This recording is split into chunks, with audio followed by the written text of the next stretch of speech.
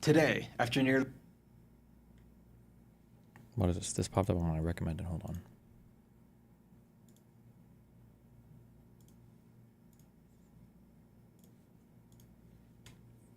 nearly 2 decades of implementation and delays, the federal government's new identification requirements for traveling by plane domestically or entering federal buildings technically go into effect. This federally compliant ID card, known as Real ID, can only be attained with specific records and documents laid out by the federal government.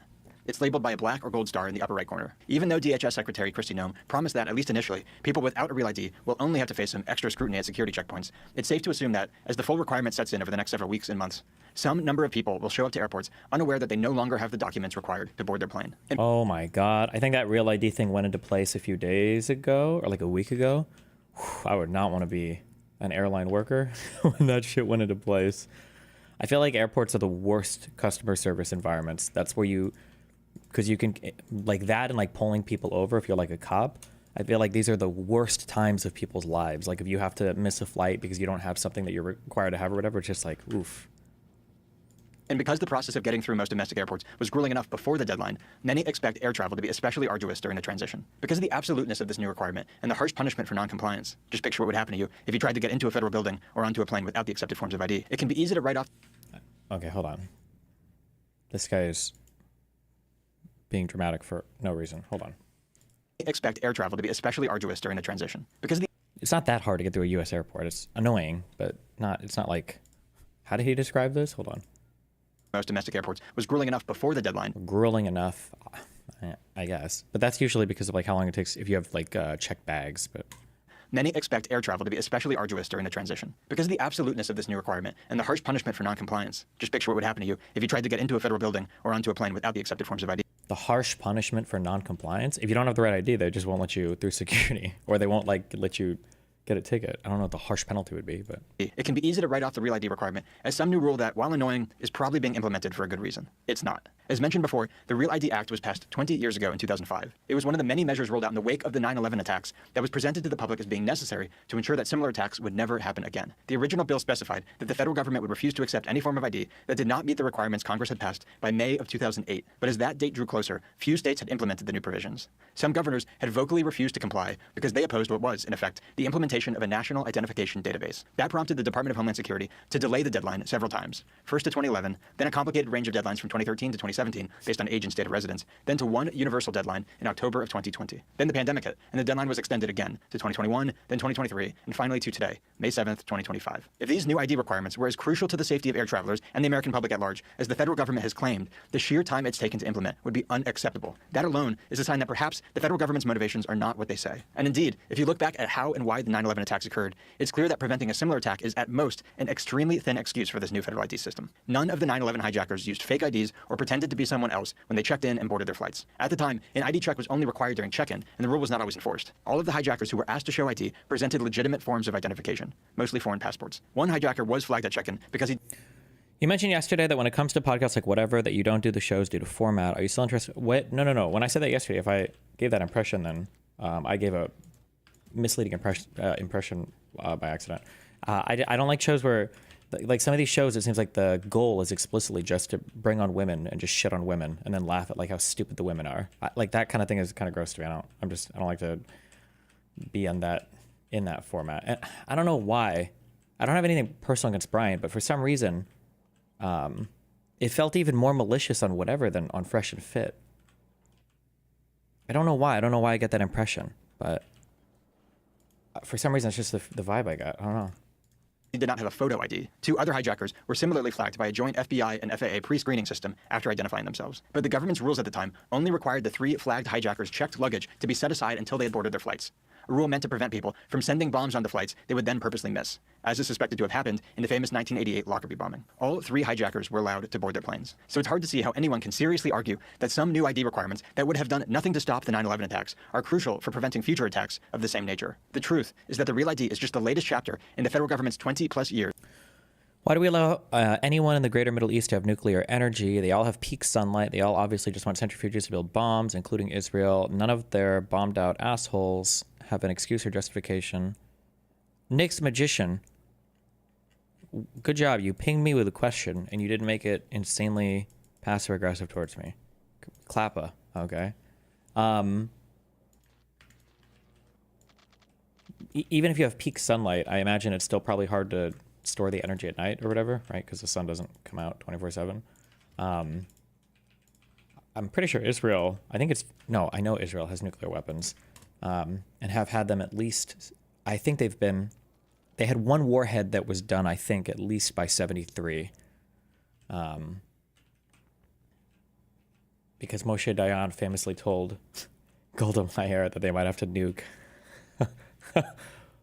Fuck. I don't even know if he suggested a target, but I think they were, because the early hours of that war were looking dicey.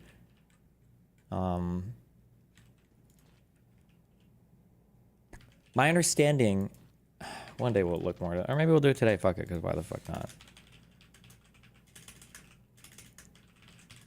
My understanding is that the centrifuge stuff necessary for enriching uranium to weapons grade is just so extensive and so massive that it's impossible to hide an enrichment program like that. You just would never realistically be able to do it. So that's why that's not as much of a concern of that happening. Now, maybe I'm incorrect on that, or I have a old or faulty understanding, but...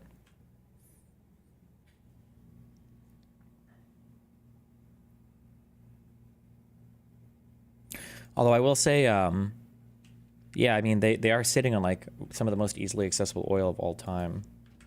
But I don't know, maybe they don't refine it as much. That doesn't seem intuitively correct. I'm not sure. I don't know what the drive would be for why they feel such a compulsion to push towards nuclear energy. I'm not sure. Of using 9/11 as an excuse to protect and expand its power. Washington could have pursued the most plausible path to avoid future 9/11s by calling off the completely unnecessary meddling it had been conducting in the Middle East. The wars our government had waged, supplied, and bankrolled in the region had first strengthened the popularity of anti-American thought among certain radical factions of Sunni Islamists. Then, Osama bin Laden was able to seize on that sentiment and use his reputation as an anti-Soviet fighter in Afghanistan to convince a couple hundred followers to adopt his strategy of targeting the U.S. directly to draw the Americans into a war like the one he thought led to the Soviet Union's collapse. Instead, American politicians and bureaucrats decided to act as though the American public security could best be protected if they first gave themselves significantly more power and then used it to try and pacify the entire Middle East with the very same methods that had just convinced 19 young men to fly planes into American buildings. And as the neoconservatives and establishment warhawks helped boost the popularity of bin Ladenite thought with over 2 decades of relentless wars, incursions, covert operations, and air campaigns, American officials also seized on the opportunity to expand their power here at home. The federal government, of course, nationalized airport security, even though the private contractors handling it before were already tasked specifically with enforcing FAA rules, and the 9/11 hijackers had not packed anything that the FAA prevented them from taking on the plane. The attack was not an airport screening failure, but now it's all handled by a group that will continue to operate in every commercial airport in the country, regardless of how abysmal it is at detecting banned items. Beyond the airport, the federal government gave itself sweeping new... Destiny Stream, hold up, let me turn my volume up 25% more. You guys are fucking crazy. I don't believe you. I want to know who you're watching. Culture, I want you to send me a full essay, or I'm permabanning you, due tomorrow at midnight, 11:59 p.m. ET. I want you to send me a write-up of every streamer that you watch, and I want you to link me at least one VOD from each one. I want to hear the volume, because every time we fucking turn shit on, shit is like, hey, Destiny, check out this streamer at max volume. Authorities to conduct surveillance on everyone, including American citizens, with the passage of cool. Taking after the regime in Beijing that they love to demonize for the same reasons. Federal bureaucrats in Washington built up extensive systems to monitor digital communication and track the American population with technologies like facial recognition. Real ID is the next major development in that effort. While the federal... Do you see a case where an 18-year-old was killed for kicking a dude's door at 3 a.m. and everyone is saying it was justified? Nope, link me. Requirements, as of now, are limited to specific documents and a mandatory facial image capture needed to attain a state ID. The law leaves the government plenty of room to expand those requirements to include biometric identifiers in federal databases, like retinal scans, fingerprints, or DNA. In other words, while the issues with the initial Real ID rollout will mostly be limited to a few occasional long waits at the DMV or airport, the bill lays the groundwork for the federal government to force anyone who wants a state ID to forfeit biometric identifiers or facial recognition data to federal databases that would constitute the kind of detailed, de facto national ID system that the biggest tyrants in history could have only dreamed of wielding. That may seem a bit far-fetched, but it's naive to think that in the aftermath of another terrorist attack, the politicians and bureaucrats who are always looking for any excuse to expand their power would not use some new... What a retarded video. Okay, what a waste of time. Okay.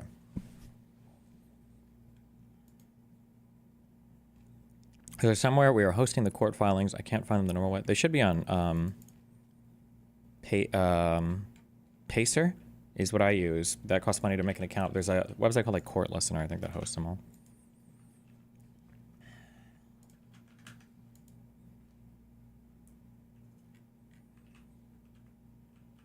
All right, we got Hassan Slop and Asmund Slop. Oh boy. global entry, whatever. The only gripe I have with this is I have global entry. Why do I need this real ID thing too, LOL? Okay, what people don't realize, because the government has done an atrocious job of communicating this, and if you've been an airline traveler, like, the government has said for the past, like, fucking... Okay, I was going to say, like, the past, like, 20 years, making, like, a hyperbolic comment, but it's actually been longer than 20 years, I believe, since the government first proposed Real ID. It's been over 20 years. And like airports, since I was like a teenager, have been saying like Real ID coming soon, Real ID coming soon, Real ID coming soon. I believe that if you check your driver's license and you look in the top right of your identification, you look at the top right of your license, if there's a star on it, that means it's already a Real ID. I think, actually, instead of thinking, let's just look.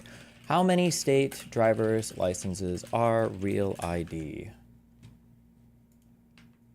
Oh, all states. Okay, so if you have a driver's license in any state in the United States right now, all of them have should have a star in their Real ID compliant. So you don't have to do anything extra or get an extra thing or anything like that.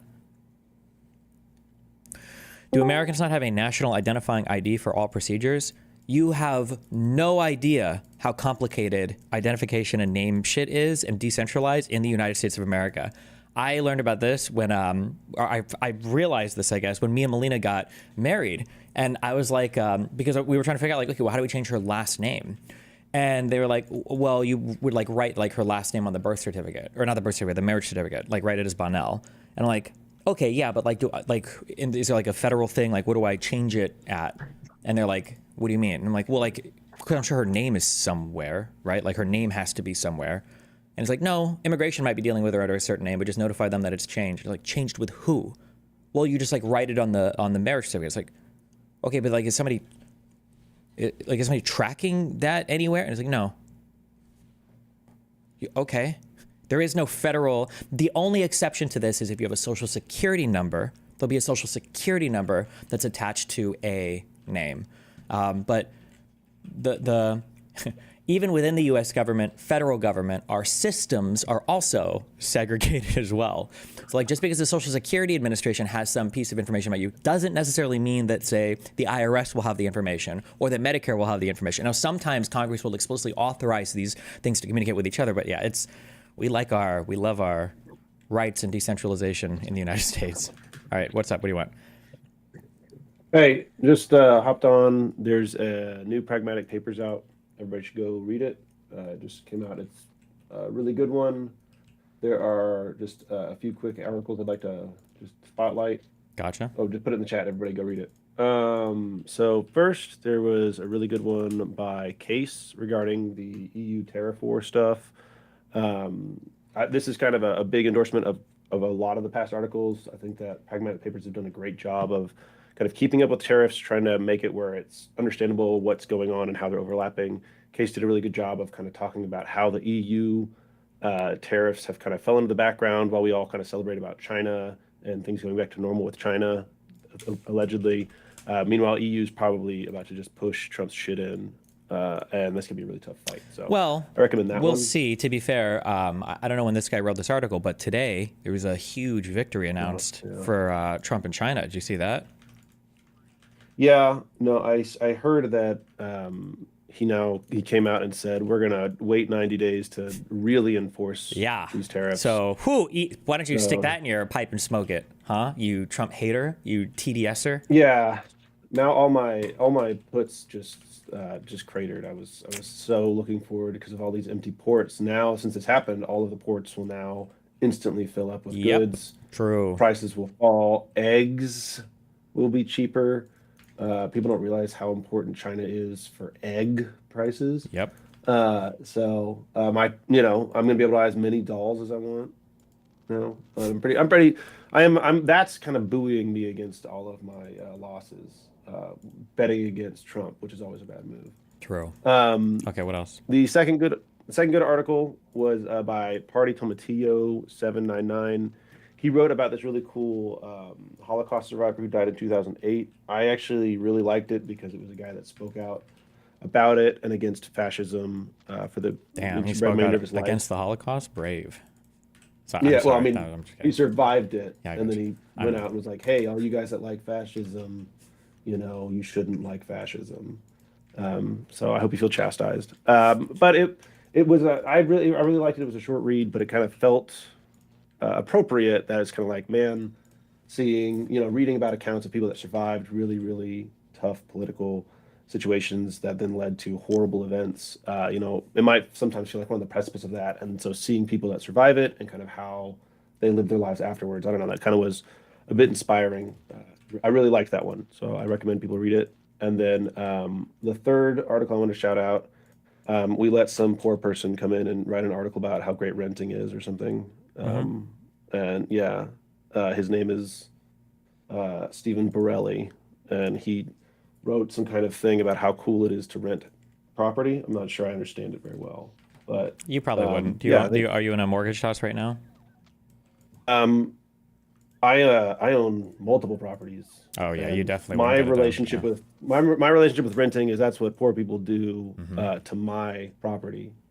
So actually, you know what? I guess actually I do support this. People should read and take this to heart so that I can make more money Okay, off of I'll just be people like you. finding what properties you rent. I'm gonna go rent it, fuck it up, and leave. All legal. Okay, that's what I'm gonna do. So fuck you. All right. Yeah. Yeah. All right. Well, I me. hope it's in But fucking California okay. or something too. So if you try to sue me, I have like 52 years of renters protections. Oh hell yeah. You keep trying to bait me into revealing personal information. So Oh, I'm not gonna it's respond not to a that try. comment. I've already Uh, honed in on your entire location, but Fair enough. But yeah, everybody go read that stuff. It's really good, and like every week they just keep ratcheting up the quality. I really enjoy it working with these people, and I really enjoy the stuff they put out. Um, Before I go, I have. Do you mind? Can you answer like one or two quick questions about Israel Palestine for me? yeah, dude, I know everything about Israel Palestine. What do you got? Okay, that's good to hear. Um, I got into an argument with some really far left friends of mine Cringe. Go ahead. about Israel Palestine. Yeah, they came to me and were like, "You're a two-stater, right?" And I was like, before October 7th, yeah, after October 7th, I genuinely don't know anymore how to interact with that region. I don't know how to have a political opinion about that stuff. It all just seems just way too complicated and beyond me. But I was like, I think there should have been a two-state solution with Arabic, maybe the Arabic nations guaranteeing Palestinian support or Palestinian independence. Sure. They Minor recognize thing. Arabic Israel, is technically the language, and Arab is the ethnicity. But yeah, go for it. Sure, yes, you're right. Yeah, the pan-Arab nations, um, and just whatever cuck bullshit that a lot of two-staters say, where I don't really know, but it seems like there needs to be some kind of intervening agreement, whatever. Mm-hmm. They came back at me and said like, "Oh, that's literally not possible because Israel is a nuclear country, so no Arab country would ever be able to provide a security guarantee against Israel because it has nukes." And I think like maybe one of my more extreme perspectives is that I think that nukes are kind of a meme, and I don't think that that's like a real argument. I think that even if a nuclear power, like if Israel is this nuclear power, that these Arab countries could provide security guarantees that would actually matter. Do you think that's a valid argument to say that the nukes that Israel allegedly holds could prevent any kind of agreement like that? That's way down the line of not being even remotely one of the most important things preventing any kind of agreement. So I would say that's kind of a meme, yeah. Okay, because they kept like what would happen is like they asked me that I tried to like just talk about I don't know security guarantee bullshit, and then they go into this huge thing, and I was like, okay, what do y'all think? Because you guys read more about this apparently, and they just started talking about how Israelis need to just stop caring about having an ethno state, and they need to elect a different government, and blah blah blah, all that shit, and it's like, yeah, I mean, I guess the solution for like Russia, Ukraine would be for Russians to elect a different person who doesn't want a war in Ukraine, but like I don't know how that's a solution to anything. So Um, okay, so a couple things. So one, it's kind of funny yeah. that they brought up the nuclear thing because the nuclear thing actually is kind of a big deal, but it's a big deal for the exact opposite reason, and that's that a lot of people in the West probably and probably a lot of it, and probably just a lot of people, period, probably wouldn't be super comfortable with an Arab state having nuclear weapons like that, especially people that elected Hamas at one point in time. So the worries because of your racism against Arabic people. Yeah. You have So one you worry just would can't handle be, the idea. yeah. So one worry would be that you literally have like a group of people elect somebody like Hamas, and now imagine like Hamas has nukes. That's a spooky world that like basically nobody wants to have any part in. Right. So that's kind of one, these are not these aren't even like the leading concerns, I would say. But that would be like a thing that would just have to be hammered out. But that's not like intractable. That's not impossible to figure out. Right. Okay. Yeah. Well, but then so like because it feels like whenever I talk to them, and I don't know if I necessarily even disagree, they're kind of putting it where it's like the Israelis have all the agency, right? Like the Israelis hold the power, they do this, they have the agency here to do things, right? Well, so and if okay, we're so just looking here, at here, one- here, so here's the Yeah. other. Okay, so here's a couple things. Okay, this is an impossible argument, and nobody is left on the internet to have like meaningful discussions about this. But do you think that it would be moral to be able to choose the race of your children, like in a gene editing lab? Oh yeah, like Gattaca or something. where Sure. it's To be you able to just race you to get- choose the race of your children. I would say as long as it's the race of one of you or your partner or a blend of it, I would say yes. If it's outside of your race, wait, Okay, you're saying okay. morally? Hold on. Okay. You just gave an answer that was even more in the direction that I was going that I even would have expected. So you said as long as it's in the direction of one of your parents. Okay. So when you think of like being able to dictate the race of a kid, you're thinking like, okay, there's a lot of different reasons why we can think this is maybe not great or probably wouldn't be the best thing in the world. But like, this is just not a thing. It's just not a thing that comes up or that we think about much because like when you have kids are generally going to be your own race. So if somebody were to Right. say like, I think that like the race of a kid should generally match like the race of a parent, nobody's going to call you like an ethno-patriolage or whatever. Nobody's going to call you like an ethno-birther or something. Like, oh, you think your kids have to match your race? Because it's just kind of like how things are. Kids tend to be the same or similar races as us. The issue when people Right. criticize Israel for being an ethno-state is because Israel is quite particular about the ethnicity related to their immigration project, but it's because Israel faces incredibly unique pressure when it comes to ethnic threats being Jewish. So for instance, if there was a country that had 5 million people and then surrounding that country were a ton of other countries with 100 million people, and the 5 million country was race A and all the other countries were race B, to go even further, let's say that there was a history of conflict between race A and race B. And then to go even further, let's say that many people in race B have explicitly said they want to eliminate race A, right? Race A might say like, okay, well, hold on. I think I need to have kind of a more ethnically protected immigration policy just to ensure the safety of my ethnic group in my country. Now, it would be a little bit rich for all of the ethnic group B people to be like, wait a second, you have an ethno-supremacist, ethno-nationalist immigration policy? We don't. Well, the race A people look at the race B people and go, well, of course you guys don't. There's like billions of you. You don't need to. It's not even a question in your guys' mind. No shit, you guys don't have that policy because none of you have any of these threats. There's not even anything you have to worry about. So that's bullshit that you can call us ethno-supremacists when you guys get that protection by default, because you better believe that if like 2 billion Chinese people wanted to go and immigrate across the Middle East, that all of the Middle Eastern countries would probably look a lot differently at their immigration policies. So whether or not you think that Israel's policy is good or bad when it comes to the kind of like the ethnic restrictions, I don't believe it's fair to just wield the word ethno and say that's bad as a result of that because of the pressures that they face. That would be my response. The way to you're that. framing it, yeah, the way you're framing it kind of reminds me of a lot of the discussion around like why there need to be, black student unions but not white student unions, right? Where it's kind of a thing where it's like, yeah, it makes sense that this group might need to have its own separate thing, and this larger group, you guys have one. It's called the student union because you guys are already the majority represented there. I know it's not a 1-to-1, but it kind of. Yeah. As far as like bridging the gap for lefties, it's kind of like you understand this concept when it comes to kind of ethnic groups within the United States and having these different groups versus a whites only group.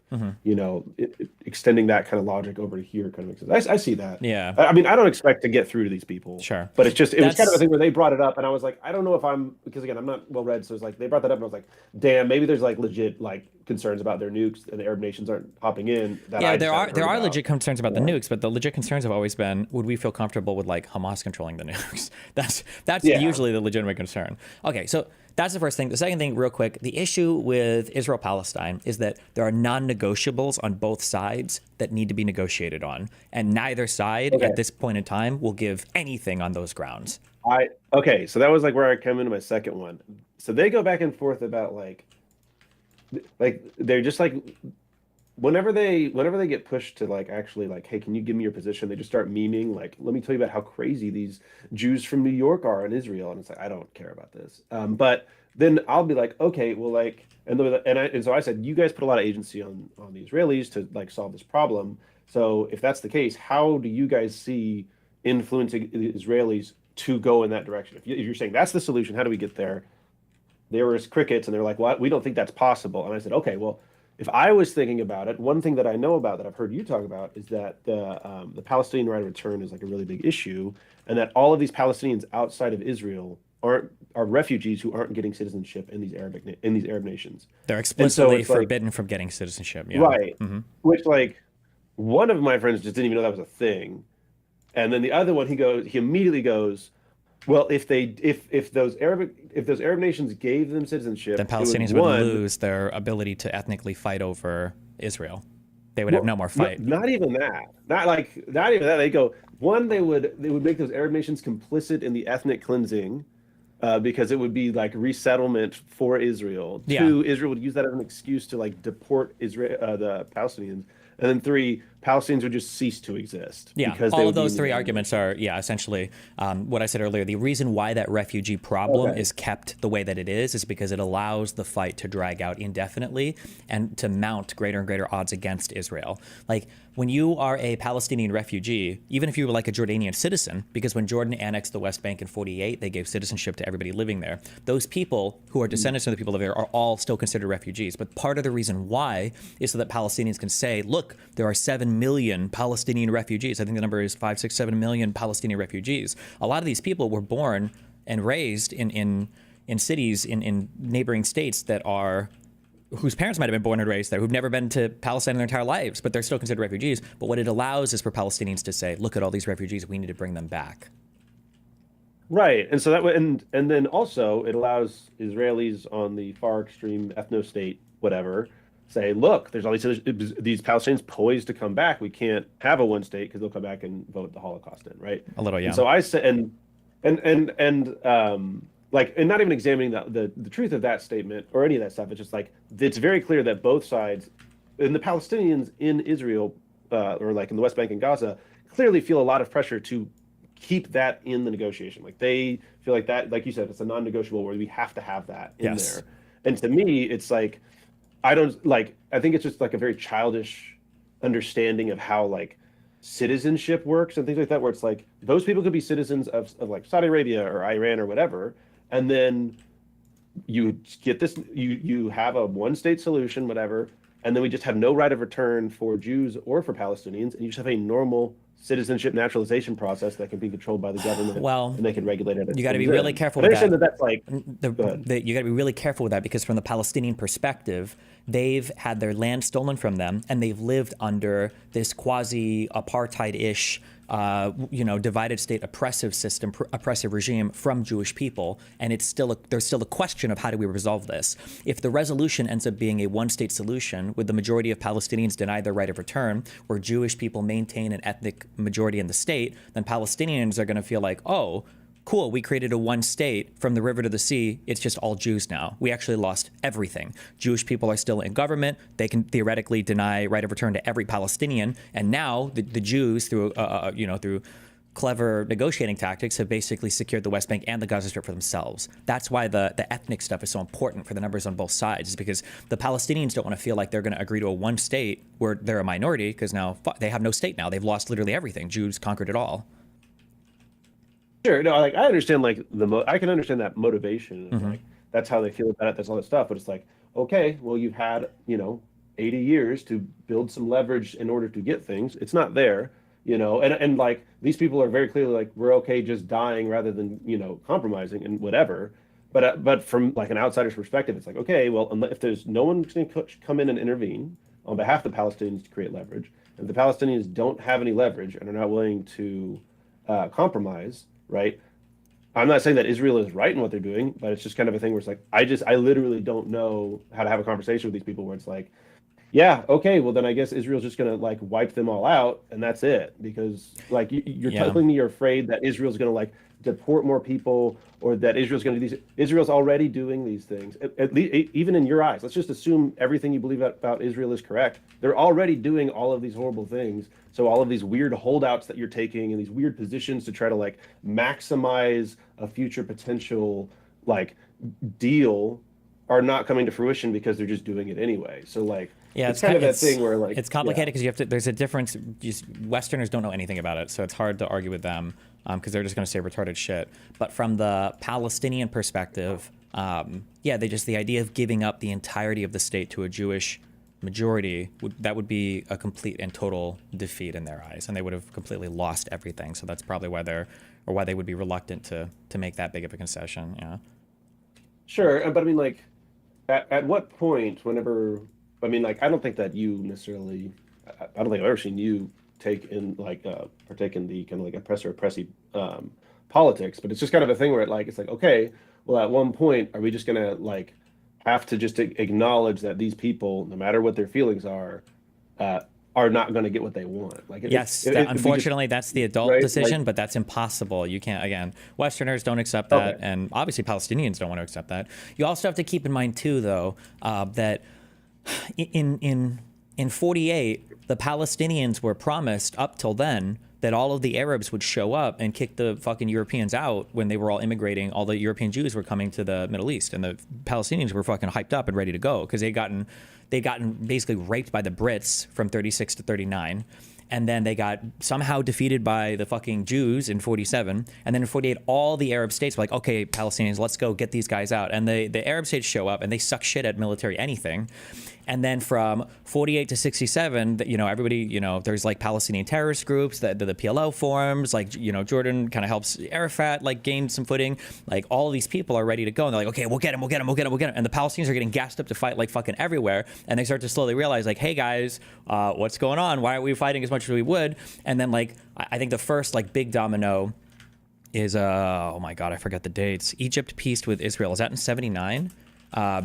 Eventually Egypt signs peace with Israel, and that's a huge deal because Egypt was, prior to Sadat coming into power, it was Nasser who was one of the, biggest, haters of Israel ever.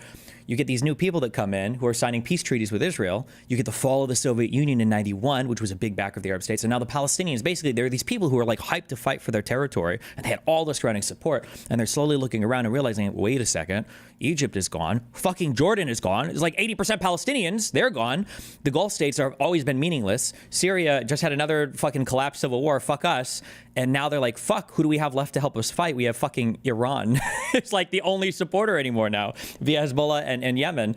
And so they're like, yeah, so it sucks. I'm just saying, like, there's some empathy due for the Palestinians because the Palestinians seemed like they had a whole bunch of allies on their side. And this is, by the way, why Israel was so sympathetic for so long because they were like fighting like every fucking Arab state. But those allies have slowly peeled off over time.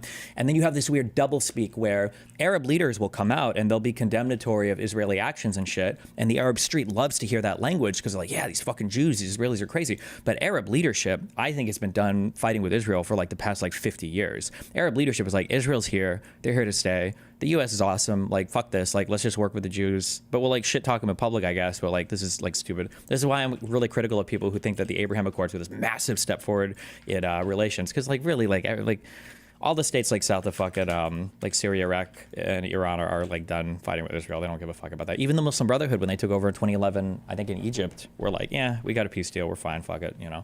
So I just that. Not to justify, like, obviously the conflict can't last forever, but if you're a Palestinian or of Palestinian heritage, man, you are super mindfucked because you got ultra betrayed by basically fucking everybody. yeah, and like I've heard, I think I've heard you say similar things before, and like I'm able to have sympathy and things like that, but it's kind of a thing where it's like, everyone keeps talking about how they want U.S. to end the aid to Israel, and I was like, okay, how much? Like my friends brought that up, and I was like, well, how much aid do we give them?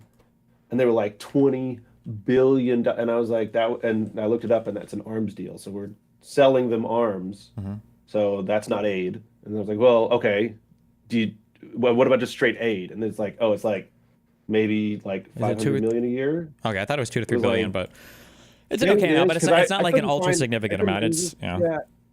It just every time I was like I'd look into this, I'm like I don't even see what, and then I'm like, well, okay, but what about the fact that y'all think that Harris and Trump would have been similar, blah blah blah, that stuff, and like they were like, oh well, if we'd gone down the same road with Harris as Biden had done, what difference would there have been, blah blah blah. Or like Biden, oh, well, they said Biden never actually committed to a ceasefire. He never actually cared about a ceasefire, blah blah blah, all that stuff. And I was just like, okay, then I really don't know how to have this conversation with y'all because like I'm just Sure. telling you how I feel about it, and then they keep pulling it. So I just want to make sure that I wasn't like Also, they keep in weren't mind that bringing like stuff up something I that bring up a lot. Timelines are important. When people say things like Biden didn't care about a ceasefire, there's a huge difference between trying to do a ceasefire on October 8th versus a year later, right? It's very easy. It's much easier to pull a ceasefire from the Israelis when they've killed all three of the top Hamas leadership and crippled Hezbollah and like fought off attacks, missile attacks from Iran. Like getting a ceasefire at that point is significantly less impressive than early on. So just a thing. The timelines are important, but yeah. Okay, well, I appreciate it.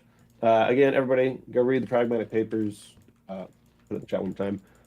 Thanks again, and hey, have a great rest of your day, man. Yeah, we're gonna. Okay. Hassan Slop. Oh boy. Right. I get to the global entry line, and they're Oh, also, hold on. I want to correct something. So I think every single state can do Real ID, but apparently it's not guaranteed to be Real ID. If you don't bring the right documents or when you're at your checkout counter, apparently they can still issue driver's licenses that aren't Real ID compliant. So careful.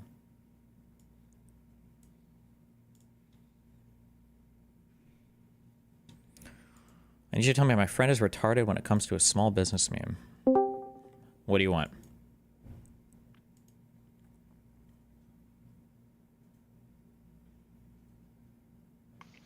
Yellow. Hi, what's up? All right. I need you to tell me if my friend is retarded or if I am. I just need your input on it. I run a small business. It's just a cleaning business, and sometimes I do graffiti removal. It's like usually a 30-minute to like an hour job. It's like pretty low manual labor stuff. Mm-hmm. It's just like putting on chemical on the wall for the graffiti and then pressure washing it off. Okay. You're retarded. Why? Oh, I'm sorry. I don't know. Sorry. Go, I'm sorry. No, what's the question? What's the question? The question, I'm trying to see like how much I want to prime you for this because I don't want to sway you in a way. Why would you? I'm unprimable. I'm the ultimate objective Giga Chad on every single issue ever, so I'm unprimable. Go ahead. Okay. So I offer like my friends that have like part-time jobs because they don't make like that much money. So like I offer them to help me to do like a little bit just to be like, I can give you like a little bit of money here and there. Real quick, the small business that you run, less than 20 employees? No employees, it's solo run, just me. Oh, okay. So it's you, a solo operation. Okay, go ahead. Yeah. So I tell them, I have a graffiti removal job. It's gonna take like 30 minutes, an hour. You're just gonna be brushing on chemical. And I'm like, can you do it for X amount of dollars? Usually like I pay him like $100 or something, right? Sure. And then my friend would be like, well, how much are you making off it? I'm like, does that matter? Like either you want to work for like the $100 for an hour or you don't, right? Yeah. But apparently it matters like however much I'm making. They'll be like, well, if you're making like a couple $1,000s, I want to get paid more. I'm like, why does it matter how much I'm making? Doesn't it only matter like what you're happy with working for? Okay. No. Is that everything? No, I mean like if I offer you a job, Mm-hmm. do you care how much I'm as the business owner am making? I mean, the answer is yes, but it's not really relevant. Like your ultimate argument is correct, but you want me to explain? Well, I want them to listen to it so you can explain. So I mean, like, it will They matter. think I'm Like, in the if you're wrong. making an ungodly amount of money, then you're probably ripping them off, and they can. And the more important part is they can probably find better rates from somebody else, right? That would be the real argument. But the idea that, like, if you're making more than they are off of it, then you should acknowledge that and say, yeah, that's right. So in that case, I guess I won't be hiring you, and good luck. You can go sell your own jobs, and then boom, and then kick them to the curb. That's retarded. Of course you're getting paid more. I imagine there's probably a greater investment on your end in terms of finding people, in terms of advertising, in terms of selling jobs, in terms of putting your reputation, everything on the line to do that. I mean, I understand it's a small business, so it's not like Walmart or something, but still, like, that's all part of the procurement process for work. Nobody's making one-to-one off of the revenue that they generate for a business that they're making for, you know, their individual pay. If they were, it would be socialist. Tell them to go start a co-op or something and find their own jobs, sell their own jobs. Yeah, I understand that, but they're like, I don't know why the thought process is. It's not like when you go to apply to a job online, the job like listings, unless it's like a really high career end job where you can negotiate like a salary. Like you apply for the job because it pays X amount. If you don't want the job, you don't apply to it, right? Kind of, yeah. Yeah, so I kind of do the same thing, and I don't know where else they're gonna like work for 30 minutes to an hour and make like $100 quickly. Probably for, not. like, a low Probably effort nowhere else. job. So fuck them. Yeah, so when they bring up the thing of like, oh, it's percent dependent. Like, how much do you make? I want to make like Percent a percentage dependent. of what. Well, I'm sorry. These guys employees now that are negotiating for a fucking commission? No, it's an offer. If you want to clean this and make $100, then do it. If you got something better to do with your time, if your time is worth $200 an hour or $100 an hour, then go sell your labor somewhere else. That's super easy. That's supply and demand. I mean, that's what I tell them, but apparently it depends how much I make, and they feel like they're getting financially like fucked over. Thinking I'm like fucking Well, them then over go if I find make some a other guy who bunch. wants to get financially fucked over and let him do the job. Then they're not forced to do the work, right? These people aren't your slaves, are they? Yeah, Oh. yeah. I'm just trying to like give my friend like Then an fuck 'em. opportunity to just make like a quick dollar. Yeah, but Yeah, fuck them. But Tell them to go. also, Tell them to go sell their labor somewhere else for $100 an hour if they can do that. It's easy. I also don't believe them on the percentage thing because let's just say for some reason I make like $500,000 off this job, but I pay them $1,000. Are you really gonna give up $1,000 for an hour's like work? No. The, So it's clearly not the immediate answer percentage-based. is, yeah, the immediate answer would be no. The long-term answer would be you probably wouldn't take that job because chances are if you were making $500,000 off the job, you'd probably be paying somebody else like $100,000 or $200,000 to do it, right? So the market would hopefully sort that out, assuming no bad. Yeah, the preface right? being it's like a single time like random thing. It's not like a Sure. consistent job, right? Sure, yeah. Yeah, because there's a number that no matter what you'll take. You don't care how much I'm making. At some point, you're gonna be like, okay, I'll take that amount of money. And the whole point is to be like, okay, you'll take that amount. Okay, well, you take this amount, this amount, this amount, and so on until you find out the amount they won't take, right? Yeah, kind of. The supply demand, the negotiation part is based on the person's willingness to sell their labor at a given value, not about the amount of money that the other person is making on the transaction. And you can find this out very easily by switching who's being preferred in that situation. Let's say that you give your friend a job for $1,000 or for $100 for an hour, and then let's say that at the end the person stiffs you and they don't actually pay you. Would your friend go, oh shit, well, since you didn't make anything on that, I'll go ahead and give back all the money that I was paid for doing the job? The answer would immediately be no, right? They don't give a fuck if you lost money on something, or they don't give a fuck about anything on that end. They're not the one putting up any of the risk on that end. Yeah, okay. Yeah, I was just seeing like why their thought process would be it's dependent on how much I make. They feel like they're getting fucked over just because Part I'm of making it- a lot of money when it doesn't matter. Part of it might have to do with the fact that, like, when you start mixing like friends and business, stuff can get weird because people can start to feel like very personally about things. A super common example of this is if you do anything related to art, friends typically won't take that seriously, or they don't view it as like a real job. Like, oh, like, can you draw something for me? And then they give you this whole list of things. You're like, okay, well, this is what I would bid this job out for. And they're like, oh, come on, dude, don't you like doing art? Like, it's fun, right? Like, you're really gonna charge me for this? You know, if you own a business, they might just think that like, oh, okay, well, like, show me your raw, like, you know, P&L sheet or whatever, and then I want to just bid for this job based on what you fucking sell it for. And it's like, you wouldn't even do that with an employee. Like, no. But it might just be that friendship relationship also kind of like blurs the line a lot, and people feel like they're more entitled to, you know, some kind of compensation that otherwise nobody would feel a part of. Yeah. I think they also get off this feeling of like, I don't need your charity feeling for some reason, even though I'm just like trying to help out my friend make like a quick dollar. Like I don't even care that much, but it just feels like I don't need your money. I'm just Well, then fuck him. Then tell him he doesn't. I'll find somebody else to work it. Easy. yeah. I think all right. See ya. Be careful. Telling me you gotta get global entry, whatever, right? I get Wait, what? Sorry, hold on. global entry, first time ever. Okay, first time ever getting into global entry. I got it after my brother yelled at me over and over again, telling me you gotta get global entry, whatever, right? I get to the global entry line, and they're processing everybody expeditiously. You walk up, boom. You walk up, immediately they take your photo of your face, and you walk in, and there's a customs person there, cop there, just basically waves you. Okay? And they do that over and over again. It gets to me. Take a photo. Boom. Walk in. Instantly, the Customs and Border Patrol agent goes, "Step aside, sir." I was like, here we fucking go. All right. She goes, "Step aside, sir. An agent will come in and take you to another location." I was like, is that proper protocol? It's like, sometimes it happens. And I was like, okay. And I knew at that point, I was like, okay, I'm texting like family. I'm like, this is happening. I'm texting my manager.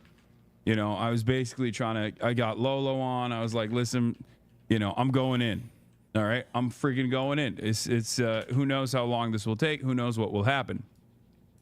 And I had already heard like horror stories from people. There was like that one girl on TikTok that had talked about this. And I thought to myself, all right, it's done. It's happening to me as well. It is what it is. You know, M is real high. I'm about to say M is real high multiple times to get these guys off my back. So I'm waiting in the corner. This Latina ICE agent comes up, picks me up, takes me to this detention center. I sit down, fluorescent light bulbs, the whole nine. Okay, dude, I've been in and out of the country so much. I'm wondering who's traveled more internationally. He might just do this shit because it plays well with his audience. Bro, you can get pulled over or stopped for any number of fucking reasons when you're coming back through the United States. When he says detention center, it sounds like he was still in the airport. He means that they like walk you across the hallway and then you sit in a room where there's like 10 other people waiting because you got fucked on the random draw or whatever, or you look too Middle Eastern or whatever, and they want to sit there and question you for 30 minutes to an hour. But, okay. Okay. They have benches in the back of O'Hare Airport where... Oh, yeah. So he's still in the airport. When he says taken to a detention center, like they fucking drove him an hour away out to some fucking private prison or something. Okay. There's like a detention area. Okay. There's a detention area. I'm sitting there. There's like a bunch of terrified families. Yeah, there's always like 10 or 20 other people, and this shit always takes fucking forever. Oh my God. And the worst part, I already know what he's going to try to victimize himself on the, political extremism. The worst part, the true torture here, because they do torture you. I don't know why, but when you're in these fucking rooms, they tell you you're not allowed to use your cell phone. Or at least in DCA, I think it's international, I think, right? And LAX is international.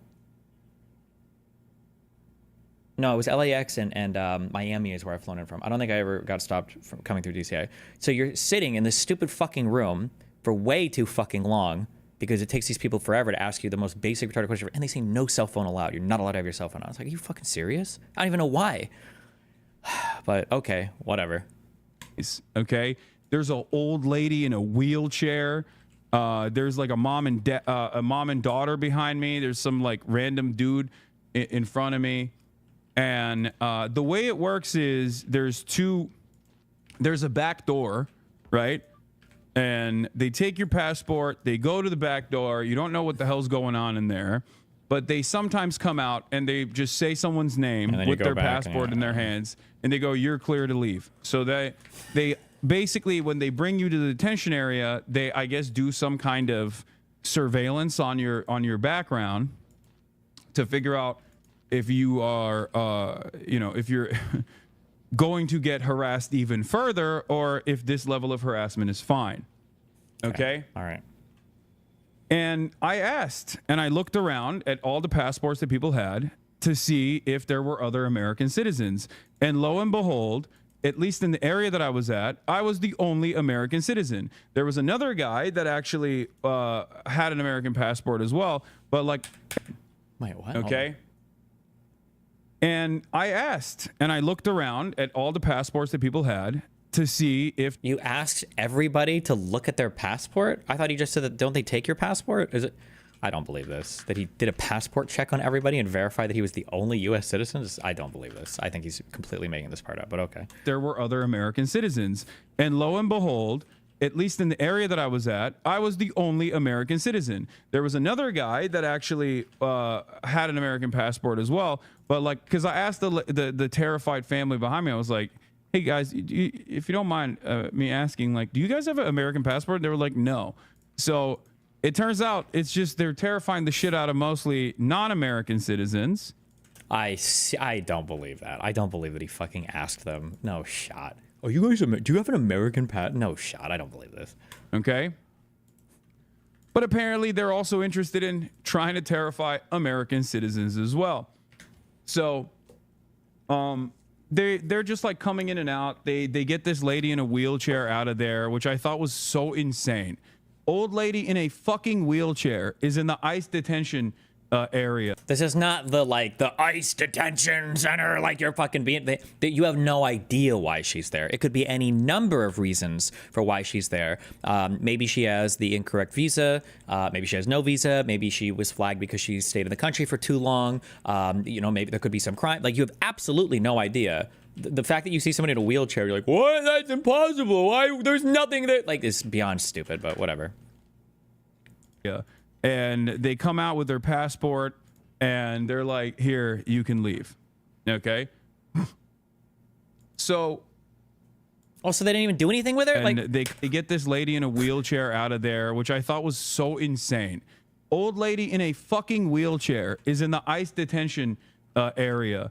And they come out with their passport and they're like, is it ICE or TSA? For this, I believe when you're doing re-entry into the country, this is going to be ICE or some DHS or sub-department of Department of Homeland Security. I don't believe you're going to be, TSA won't be doing these types of like immigration checks, I'm pretty sure. here, you can leave. Or CBP, Customs and Border Patrol. Okay. So that's one thing, right?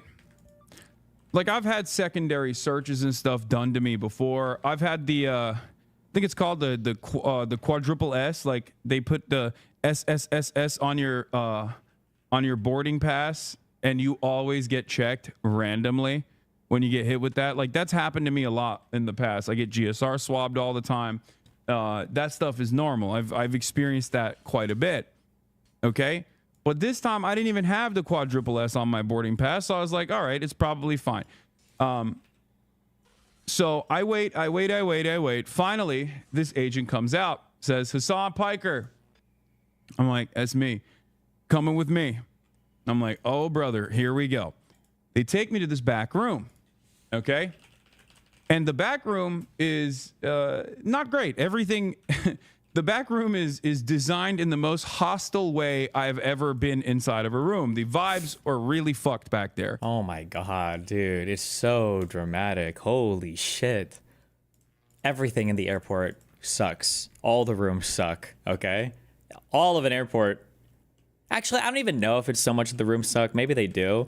I think it's more just the experience of like, I just finished traveling. I finally landed. I'm back home. You might be tired or agitated from the airplane trip. And I gotta fucking sit and wait in this bullshit ass room and answer these bullshit ass questions from this random fucking dude who doesn't want to be like, and the chairs are uncomfortable. So I don't even know if they're like optimally designed to make you crazy. It's just a bad, you're in a bad state. Everything's bad. Everything is fluorescent light bulb, obviously, but no they had LEDs. these 2 seats that were firmly. How many times have you had this happen? I think 2 or 3 times. A couple times with Melina, and then I think once or twice on my own. But I've traveled quite a bit internationally. It's every time is fucking annoying as fuck. That stuff that he was talking about before, like GSR swabs and stuff like that. That's all. That's like for domestic travel and getting random like domestic screening. I don't think you get swabbed like that for like ICE or CBP or like coming back into the country. Or at least I don't think that's ever happened to me. That's stuff that you're gonna find when you're going through security. These are different things, but planted into the ground. Okay, they were complete metal. They were like tiny stools, very uncomfortable, with like braces on the side so you can handcuff someone to them. my God. Okay, and That's crazy. there was also a seat for like a lawyer. So I sat down on the lawyer seat on the corner to establish dominance because I've watched too many JCS interrogation videos, and I knew I had to have command over the room. So I didn't sit in the cuck chair. Instead, I sat in the lawyer chair, and we got to talking. And This is some minimum wage employee. No, I'm sorry. They don't get minimum wage, but this is just some random fuck employee who doesn't give a fuck about any of this. And Hassan is sitting down like he's about to have like the fucking debate of his life. And it's just some dude who could not give a fuck less. He was like, oh God, get me the fuck out of here. me tell you folks, the TikTokers that talked about being detained, they were right. It was an insane fucking situation. So, it's very obvious that they knew exactly who the fuck I was. They have it's no very idea obvious who that the fuck they he is. knew how to like navigate the conversation. They do know how to navigate the conversation because they probably have 100 or more of them a day. And it was a really, really interesting conversation that took place. It was very cordial. Okay, it was very cordial, which I noticed. I thought it was strange how cordial it was because I've had run-ins with like cops in the past. I've had run-ins with. It's cordial because they don't assume you're guilty. They just have questions. They got to run you through. You could have been screened for any number of reasons. Actually, wait, did he say this is the first time he came back in with global entry? Oh, actually, that might have been one of the times why I got screened, because when I got global entry, they might just do that by standard. If you come back through and it's your first time with global entry, they might pull you aside. Maybe that's like a normal thing for people that just got it. So it was probably, maybe it's, I actually don't know 100%, but maybe it is, because I'm remembering maybe that's, they never said that, but. Feds in the past. Well, I guess the FBI was very cordial as well when I had some talks with them in the past. But overall, I was not expecting CBP agents to be cordial. I will say that. Okay. Well, I mean, in one way, it's good to get the real life experience, I guess. But in another way, I guess it's a little disappointing. It's like, bro, they're just like ordinary workers. These are normal people. Like people that work in police, people that work even in immigration, believe it or not, don't all fucking hate immigrants. Like a lot of them apply for a lot of jobs just what they get. It's not like every single person that works at the airport for CBP is like, I'm going to find these goddamn illegals. I'm going to get them the fuck out. Most of these people don't give a fuck. Most of these people do not give a fuck about like politics or Trump or any of that bullshit. They're just there to do their job and get the fuck out. Now, having said that, the entire process is supposed to be intimidating. So it's fucking bullshit. Like, suck my dick, cordial or whatever. Okay. I think they were being cordial because they wanted me to say something that was incriminating and say something that was enough to justify further detention from that point on. And let me tell that's half true. Well, but it depends on the type of question you're in. I think I've told this story a few times. When I was coming back through Germany like 12 years ago, and I was answering questions, and I thought I was talking to the cops or whatever, easy as fuck, and I got super mind fucked like 10 minutes into our conversation. I was like, oh shit, I'm like fucked. I mean, they are going to act friendly, of course, because they want you to just like say random shit. tell you, they certainly did do that. So he knew exactly who the fuck I was, but he was basically like broaching the conversation in a way where it was like free flowing, where in the process of discovery, he was adding on additional talking points. Yeah, because I mean, depending on, people don't like to hear this, but people, like cops can size you up pretty easily. Like they talk to a lot of people, they see a lot of people. People can usually tell when you're being really sketchy. People can usually tell when you're trying to hide shit. It just depends on. No, yeah, it's usually pretty easy to tell. Yeah. He always made it seem as though he was asking certain things that after discovering in the process of that conversation, he would ask additional questions. So That's called a conversation, Hassan. Yes. you know, he's like, oh, what are you doing in Chicago? And I was very revealing. I was like, well, I was in France because Because I was a freedom fighter interviewing the freedom fighters and the far leftist parties to fight against American hegemony. And this, I read the, I was like, all right, bro. Did they give you any weird packages or anything? And he's like, yeah, they gave me packages with freedom information. I was like, all right, were any of these packages ticking? And he's like, and then they tried to get me on bond. And it's like, bro, these. because I want to take my family out for Mother's Day to France, but I had to come back early from France, even though today is technically Mother's Day, because I have a speaking engagement at University of Chicago. And he was like, oh, what kind of speaking engagement? It's like, I don't know, some like journalism school stuff. And he's like, oh, well, since you mentioned that, he kept saying, oh, well, since you mentioned that, what do you do as a job? And I was like, I'm a Twitch streamer. And he's like, well, since you mentioned that you were a Twitch streamer, what kind of things do you stream about? And at first I was like, do I just tell him I play video games? Because I don't think this motherfucker's going to believe me if I say I just play video games, dude. He has no idea and he doesn't give a fuck. He's just waiting to see if you say something real stupid or they're waiting for something else to process, right? Remember, like half the shit when cops are talking to like, hey, how's it going? Can I ask you a few questions? What's going on? The cops aren't necessarily like, I have 4 things in mind. I'm going to trap him. I'm going to fucking get him, right? The cops are just like asking questions like, hey, what's going on? What are you doing? And then it's up to you at that point. It's kind of like when you're on a date with a woman, right? Like if you're on a date with her and she's going out with you, she's already decided you're worth some shit. It's up to you not to fuck it up at that point, right? Sometimes when cops interview, now it depends if they get a call or something, or if he's having a real bad day, maybe you can get fucked up. But like when they start asking questions, it's up to you not to be a fucking retard. So if somebody's like, oh, what do you do for work? And you're like, oh, I'm a Twitch streamer. It's like, what do you stream on Twitch? And you're like, okay, well, maybe I don't do, well, I don't know. Maybe I don't stream full time, I guess. And it's like, oh, well, wait, well, what do you do full time? Or what do you stream on? It's like, well, if you start like fucking up like that, then you'll get fucked up. Then they'll know what's going on. But also like police officers or people that work in these jobs, they also are used to nervous people as well. You know, like people who are nervous don't necessarily throw up red flags. Everybody gets nervous. I think even in hospitals, they call this, like, is it called white coat syndrome or something? Where when you take somebody's blood pressure or vitals at the hospital, you expect them sometimes to be a little bit high because people are just nervous getting their vitals taken. Just because you give a nervous answer doesn't mean that they're gonna like, oh, we're gonna fucking arrest this guy. It would just be if you say some weird shit or shit doesn't start lining up, basically. Right? So I was just like, yeah, I play video games, but I also do current events sometimes, drama, internet. And he's like, oh, do you talk about, since you mentioned that, you talk about the things that you talk about, do you talk about the news? And I was like, yeah, I talk about the news. And he kept saying, okay, so when you talk about the news, do you talk about the war? And I was like, what do you mean by that? He's like, do you talk about Trump? And that was the first time where I was like, what the fuck is this question? Like, I literally straight up told him, I was like, why are you asking me this? Like, I seriously doubt Hassan said that. He probably nervously mumbled his way through this whole interview, but confrontation is probably the worst thing that you can do, regardless of whether or not you think it's right or wrong. Generally, the worst thing you can do when you're talking to police officers or when you're talking to Customs Border or whatever is to start getting confrontational. Like, why the fuck are you asking me what the fuck I do, motherfucker? That starts to become sketchy or weird. Because I think most people by default aren't going to be confrontational. So when you do that, you're making yourself stand out for no reason. I was like, what does this have to do with anything? And it was interesting because, okay, if the person did bring up politics, that is really weird. No, they're just going to ask, they're going to talk to you. They want to hear you talk about whatever random shit.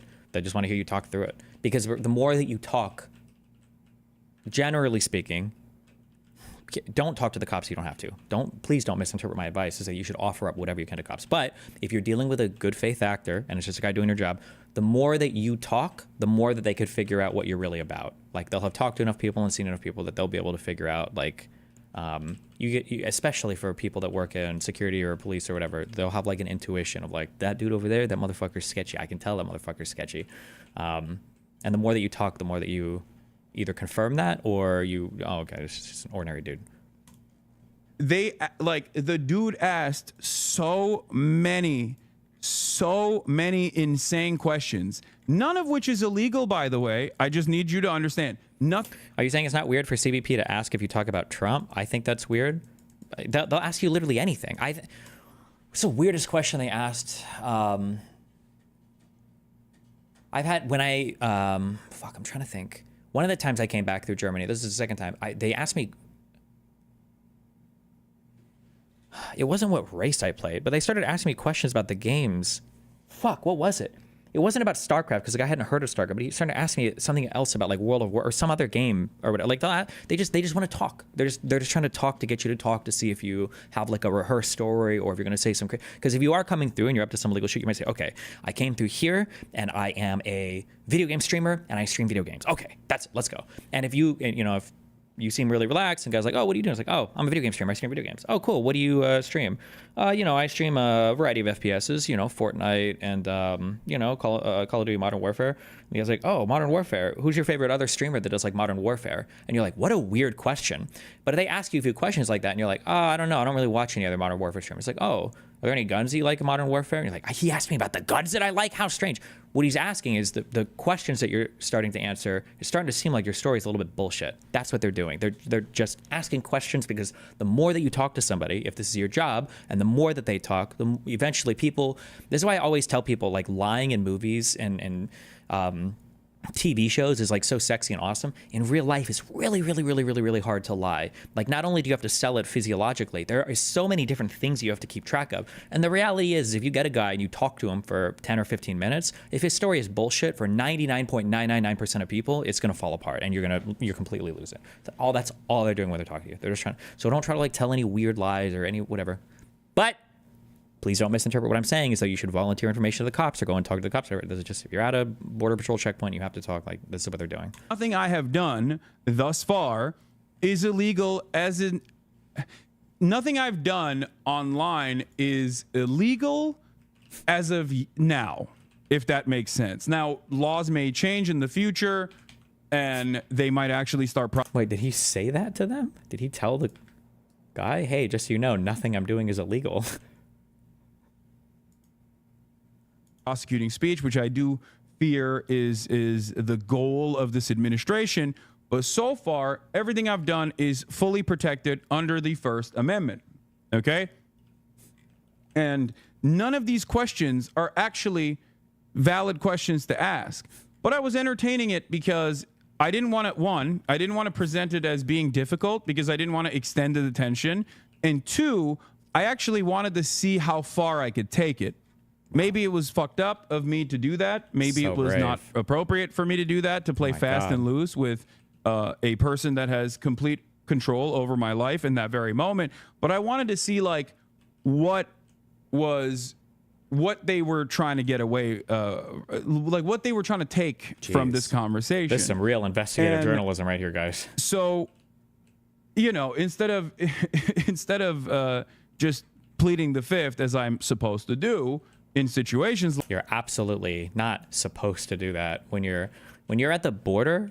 I don't even know what fucking rights you have as an American citizen, but you do not have like. I don't believe you have. I'm almost positive you don't have like the right to remain silent or not answer any questions. Like you're kind of compelled to play along with whatever they're doing. But like this, I just kept giving him answers. And there were definitely areas where I was very revealing about my position, knowing full well that they know exactly what they're looking for. I saw no reason to hold back on certain things. So I said, I don't like Trump. And I was like, what are you going to do? It's protected by the First Amendment. I don't like Trump. Yes. Right? like, none of them give a fuck. Nobody cares. Nobody gives a fuck. None of the people that are working these jobs are here to like. I'm here to protect Trump's reputation as much as. Did you just say something? Is this guy a Trump hater? Nobody gives a fuck, dude. Like, I was like, I'm not fond of him. I don't like him. He said he was going to end the wars. He hasn't ended the wars. What the fuck is up with that? And the guy actually was very sympathetic. Why would the Constitution not apply there? I don't know. I'm just pretty sure it doesn't. I don't know. I feel like I've read this before. I feel like I should know this because your rights. But when you're coming through like Border Patrol, they can detain you for a whole bunch of crazy shit. I do not think you have the same rights coming back into the country as you now. Like they can't like execute you or do like arrest you and arrest you indefinitely. But they can detain you for a long time off some weird. Like I think the PC standards are either non-existent or different. It's different. You have different. You can't just like come back in the country and be like I plead the fifth. Let me walk in. Fuck you. Like, I don't think you can do that. The agent was very sympathetic. And I don't know if it was like a JCS style interrogation technique to come across as sympathetic to like invoke some kind of positive feelings out of me in an effort to like get me to reveal something maybe that'll trip me up, or because he just genuinely was sympathetic and he had the vibes of someone who was like, I don't know why I'm doing this.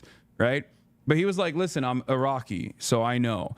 And let me tell you, I do think that him being Iraqi played a big role in this. Oh my because if God. he wasn't, there was a lot of fucking Redditor ass white boys that are at Customs and Border Patrol at O'Hare Airport. I saw them walk by. There was a dude who looked like he was like 25 max, but he was balding.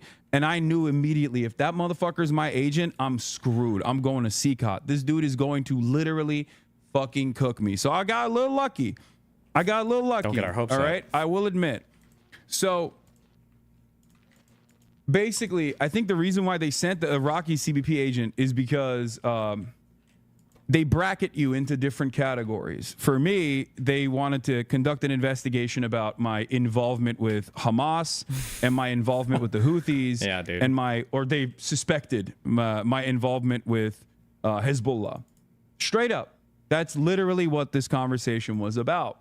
And it's not even a joke. Like they straight up fucking tried to get something out of me that I think they could use to basically detain me permanently.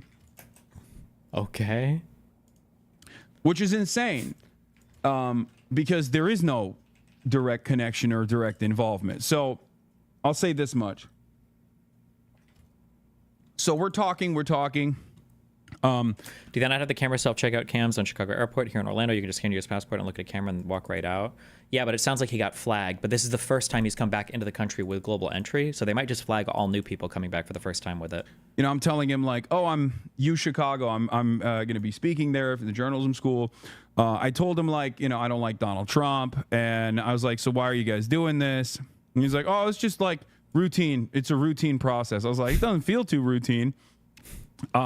Oh my God. And basically, my big fear from the entire situation was like, if they were to ask for my phone, not that there's anything incriminating in my phone, but I don't want the fucking federal government inside of my phone beyond all of the times where they probably have been engaging in like warrantless surveillance on my phone or whatever the fuck. I don't like, it's not your business. You know what I mean? It's none of your fucking business. So it's a goddamn free country. Like there's privacy laws for this kind of shit, right? I think they can seize your phone at the border. The rights I think that you have at the border are much different than the ones you would ordinarily have inside the country. But so how often do they actually ask for your phone though? I don't know. They've asked for mine twice. Like I said, that one mindfuck time I came back through Germany, I had to find so much shit. They were like, I need to show me on Skype, who invited you here for this video game tournament? You said video game tournament? What's the name of the guy? Find me on Skype. Like, show me where he asks you. Show me where he sent you tickets. Show me what I was like, oh God, I'm like fucking trying to scroll through my shit. I'm like, oh fuck. I felt so guilty. Those of you Fuck me. I didn't even do anything wrong. who don't know, by the way, they can't actually unlock your phone, but if you have biometrics on your phone, they could technically use that and put the phone to your face and unlock it that way. Hold on, let me fix this. Let me fix the banner. So just so you know, they could technically do that, okay?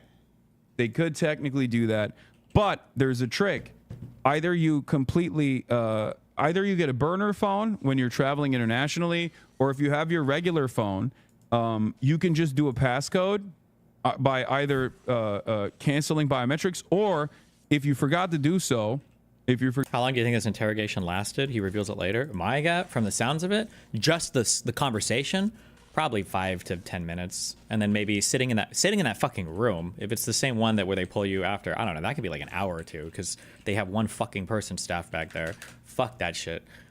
Forgot to cancel I don't. I say back there. I've never even been through O'Hare, but I don't know. I hate everything having to do with CBP coming back into the United States. It's annoying as fuck. biometrics, like your Face ID. What you can do is click it 5 times. If you click hold 5 times. They fucked with a lawyer of a protester at the airport, so they do this. I never believe these stories unless I get a lot of details. Not to sound like a hater, and it's true for the left and right. I'm not like singling them out, but people will always say that they got like unfairly, stopped or whatever, and then it's like, oh my God, why did they stop you? They stopped me because I was a Trump supporter or because I was a Bernie supporter. And it's like, really? Damn, that's crazy. And then you read the story and it's like, so James walked into the police station with 15 rifles slung over his back. And then when police officers told him to drop them, he said, Allah Akbar, my favorite movie is Rambo 1, First Blood. And then they decided to arrest him and ask him some questions. And it's like, okay, bro, this... in a row, it will actually disable Face ID, and it will force you to put your passcode in. And because there are laws against like the agents not being able to force you to put your passcode in, they can't actually access your phone like that. Now, there's different methods. The law. So I think the law he's talking about is the Fifth Amendment. I don't know if this even applies to the border shit, I imagine, but like you have the right not to self-incriminate, right? Which makes sense. That's a good right. The reason why you have the right not to self-incriminate is because if you didn't have that right, then theoretically people could lock you up and torture you until you confessed your crimes, right? So you have the right not to have to testify against yourself at your own trial. When it comes to helping investigators, you don't have to give them the password to a digital device because in a way, I guess that's been ruled, I don't know if it's Supreme Court or whatever, but they've said that's self-incrimination. However, if you use biometrics to open your devices, so like a picture of your face or your thumbprint, well, they can collect that information and they can get into your devices. So if you just use a passcode, you're not compelled to ever give that over. But if you use biometrics, they can use that to unlock your stuff, I believe. Of how they can access your phone, from what I understand, they can also put it on a computer and just like plug it into a machine, and the machine just basically takes all of the information. Was that French scientist who was not allowed entry after they found anti-Trump stuff on his phone treated unfairly? So like I heard that story and it sounded bad. I didn't believe it when it first came out. I thought I read more about it and it was like he actually had said or done there were a couple other like kind of weird things and he just ended up getting turned around. But I would have to go back and check it again. I don't know. Now there's different methods of how they can make you put your thumb on the screen. I don't know. I don't think they can compel you to put your thumb on the screen, but they can make like they can take your fingerprint and then you do like a composite and then open it that way, right? How they can access your phone, from what I understand, they can also put it on a... I'm pretty sure they can also take an image of the hard drive of the phone regardless of whether they can get the passcode or not. Yes, but all of the information on modern phones is going to be encrypted and unbreakable if it's, I think, for Android and over iPhone. So that shouldn't matter right now. Computer and just like plug it into a machine, and the machine just basically takes all of the information in your phone. So it is what it is. Wait, what? From what I laws against like the agents not being able to force you to put your passcode in, they can't actually access your phone like that. Now there's different methods of how they can access your phone. From what I understand, they can also put it on a computer and just like plug it into a machine, and the machine just basically takes all of the information in your phone. That shouldn't be possible. So no. It is what it is.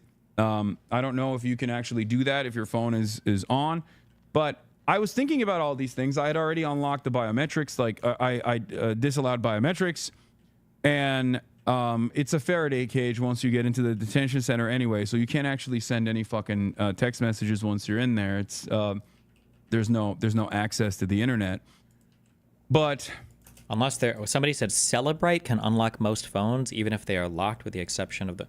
Okay, maybe if there's some program with some 0-day, but the fact that you even know about that program means that I feel like intuitively that's unlikely, but... I'm sitting there... I heard that Israel has a way to break into older iPhones. I don't know if that's true or not, but... And they're asking me about Trump, they're asking me about, like, Hamas, and he kept saying stuff like, do you like Hamas? Like, do you support Hamas? Do you think Hamas is a resistance group? Do you think Hamas is a terrorist group or a resistance group? Like, he just kept asking over and over again, right? And I kept repeating the same statement over and over again. I kept saying, I kept saying a couple different things. One, in terms of like Israel and all the wars, I was like, I'm on the side of civilians. I want the endless bloodshed to end. I am a pacifist. When you're saying things like this, my guess is these are probably red flag things when you won't just like openly disavow. And when they keep asking the question, they're probably not trying to see if you end up saying like, I support Hamas. What they're just a guess, I don't know. My guess is what they're looking for here is you to say something like, I've only ever delivered food to Hamas, or I've only ever given them this, or I've only ever done that. They're trying to say, like, is this motherfucker like ferrying supplies to these people?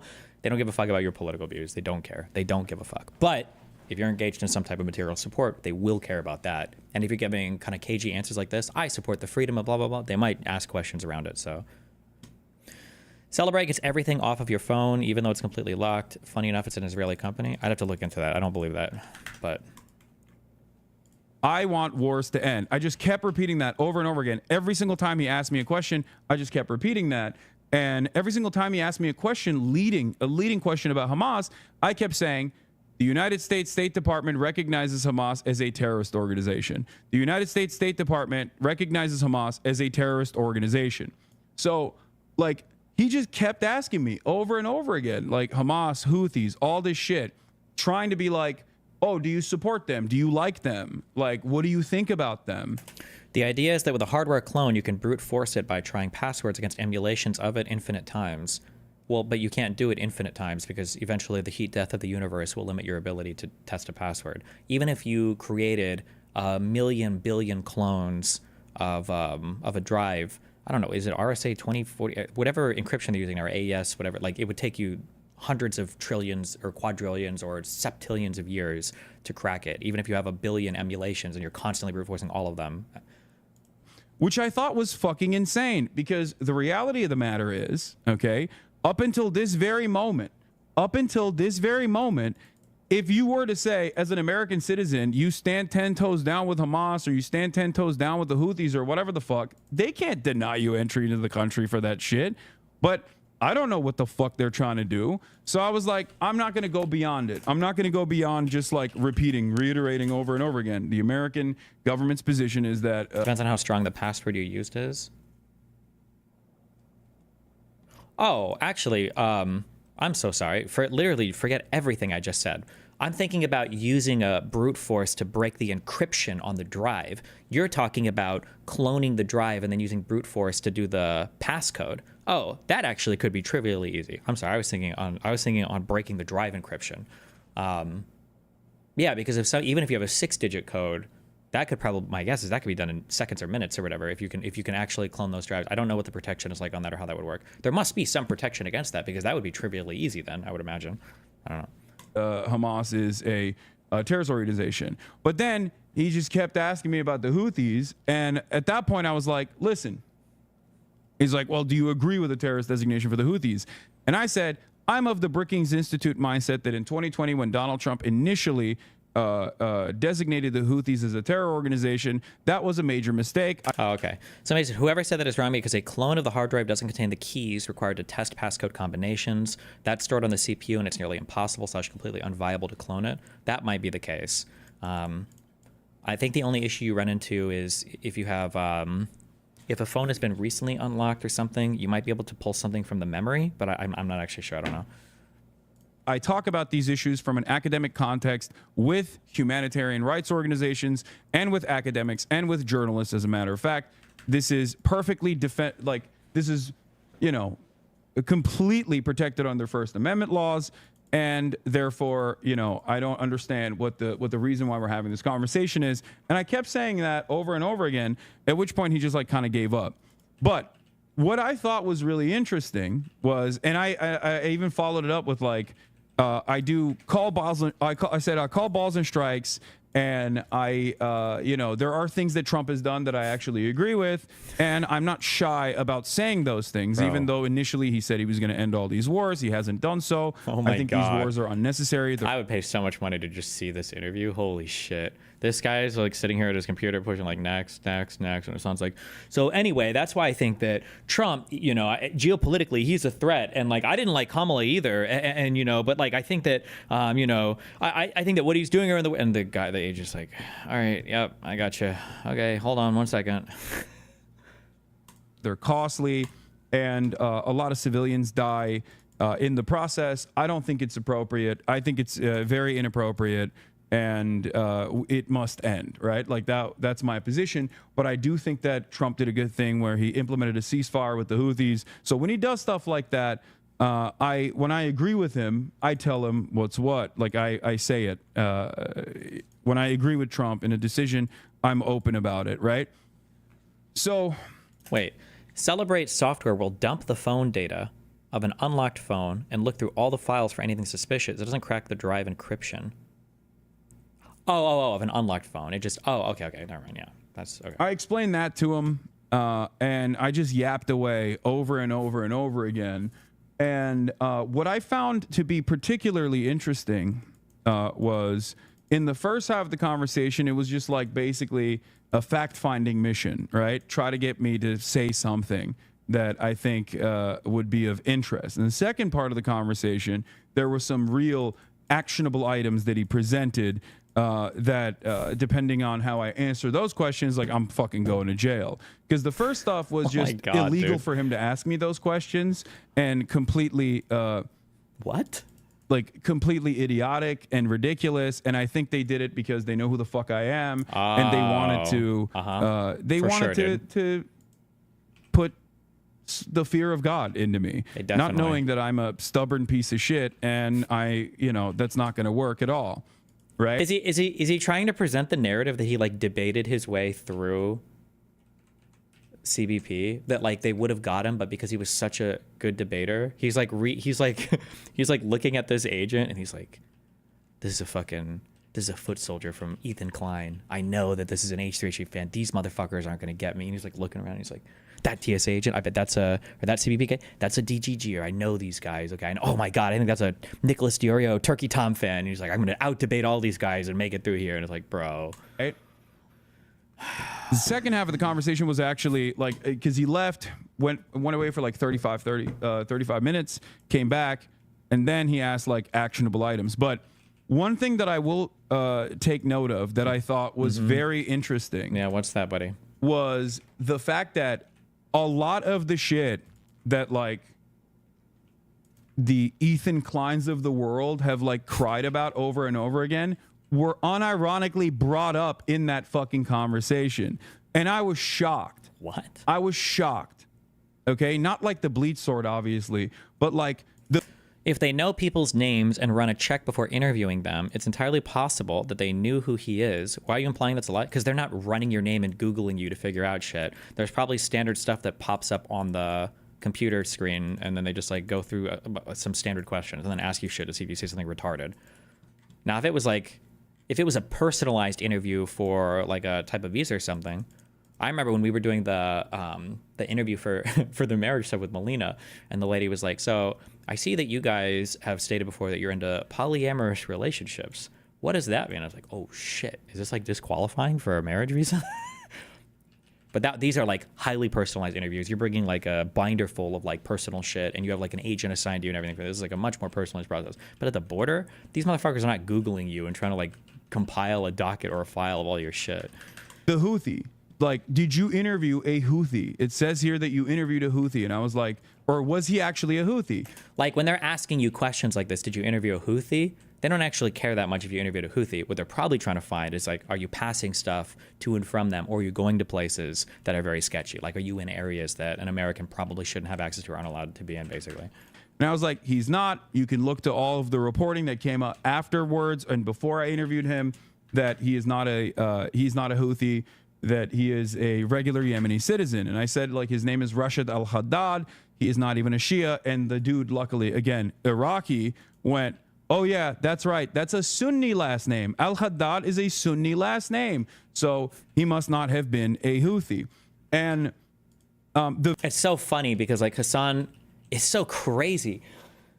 Dude, that the JCS shit, it works so well. Because, like, Hassan's saying, like, oh, yeah, because this guy was Iraqi, like, he knew that what I was saying was true or whatever. In a way, that's, like, part of the interrogation tactics. Now, I'm not saying that they picked an Iraqi to interview him, but when you think, as a person, that you have some kind of, like, understanding with the other guy, with the agent, it's like, oh, he gets it because he's part of my... That's part of the interrogation strategy, technically, is any kind of commonality like that will make you feel more comfortable speaking to them, and you feel like they're on your side because they get you more. at the end of the day, they're just there to do their job. They don't give a fuck about you. There's no common struggle or plight here. The very fact that that was like a point of contention that could have fucking gotten me arrested. I don't know. Don't think it's impossible. The Trump admin is pretty wild right now. I wouldn't be surprised if they made every even remotely pro-Pally person online part of a list. They can do things from the top down, but when it comes to like at the enforcement level of individual people like this, that just nobody that works these jobs cares enough, number one. And number two, any type of directive that would be leading people to that type of behavior, this directive would be so far reaching and there would be so many media reports and stuff about it.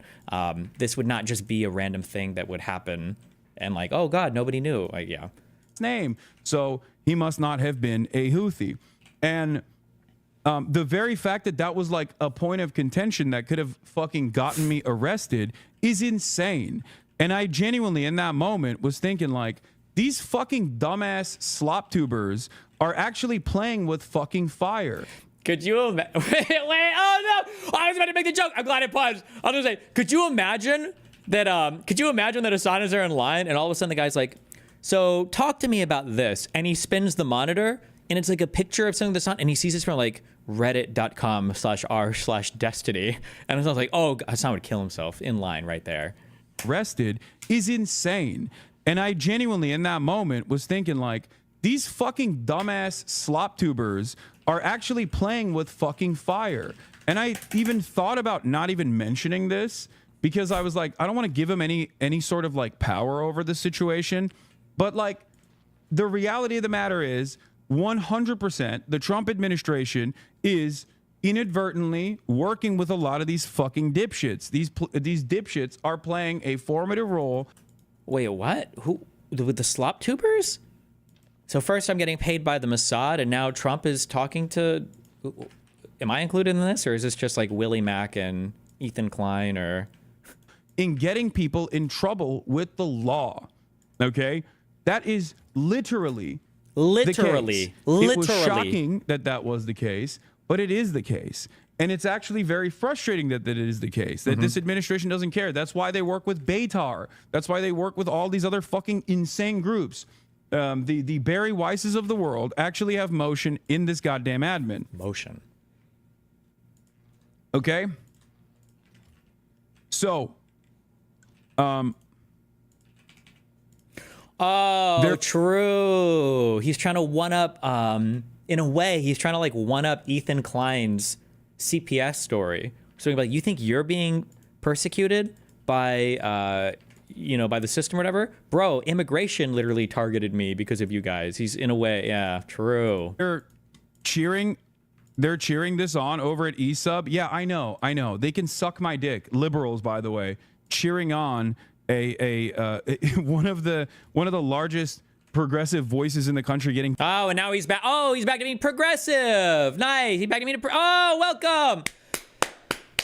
Good job. What's that one stupid anime where they're all clapping and the one girl is clapping and they're all like, good job. Nice job. He's a progressive again. Detained by the fucking Trump Gestapo. Like, what a wonderful progressive... What a wonderful progressive audience they have over there. Anyway, they're fucking straight up fascist at this point. So, true. My point is, yeah. What's your point, buddy? It's crazy that like these were actual questions. Like, they asked me about my Twitch bans, okay, and I talked about blowback. I talked about how I said America deserved 9/11 and it was misconstrued. I do have sometimes I use hyperbolic language and it gets taken out of context. Or you said America deserved 9/11 to the guy at Border Patrol? Why would you say this? Oh. Okay. Whatever.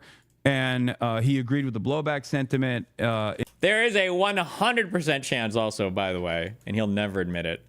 I guarantee you that Hassan brought me up and he's like, listen, you might see something crazy online, but it's because there's this guy, okay? His name is Destiny, all right? Destiny, he does some crazy stuff about me. It's not true, okay? Guaranteed. In terms of like the 9/11 stuff, you're dumb. Yeah, no, I told him that. I was like, yeah, they asked me about my fucking Twitch bans, chat. It's When he says they asked about this, what actually happened is he's probably, because it sounds like he's a fucking yapper, okay? Which if you're a cop, these are your best friends. You love yappers, because yappers will always say retarded shit that will give you a reason to do whatever the fuck you want with them, basically. So he's probably hardcore yapping. And then as he's yapping, he probably brings up like, yeah, I stream, even though I've gotten banned sometime. Oh, he probably brought up like, oh, what'd you get banned for? And it sounds like, they asked me about my Twitch bans. not even a joke. They asked me about fucking Twitch chat. Like Twitch bans, not Twitch chat, but Twitch bans. The other Twitch ban he asked me about was the last one that I got banned, and I explained to him like, Destiny, defending ICE Trump army to own Hassan. This is your new low. So when you spelled Hassan incorrectly, you fucking retard. 2, your name is Yusef, so you're definitely retarded. 3, the people that work for the U.S. government are by and large they're ordinary citizens. They're just ordinary Americans. They show up, they do their job. That's all they do, right? The idea that there is this singular, like, conservative, evil hive mind of people that are trying to disenfranchise ordinary, honest Americans from the right you're delusional. Don't do this. Don't be this person, okay? I explained to him like, this is, man, you really talk way too much. Lawyer will be pretty upset at you. Dude, Yeah. What are you talking about? He did talk way too much. He I said way know too much that stupid under shit. normal circumstances, I'm supposed to say, I want a lawyer. I don't want to talk to you. No, you don't say, I want a lawyer. Hey, we got a few questions. Can we just ask you a couple things for the, get through the border? I want my lawyer. Okay. But nothing I'm doing is illegal. And I also wanted to see what would happen. Do you understand? I wanted to see what would happen. What the fuck does that even mean, little bro? What? I wanted to see what would happen. I wanted to actually see this experience, which is why instead of immediately fucking lawyering up, I was like, no, I'm gonna entertain this. I'm gonna see what they actually are trying to get out of this. And I'm glad I did this because the reality of the matter is, one, I'm profoundly fucking privileged. Okay, remember, I'm a public person, and also I have enough money to be able to fight back against this sort of thing. And they know who the fuck I am. So I am your fan. I just don't agree with some stuff you say. Just be neutral. They can be too bad at the same time. Hassan is bad, and what ICE did to him is bad. Nothing that's happened so far is bad. If you're coming back into the country, they will pull you. Sometimes they pull you aside and they ask you questions. Don't get mind fucked. Don't get mind fucked into thinking that you have to take the opposite position of everything that conservatives believe in, right? Having a strong border is good. Illegal immigration is bad.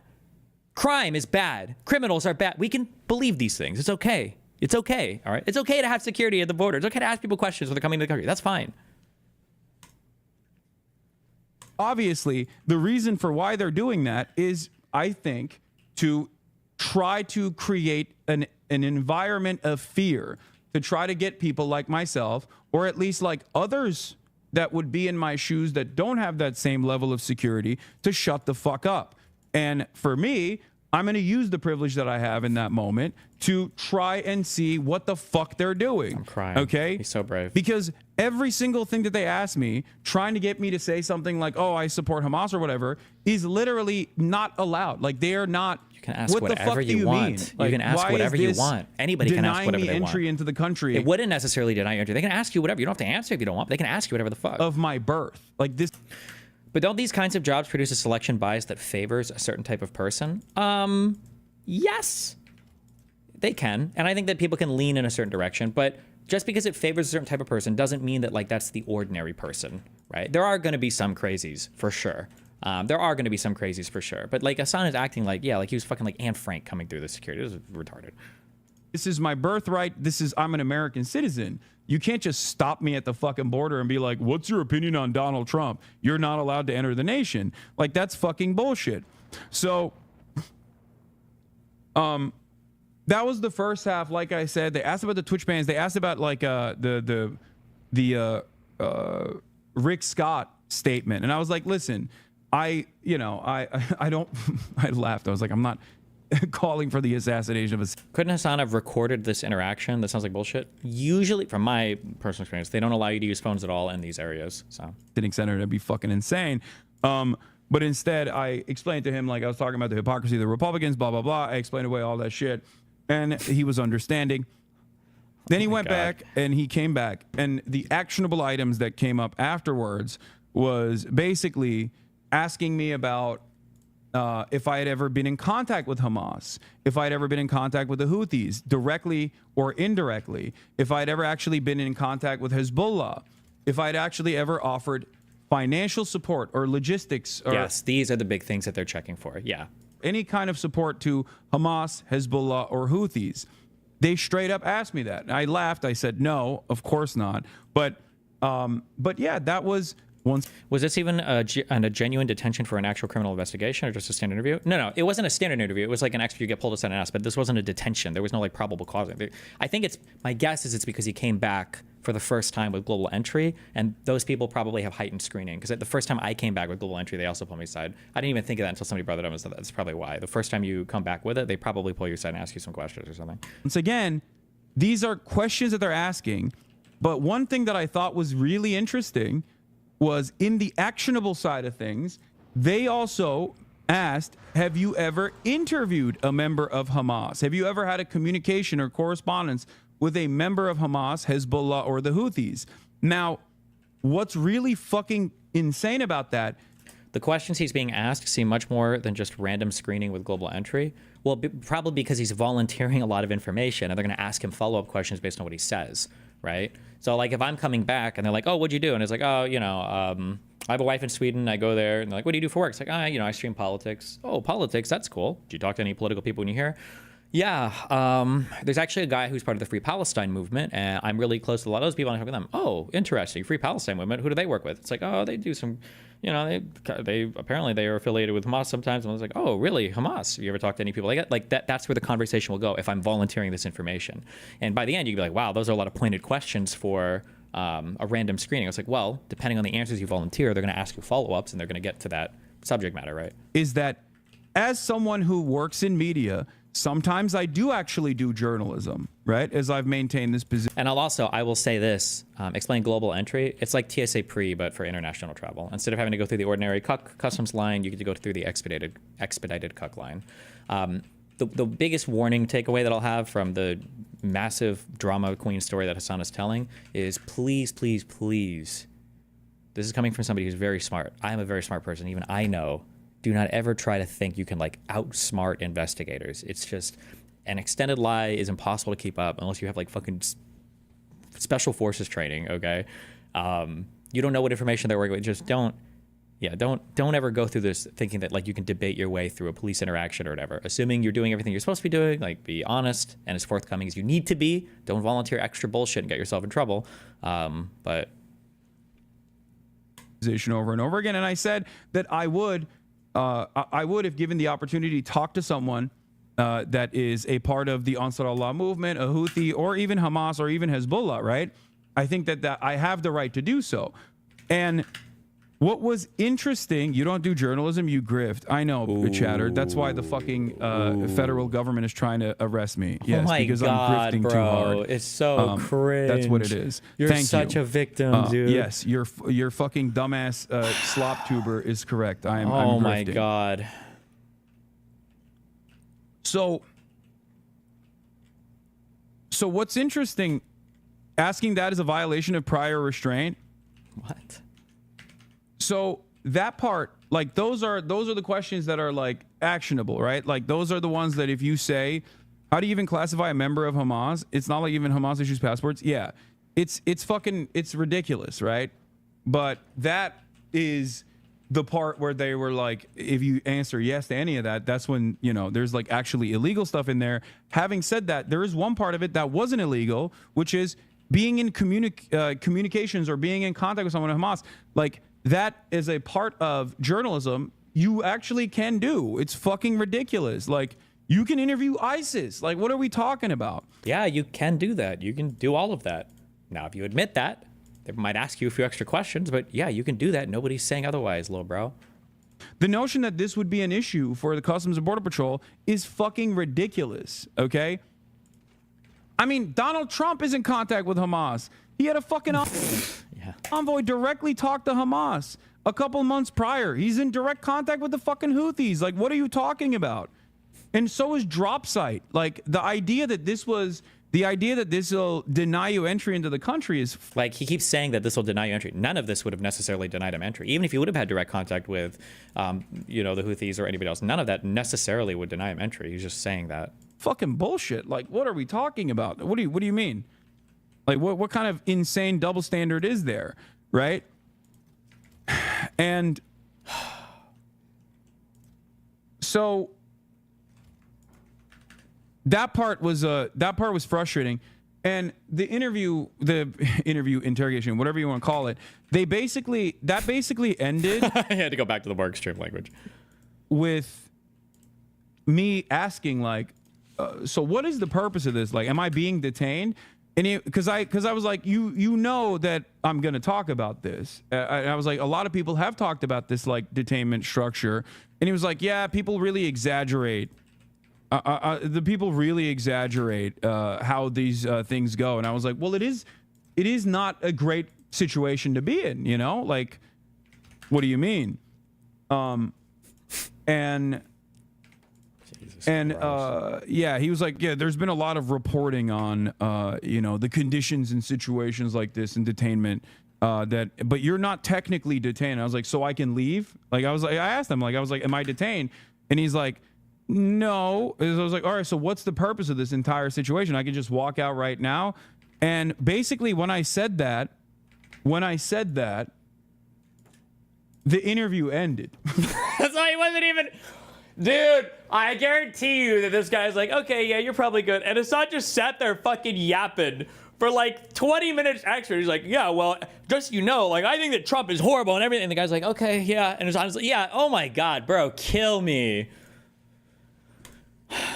And he's going to try and present this as like, the only reason I was able to escape with my life is because I knew my rights as an American citizen. And if I wouldn't have, they could have kept me there forever until I starved to death, until I died. Oh my God. So I don't know if that was something that I should have said from the start. Am I being detained? You know, what's the deal here? But basically, yeah, it was a illegal pretense. Like, well, that's your Fourth Amendment right? No, you don't have. Okay, chatters, I need you to understand something.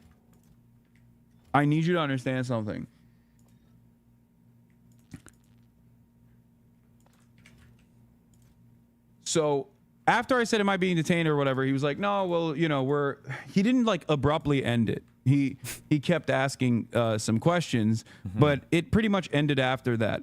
And I don't know if that was like, I don't know if that's like, they were like, oh, fuck, this guy knows his rights. We got to get the fuck out of here. I got lucky there.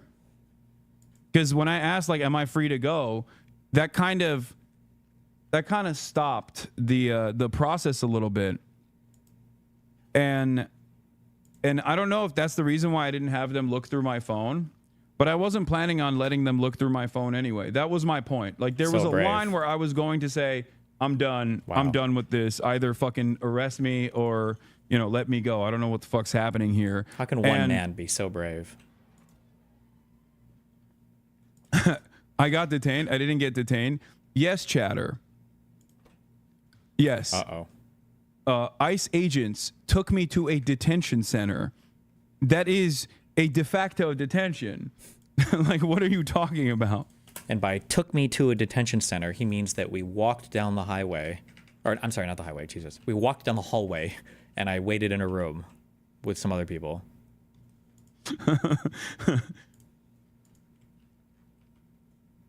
The total runtime of it was like 2 hours.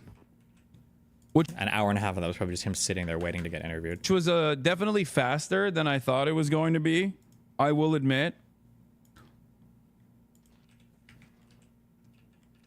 And I probably should have asked, am I being detained from the start? And I wonder what would have happened. But I basically asked him, like, do you think this is going to happen again? Right? I was like, is this going to happen again? Hold on. I asked, like, you know, am I gonna be detained in the future? And he said, maybe. And he They gave don't me this fucking piece know. of paper, this sheet from Homeland Security. What is DHS trip? Okay. And you can, I guess, submit an inquiry at dhs.gov/trip and ask why I was stopped. You will be prompted to describe your particular concerns and experience, provide contact information to which a response will be directed, and be assigned a case number to help you monitor the progress of your inquiry, which I will do. Okay, I will do this. And he basically said, you know, you can figure out what not to do so that this doesn't happen again. And I suspect the what not to do is just don't be a fucking political commentator that speaks about American foreign policy. No, the what not to do is when the guy says, what's your job? Probably not going, oh, I interview a bunch of people on the U.S. State Department designated terrorist list, and I support 9/11 against the United. Like, probably just to not say or volunteer retarded information like that. Which is not something I'm planning on stopping. Now, why did I tell you guys about this experience? Because I want you to know that I was able to survive it because of my privilege as being a wealthy American who was able to astutely know my rights, assert them appropriately, and debate my way through Customs and Border Patrol. But not everybody can do this, guys. Okay. Why did I tell you about this entire experience? Like, because in my mind, I thought maybe I shouldn't reveal this stuff because I think like the goal here is to put fear into Yes, true. people's hearts, to have a chilling effect on speech, that like the government is unafraid of intimidating you in illegal ways. Okay. Yeah, illegal, the very government illegal. is now officially willing and able to intimidate you for speech, for your speech. That is a direct violation of the First Amendment. I'm no fucking First Amendment auditor. I'm no big city libertarian. I'm no Mr. Admiral Maritime Law. But the reality of the matter is that as of this administration, they are totally willing and able to actually come after you for your speech. And even with like ridiculous shit. Like they're willing and able to go along with like stuff that gets written in the free press, or willing and able to go along with shit that even fucking Redditors bring up. Okay, that's how stupid and silly this situation has gotten. Now, of course, does this stop me from saying whatever the fuck I want to say? Of course not. Don't be ridiculous. But the reason why I wanted to talk about it was to give you more insight into what the government is doing and to speak out against this sort of stuff, because I do have a position of privilege here, and I want to There it make sure is. that like if they can do this to me, like they If what he says is true, isn't he just spreading that fear campaign right now? Yes, this is the goal, right? It's always endless criticism and just fucking whatever he can to make himself sound like a fucking martyr. Yes, it's fucking retarded. probably are willing and able to do this to others as well, but you And this also, like, if he has that whatever that agency that it's doing all the PR for him to get all these like articles written about him, I imagine he might get lucky and he can go and retread a lot of ground with the websites that featured profiles of him, because now, oh, that guy that we profiled for his brave controversial beliefs is now getting stopped by Trump in order to investigate his political beliefs, and he's being harassed at the border, right? So it's a good narrative too. should know your rights, that you should not be fearful, and you should not worry, especially if you're an American citizen, that these guys are going to come after you and like arrest you or some shit. Okay? I'm crying. So brave. Was your interview recorded? I don't know. They probably record all of those, would be my guess. But it is pretty wild, I will say. As someone who's been held up in airports many times over, it was actually shocking. Wow. It was actually shocking that these guys totally fucking grabbed me, knowing exactly who I am, knowing that I will most likely talk about this, with the hopes that I think that they would at least God. stoke some fear and threaten people like myself. And That's like, just no. Nobody knows who you are, little bro. Nobody gives a fuck. None of these guys were targeting you. Like, if this would have been a targeted ordeal, this would have looked way different. You would have had like special agents. It wouldn't have just been a random guy at the fucking desk calling you up. Okay, you would have had special agents. You would have been taken to a different area that didn't just have a bunch of. He even said like a bunch of other random people, family members or whatever, through here. Like, then also threaten others as a byproduct of this. I mean, it backfired in my situation, but I backfired. hope this doesn't discourage others from speaking out as well. It's fucking bullshit. They don't have the right to do this. Okay, they do not have a right to do this. I'm sorry. I have the credit right now to just call you a total fucking liar. It's kind of dumb to hate on this. If it happened to Destiny, he would be talking about this too. Although he wouldn't be trying to dramatize it so much. I'm not, first of all, I've never played up Eddie shit like that, okay? I had a few interviews with I literally did the exact opposite of this when Asmongold says the FBI came to him over the threats that Mike from PA and everybody had made. The FBI came to me too. I saw him, yeah. And they were like, oh, like, we want to talk to you about this. I was like, yeah, I know this guy. He says a bunch of retarded shit online. These are not real threats. Like, it's not a big deal. Here's my email. They gave me a card. It's like, okay, cool. We'll stay in touch. That's it. Boom. Like, this is an easy thing. I got swatted like a few months ago. Like, what do you want me to say? Like, no, these things happen. This is retarded. I've never fucking blown up or made huge fucking deals out of shit like this, which is apparently a fucking mistake because I should be doing this about literally everything that happens in life because he gets so much fucking attention off of it. But no, it's retarded. If you don't already know, your ops are doing mass email campaigns to the feds to try and get this exact same thing to happen. Yeah, I know. They can suck my cock for all of my fucking dumbass ops. I think it's really crazy. I think it's really, really crazy. Yeah, tell us. That the government is willing and able to work. I just tuned in. What happened? Hassan came back to the United States with his brand new global entry. They pulled him aside for probably a standard additional screening interview. And now he's pretending like Donald Trump himself gave the order to identify political dissidents like Hassan and to put the fear of God in him by asking him 20 minutes of questions from a CBP agent. That's what's happening right now. Work with like genuine schizophrenic stalkers, whether they be Beitar or any other group. It is actually wild that they're willing and able to work with these people. It blows my mind. But, you know, that is where we're at. It also blows my fucking mind that there are people who see this kind of stuff and go, oh, that's wonderful. It's like swatting. But this time, it's a it's a federal swatting that we can do. We can get the federal agents to like this is whatever, dude. This is gross. Swatting is like, I would argue that swatting is like an attempted murder scenario. Like you're putting somebody in a position through no fault of their own where you're trying to see if you can get somebody killed at like the worst. This is random screening. You have no proof whatsoever that anybody else is involved in this. Your dumbass was volunteering so much information to this guy, which you shouldn't have been, but you think you're smarter than you actually are, and you thought it would make for an epic story, so you did. Like, this has nothing to do with swatting. You have no proof or no evidence or no anything that anybody here has contacted the feds. Like, where the fuck would you even do that at? Like jail people that my favorite content creator doesn't like. But the problem is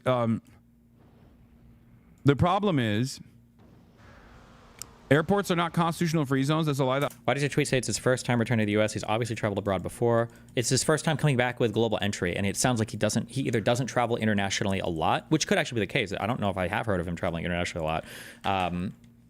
It sounds like he doesn't travel a lot, or he's just hoping that other people don't travel, I guess. ICE pushes to make you comply with them. That's not entirely correct, Lesbian Bolivar. There is precedent. After years and years there's years and years of precedent in post 9/11 war on terror world where they have actually created a structure where they can get away with violating your Fourth Amendment rights in airports. Like it's in a legal gray area. But yeah, here was Lolo. Rules take DHS flagging and detaining one of U.S.'s largest left-wing voices for their political opinions, while the Trump admin suggests they might suspend habeas corpus, does not portend well for the future. Yeah. Like Lil Bro wants to be involved in like the real shit so badly.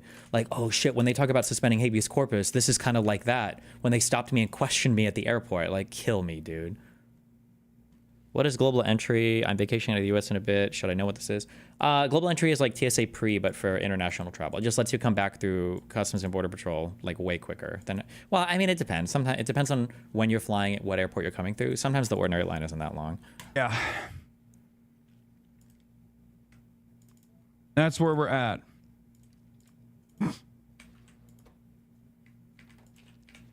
What was the reason for the detainment? You know what the reason for the detainment was.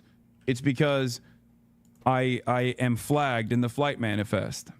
Even ACLU and most civil rights organizations acknowledge. Is global entry like Nexus? Someone correct me wrong. I think global entry and Nexus are basically the same thing, but is Nexus the thing that's only for Canada and America, and global entry is like that, but for everything? Somebody can tell me, I think. I don't remember. The SCOTUS precedent that effectively erases Fourth Amendment protections in border entry zones such as international airports. They more so suggest either wiping your devices or bringing burner devices. Yeah.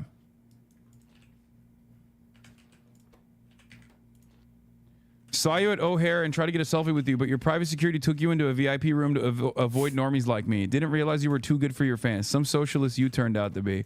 Good one. There was actually 2 Hasanabi heads at as I was walking out of ICE detention. There were 2 Hasanabi heads. They probably had no idea that I was walking out of ICE detention with a fucking agent in front of me, but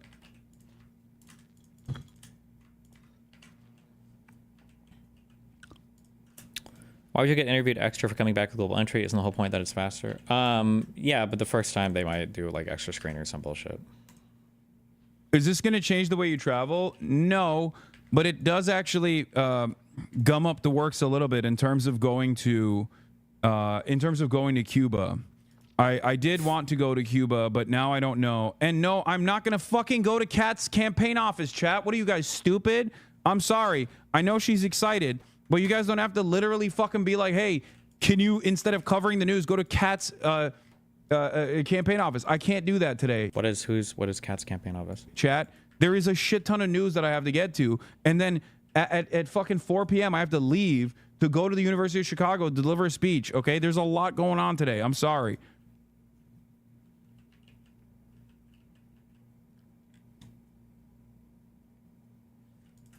Yeah, so he learned that it might inconvenience him, so he's not going to Cuba. Maybe he probably just never wanted to go. Fuck that. True. But oh, I forgot. There was other questions that they asked, like, have you traveled to the Middle East? Have you been to the have you been to any of the Gulf states? All this shit. Wow, crazy. That's wild. And she's running for Congress in Illinois. Gotcha. You know, it is what it is. I'm not discouraged. I'm not intimidated. I'm not discouraged. I'm not intimidated, but I'm canceling my trip to Cuba. Okay. Lil bro wants to have it all ways, I guess. All right. I don't give a shit. I'm going to keep doing what I'm doing. I just wanted to give you guys... He probably just doesn't like traveling, which, by the way, I totally get, because not streaming is stressful and you're literally just deleting money from your bank account when you're not streaming. But that's probably in his mind. He doesn't like traveling because of the lost revenue from streaming and seeing the sub numbers go down and shit when you're out of the country. Guys, I know Kat wants us to hang out. I can't do that today. Oh, damn. And this person running for Congress even has said that she wants to hang out, that she wants to do probably some promotion, but she doesn't have enough clout, I'm guessing. And he wants to make money. He has to stream from his hotel room and make money covering everything and keep those subs up. Jeez, he's actually such a hardcore grifter. It's fucking insane. Today. Jesus. Did they ask who funds you? No, they asked if I funded them, not the other way around. Because they're trying to see if he provides material support. So, yeah, true. That was my Customs and Border Patrol experience. And yeah, it's just like pure intimidation tactics. And it was very similar to the experience that one TikToker talked about. But luckily, I never got to the point of having them go through my phone. And that was my red line, like, no matter what. That was where I was going to be like, no, you can't do that. So brave. And, you know, arrest me then if How you could want one to. man be so brave? That's the real question. Is this speech open to the public? We are going to be live streaming it. We're live streaming the speech. Okay. Did they ask why you say you're a gaming streamer despite not playing games? Yes. Got him.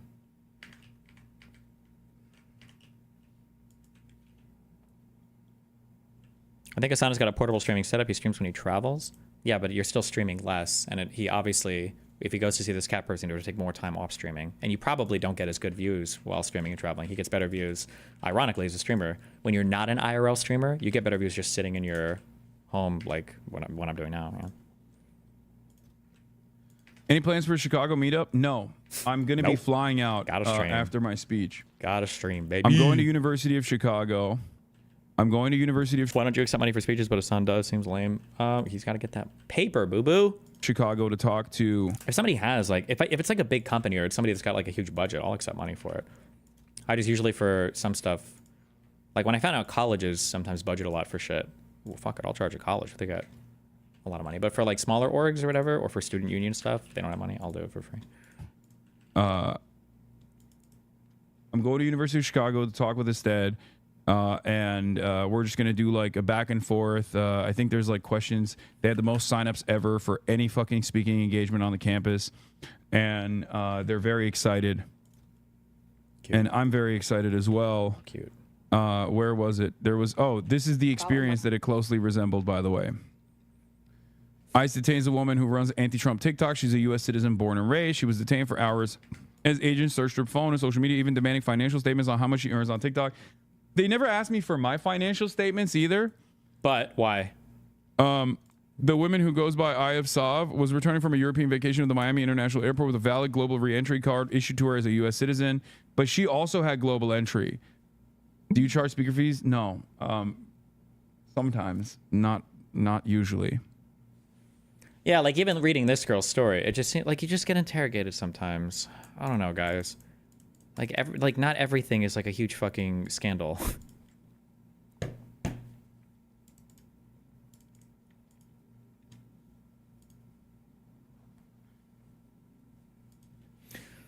Are you going to stand by the claim that Jordan Peterson is full of shit about the universities when a school like Chicago is inviting this jihadist? The School of Chicago is not inviting him. It's a student organization. So if the students there want you to come, or if anybody like knows somebody from a student org, you can invite anybody. Where did I go? Dartmouth and Yale? Did I do a Yale thing? It's not like the Yale University, like the owner, the president, like Mr. John Yale, like sent me an email and he's like, Steven, we would love to have you at our university. It's just a student body. Somebody likes you there. They suggested their student union and then you get invited for it. How worried were you about actually being arrested? I did not know. I had no idea. I had no idea if I was going to be fucking arrested or not. I didn't know if this was like... I did not know that this was going to be a moment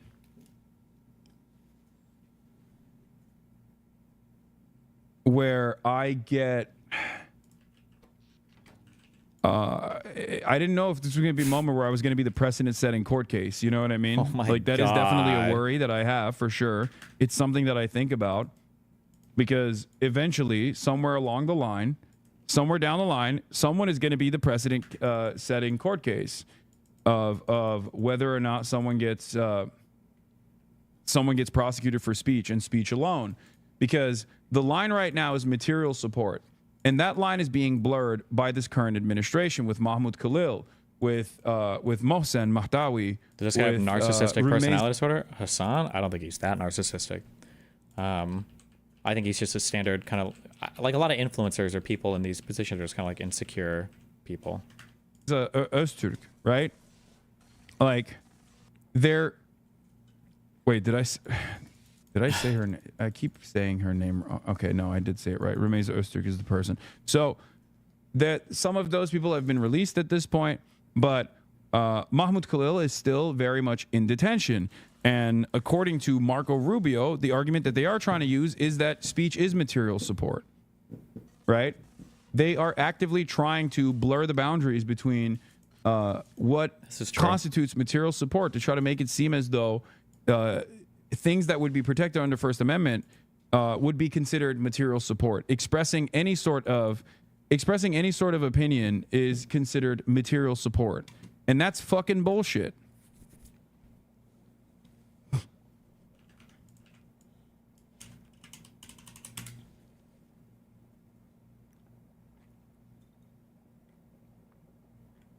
Anyway. People take for granted that the CBP key unlock your phone with a special computer, but to the best of my knowledge, modern iPhones have a locally keyed encryption on the flash storage, which likely makes it useless if they can pull it. Maybe you shouldn't have said if they come for me, then it's over, as if you'd be last. If you're a public figure, dog, maybe you'd be first. No. No, because they haven't come for me beyond like Targeting being a me at the nuisance airport. and being fucking annoying and thinking that they can get away with like trying to put some sort of fear in my heart, which is of course not going to work. Good job. So brave. Fuck. Obviously. Push his glasses up.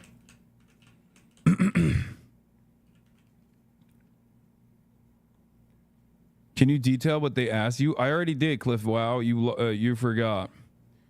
Why his fans should push him? Not that they will, because all these people are brain dead. Like, you said that it didn't make you scared. You said that they didn't intimidate you. You said that they weren't able to change your behavior in any way. Why again did you say you're canceling your trip to Cuba? I bet it's because he doesn't think you'll have good internet there to stream or something. Or you missed it. Do you think that's all they wanted? I don't know. Maybe they're setting up an investigation for the future. Who knows? We'll find out. Kill me. We shall find out. But as it stands, I think like it's a normal process now. Yeah, Seamus said, been pulled into secondary screening many times at O'Hare. CBP had the most involved in specific questions about Gaza for me by far. Glad to see you got out of there without having to give up your devices. Yeah.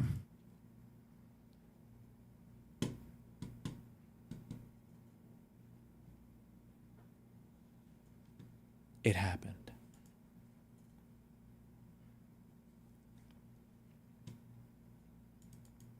How worried was your family? They were also on flight, so by the time I got out, it was, you know, you're flagged as a travel risk now. Scary stuff. Yeah. No. Listen, he might have lost the debate to the commentary slop YouTubers like Willie Mack and Ethan Klein, but he won the debate when it really mattered. Let me get a Red Bull and use the restroom 1 sec. Are you concerned about landing in LA? No, because that's domestic travel. There's no Customs and Border Patrol experience during domestic travel. That'd be fucking insane.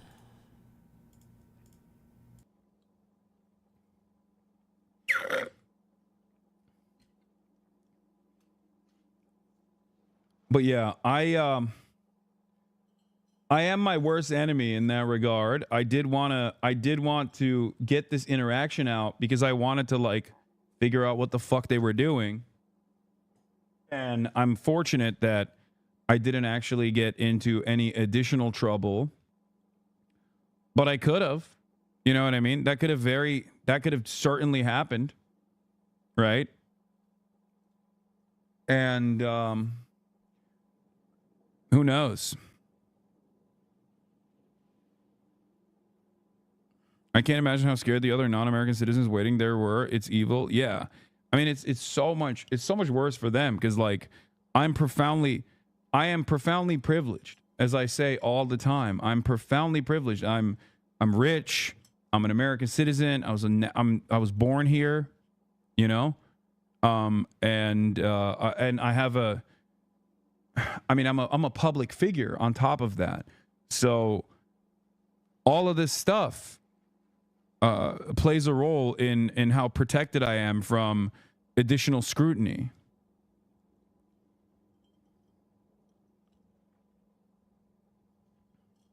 How familiar were they with your channels? No, they were very familiar. Well, to be fair, you said Americans are disgusting. Yeah, no shit. Doesn't this fucking prove that for you? What do you mean?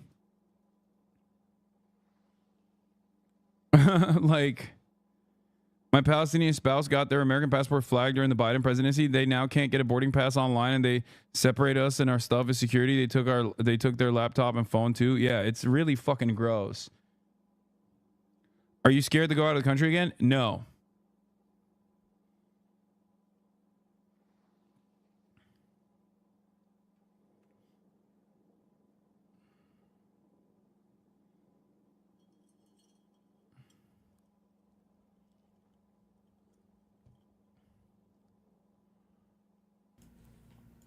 No. Anyway, also, I'm an American. All right.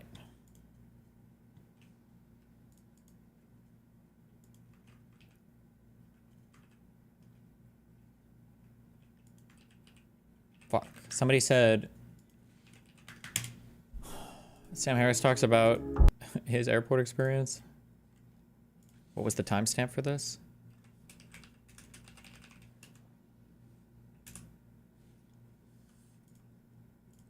You know, airport security is focused on who could actually be a terrorist. Yeah. And, you know, the American is very much not. It tries to enforce this sort of egalitarian thing that irradiates everybody, you know. Okay, don't care actually.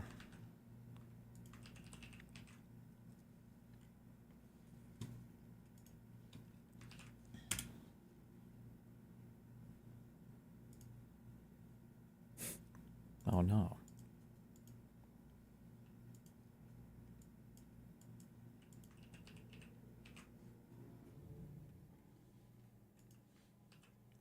When are you gonna talk? Policy. Anti-Semitism is a very, very serious rising problem in the country and many other places in the world, especially in the Trump years. We've seen these shootings that have happened. Epic.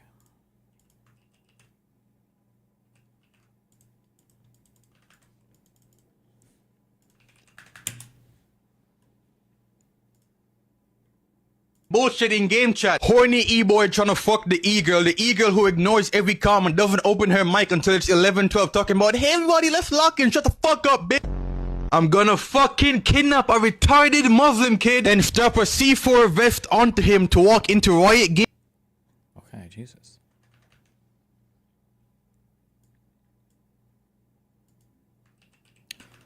Hey, Steven, do you want to debate Jay Dyer or Andrew Wilson or whatever? I love you, but not at this time.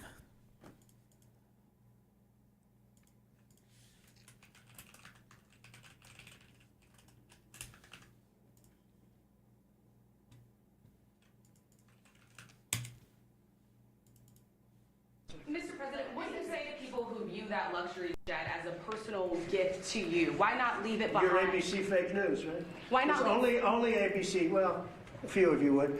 Let me tell you, you should be embarrassed asking that question. They're giving us a free jet. I could say, no, don't give us. I want to pay you $1 billion or 400 million or whatever it is. Or I could say, thank you very much.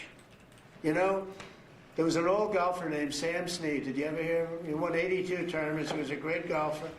And he had a motto: when they give you a putt, you say thank you very much, you pick up your ball, and you walk to the next hole. A lot of people are stupid. They say, no, I insist on putting it. Then they putt it, and they miss it. And their partner gets angry at them.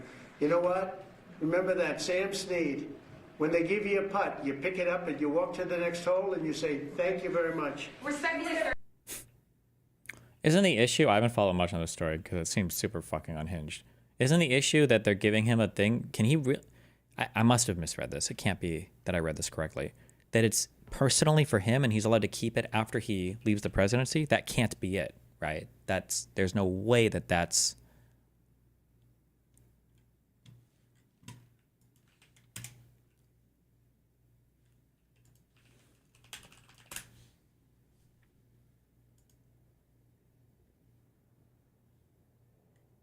President Trump preparing for a major foreign trip, leaving tomorrow for crucial meetings in the Middle East. Hi, I'm Phil Lipoff. He will make stops in Saudi Arabia, Qatar, and the UAE over the next several days, and notably no plans to visit Israel.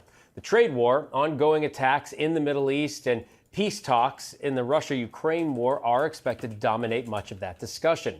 And while in Qatar, sources tell ABC News, President Trump is expected to accept what's likely the most expensive gift a foreign government has ever given to a U.S. president, a super luxury Boeing 747-8 jumbo jet.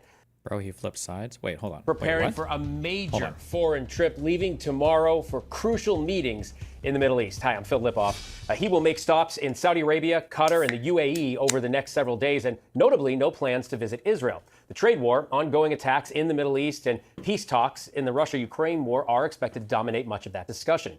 And while in Qatar, sources tell ABC News, President Trump is expected to accept what's likely the most expensive gift a foreign government has ever given to a U.S. president, a super luxury Boeing 747-8 jumbo jet the president plans to use as the new Air Force One. Aviation experts say the plane is worth an estimated $400 million before the U.S. Air Force makes modifications that the president will need. Let's get right to ABC News senior White House correspondent Selena Wang and ABC News national security and defense analyst Mick Mulroy. Selena, I want to begin with you. What are President Trump's top priorities outside of the jet with this trip to the Middle East? He was saying the plane must be full of monitoring and listening devices. I'm sure that there's going to, obviously the Air Force or whoever does our defense shit is going to be going through every part of this electronically to make sure that that ship's not there, right? Does this luxury plane from Qatar raise any red flags in Washington? Yeah, well, first of all, the fact that the president is choosing Saudi Arabia as the first major foreign trip of his second term just signifies this growing political and economic relationship between the U.S. and Saudi Arabia under the Trump administration. You'll remember that Saudi Arabia was also where President Trump had chosen to take his first foreign trip in his first term, and he's once again breaking tradition by skipping over America's closest neighbors. Now, this does come as the Gulf has played a critical role in mediating conflicts around the world, including the war in Ukraine, with Saudi Arabia serving as a venue for separate U.S. talks with both Russia and Ukraine. This also comes as the Trump administration is trying to make progress when it comes to the humanitarian crisis and the war in Gaza. Now, when it comes to that luxury plane, it certainly raises questions about whether or not it's legal for the Trump administration and ultimately the Trump Presidential Library Foundation to accept such a valuable gift from a foreign power. But sources. Presidential Library Foundation. The U.S. Presidential Library System is a nationwide network of 16 libraries administered by the part of National Archives for preserving and making available papers.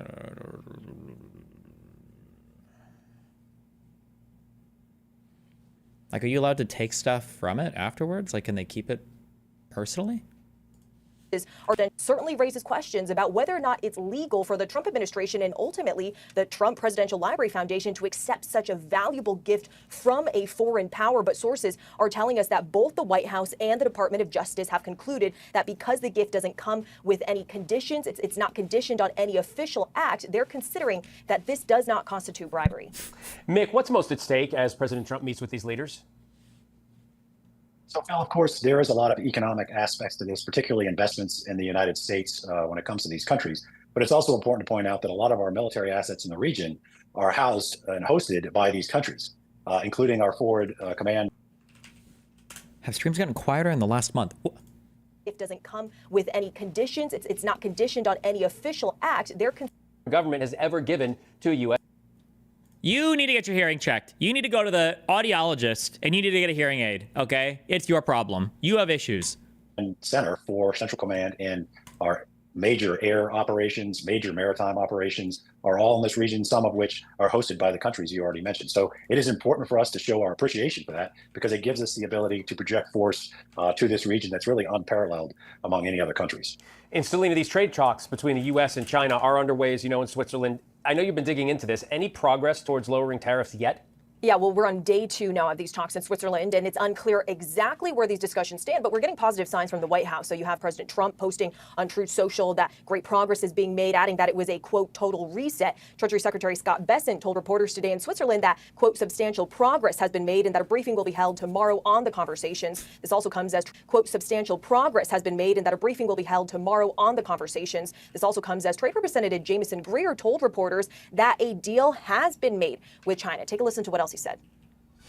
Just remember why we're here in the first place. Is the United States has a massive $1.2 trillion trade deficit.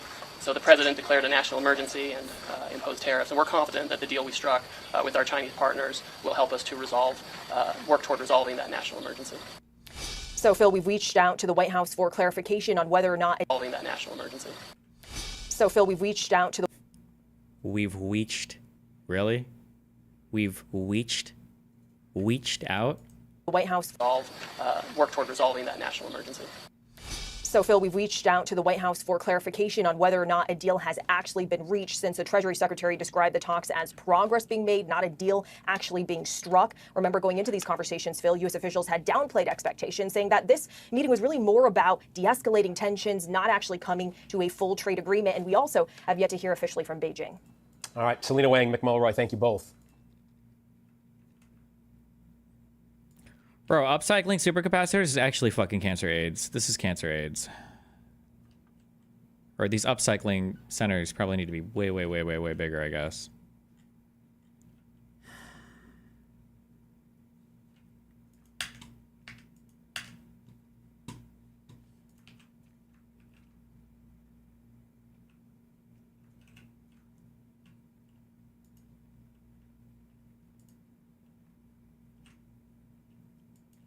All right. Asmund Slop.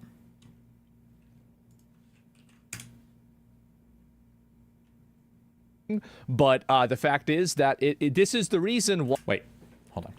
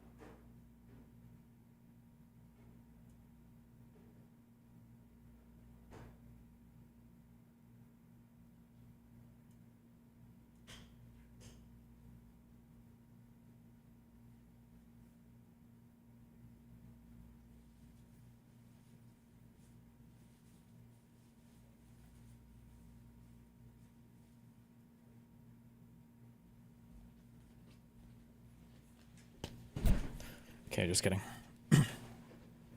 Why I am in favor of deporting all the green card holders. It's because we already have enough Hassans.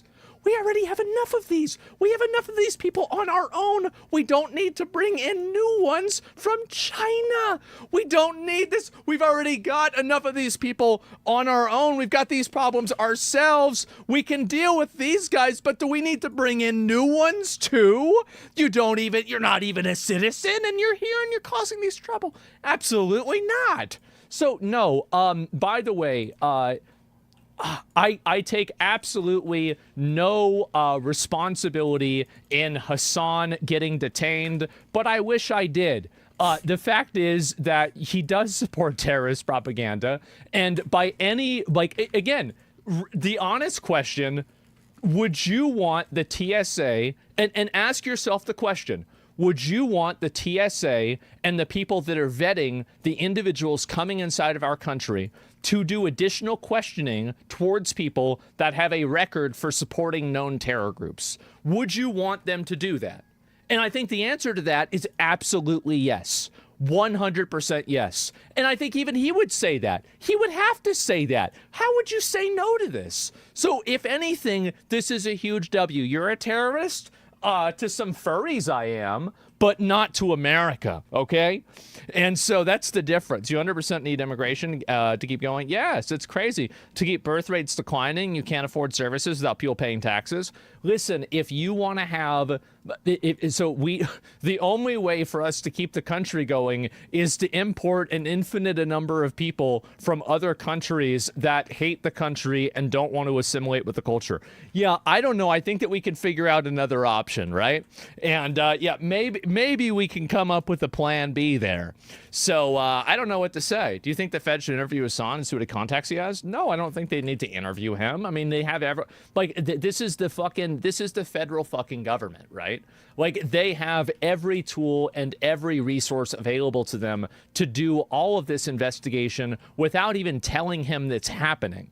Like, I mean, these guys, like the guys that you have, your average Joe, Paul Blart mall cop guys, and those guys are really not, let's be honest, really, they're not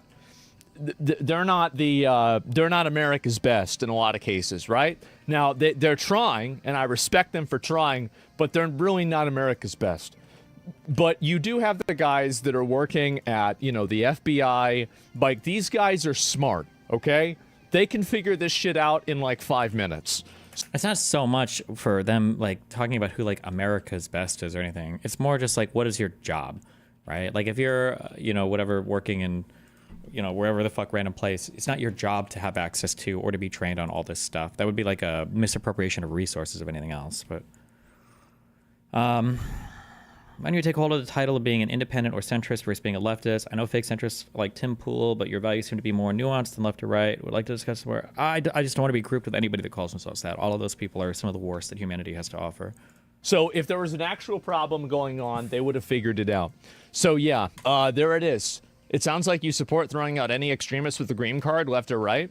I support throwing out... To be clear, I don't think Hassan has a green card. Hassan is a citizen of the United States of America, but okay. Any extremists with a green card.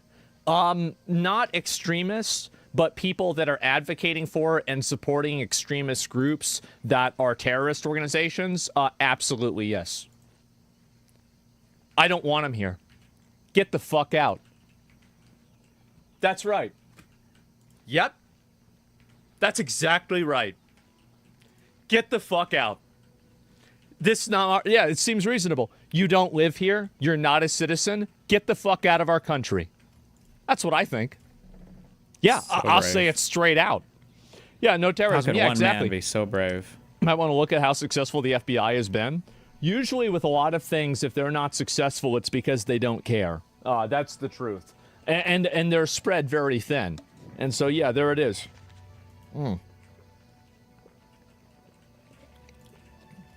Taylor's looking to get birth rates up. You want to get birth rates up, that's like 10 different things you've got to do at the same time. You can't give moms $5,000 and then expect them to commit to a $250,000 loss. It's a stupid way of looking at it. I wish J.D. Vance would talk about that more, considering how much he talks about it in general, but he never talks about it directly. And so, yeah, that's it. What are your thoughts on dual citizenship? I don't have a problem with it. I mean, what's the problem with dual citizenship? Sure. Yeah, that's okay. I mean, who's against dual citizenship? I'm sure some people are, right? But, like, I'm not. That's fine with me. And, yeah. And we need, what's this here? The trans breeding facility for cis women? Oh, we got that journal. Okay, this seems kind of like unhinged and general stupidity, but whatever. A lot of things as What? a nurse. A lot of things as a nurse. But one of the things that has always just been so alarming to me is that you see these couples, they've been married 20, 30 years. And you go in to put a catheter in the men, and you can't even find the penis. You're like, it's so small, microsize. You're like, where is it at? And then I always used to glance at the wife like, wow, you've been putting up with this man for all these years and putting up with that for all these years. My hat's off to you. That convinced me that a lot of women, probably 80% of women, are unsexually satisfied in their marriages that they've been married to a person for 20, 30 years.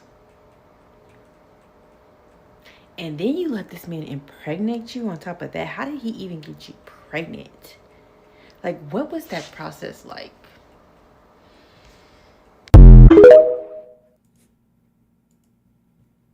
Don't turn into an incel. Don't turn into an incel. Don't turn into an incel.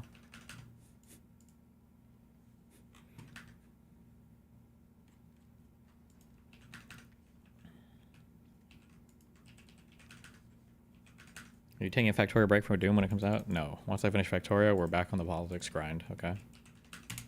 Hey everybody, how's it going? Hope you're having a lovely day. You would be surprised by the amount of nurses that privately comment on patients' bodies like this. I wouldn't be surprised at all. I am surprised that she's stupid enough to say something publicly. That's really dumb. That's incredibly fucking stupid, but whatever. Hey everybody, how's it going? Hope you're having a lovely day. My apologies if my presentation in this video is not very good. This is an emotionally charged topic for me because I've gone out with people in the past who have dealt with individuals in their childhood life that were similar to what I'm going to describe here, so it's a personal topic for me that bothers me very much. I'm going to be following up on the video that I did on Better Way Electronics the other day. Before we get started on the video, there's two things I have to go into because this gentleman has repeatedly tried to strike my videos down on privacy and defamation claims. The first thing we need to go over when it comes to privacy and doxing, that the messages that I'm going to be showing in this video are messages back and forth between a WhatsApp number and his customers, and this WhatsApp number is public on his business website. If you go to betterwayelectronics.com.au, you'll see that there is a text or WhatsApp right here. This is a public business phone number. So for me to share this phone number is not a violation of his privacy because this phone number is publicly available on his own company website. And the customers that have showed me this correspondence with him have given me full consent to show their correspondence in this video. The second thing that I'm going to go over here is the defamation claim. I'm going to be reading you articles from credible Australian news websites as well as court websites. If you are somebody from YouTube, It's only a HIPAA violation if the patient is identifiable. You can talk about patients if you anonymize the information enough. That's how case studies and everything work. Who's listening to this and you think that there is an issue with privacy or defamation, just look it up for yourself and you'll see that those claims are complete, utter nonsense. So let's get into what we're going over here. So BWE has a piece of software that allows you to better understand what's going on with your PlayStation. This allows you to diagnose and repair the console in a way that you wouldn't be able to without his software. I will give him credit there that he's damn good at what he does at making software that makes it easier to fix a PlayStation. The problem is that his software has a Look, he's got a friend for the video. A very, very weird type of spying DRM in it. Wait, hold on. I will give him credit there that he's damn good at what he does. Hold on, I need to, sorry, fuck, this is techno. I need to actually listen to this. Stop reading chat. Okay. This video. The second thing that I'm going to go over here is the defamation claim. I'm going to be reading you articles from credible Australian news websites as well as court websites. If you are somebody from YouTube who's listening to this and you think, I hate those people who call themselves a centrist as well, considering I call myself a centrist, but wouldn't the same logic apply to unhinged leftists who have the same title? Maybe. I mean, it depends. Some words are worth saving, some aren't. I'm not really, I don't think, a centrist or whatever. I think I'm pretty left. It just depends on what you're talking about, but that there is an issue with privacy or defamation, just look it up for yourself and you'll see that those claims are complete, utter nonsense. So let's get into what we're going over here. So BWE has a piece of software that allows you to better understand what's going on with your PlayStation. Okay. This allows you to diagnose and repair the console in a way that you wouldn't be able to without his software. I will give or maybe he'll explain it. Never mind. him credit there that he's damn good at what he does at making software that makes it easier to fix a PlayStation. The problem is that his software has a very, very weird type of spying DRM in it where it can tell what you're running on your computer. If you're Okay, because my question was going to be, okay.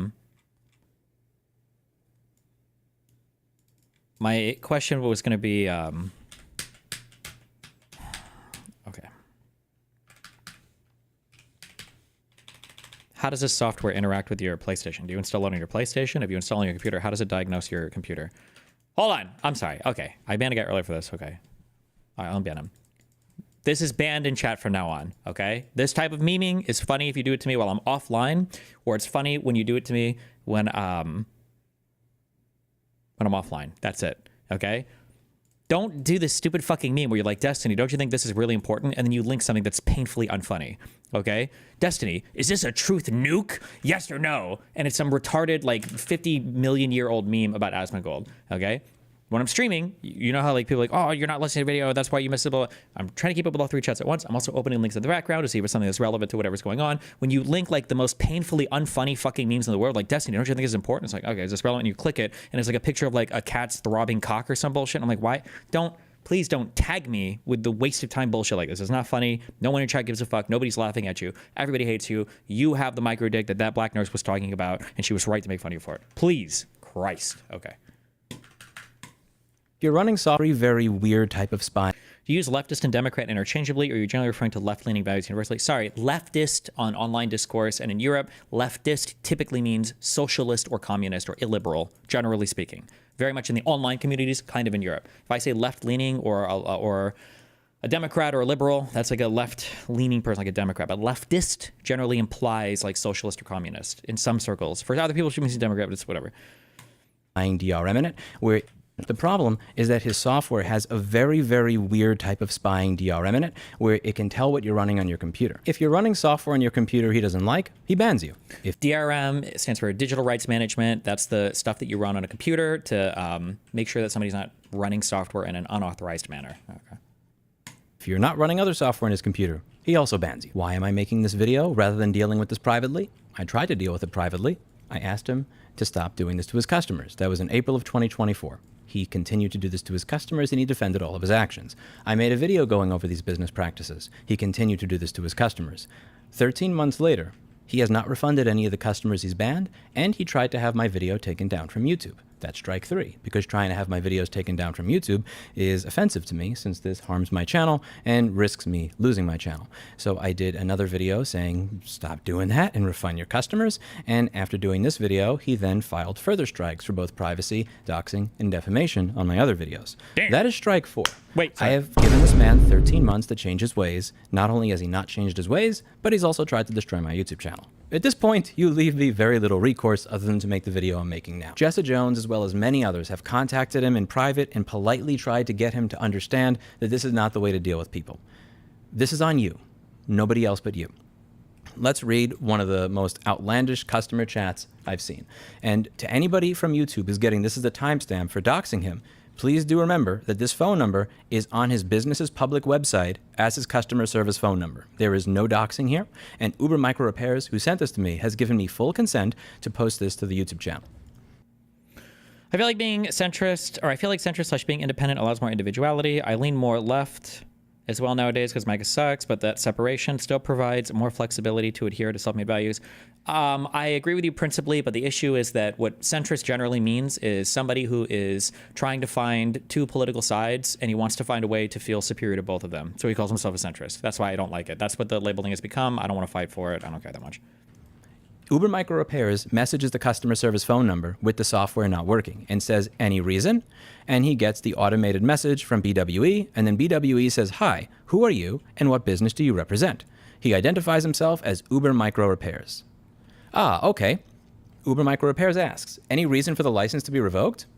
Programmers like to lock down their software to prevent other software debuggers for reverse engineering. Games do the same thing for cheats. No. That's not the issue that people have, isn't locking down software.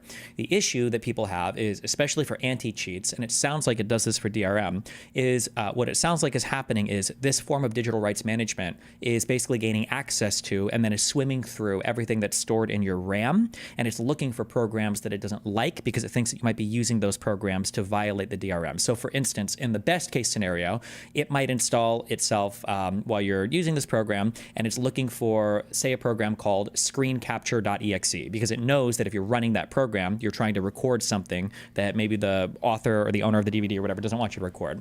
But the problem is that stuff like that, in order to function, is generally incredibly invasive. If stuff is swimming through your RAM looking for what's there, I think theoretically, I don't know what modern computer encryption in terms of RAM security on desktops is like, but if you have access to somebody's RAM, I think you can look through a lot of shit. You could theoretically, I think, record keystrokes, or maybe even more. You can dig a lot of stuff out of there. It's really spooky. So BWE links to the terms and conditions without saying which term. Uber Micro asks, please point out the one that I have allegedly broken. BWE says, please read it before asking me to read it for you. Though given you've accepted it, you've surely read it. who's doing customer support individually on Telegram or WhatsApp or whatever? I don't know. I don't understand. Is the repair shop installing the DRM to customers' machines?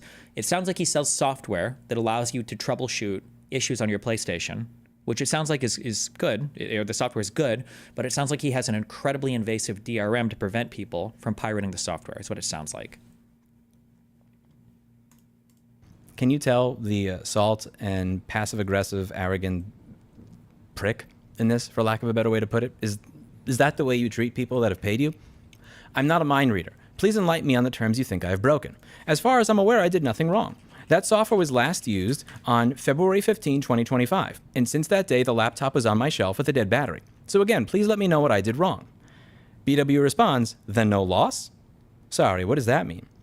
BWE asks, is there any particular reason you're trying it today? So he's Wait, what? Hold on. Okay. Any reason for the license to be revoked? Please point out the one I have allegedly broke. Please read it before you're asking me to read it for you, though given you've accepted it, surely you've read it. Oh, nice. That's a good one. I'm not a mind reader. Please enlighten me on the terms you think I've broken. As far as I'm aware, I did nothing wrong. The server's been last used on, yikes, European date format, February 15th. And since that day, the laptop was on my shelf with a dead battery. So again, please let me know what I did wrong. Then no loss? Question mark? Sorry, what does that mean? Is there any reason you're trying it today? How much, just curious, how much did this software cost? Sorry, what does that mean? BWE asks, is there any particular reason you're trying it today? So he is implying that because Uber Micro has not used this software in 2 or 3 months, that there's no loss if his access to it is revoked. This is an Axiom M3 speaker that I have on my desk. I bought them 2 years ago. This has not been hooked up for a month because I have my amp at my store powering a different set of speakers. Imagine if Ian Colquhoun and Alan Loft came to my house, took my speaker, stole it, and then said, well, you're not using it right now anyway because you're using a TLCS 3.6 instead of mine, so clearly it's no loss that I've stolen your speaker. My original question still stands. Why have you revoked the license? Reading the terms does not give me any indication why you chose to revoke it. You banned me from your Discord, and the only interaction I had in there was giving you a thumbs up on your comment when you added me. You know exactly why, but let's stay on topic here. Please give me the reason for revoking the license. BWE says, I believe you already know. Uber Micro says, I need you to tell me. BWE says, and I suppose your actions here are kind of telling the character you possess. You don't need anything. I think it's best to use some other software. Perhaps the coder's tool may suit you. You see the path of other software. Okay, one of the things I've expressed to people is it's good to be a good person. It's okay to be an annoying person. It's okay to be but if you're going to be an annoying person, at least have like the self-awareness to know that you're an annoying person. Understanding your strengths and weaknesses are incredibly important, especially, really for everybody, but especially if you're going to be a small business owner, okay? I don't know how many people work for this guy, but hire somebody to do PR, because this ain't it. You can't be this snarky and rude with fucking customers unless you're some crazy multimillionaire or you just have so much market power demand that you think you're invulnerable to controversy or whatever. Like, this is a very, very, very bad customer interaction. Jesus. Get ChatGPT to do it. I'm sure there are bots now that'll do customer service for you. Holy fuck. Perhaps the coder's tool may suit you. I honestly have no interest in talking to someone as disgusting as yourself. You see the passive aggression over there? Perhaps you should use somebody else's software. I wouldn't even call that passive aggression after that last one. That's just like aggression. Like, bro, chill. Imagine if Alan Loft at Axiom saw that instead of using the Axiom M3 tie, that I was using the TLCS 3.6, so that was his justification for coming into my house and taking away the Axiom M3. Perhaps you should just enjoy your teals.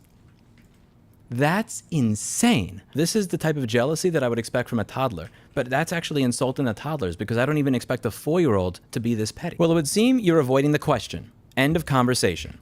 I honestly have no interest in talking to someone as disgusting as yourself. Please stop talking to me. Thanks. This is not how somebody who is emotionally and mentally healthy responds to a customer. Don't ban customers because of this. Like, you're setting yourself up for, like, how many moments have we watched, like, go viral with stuff like this, where there's a horrible customer service interaction? Why would you do that? I don't know. Oh, I get it now. Phil shouted me out in his video, which he did off his own back, I might add. I see now. BWE.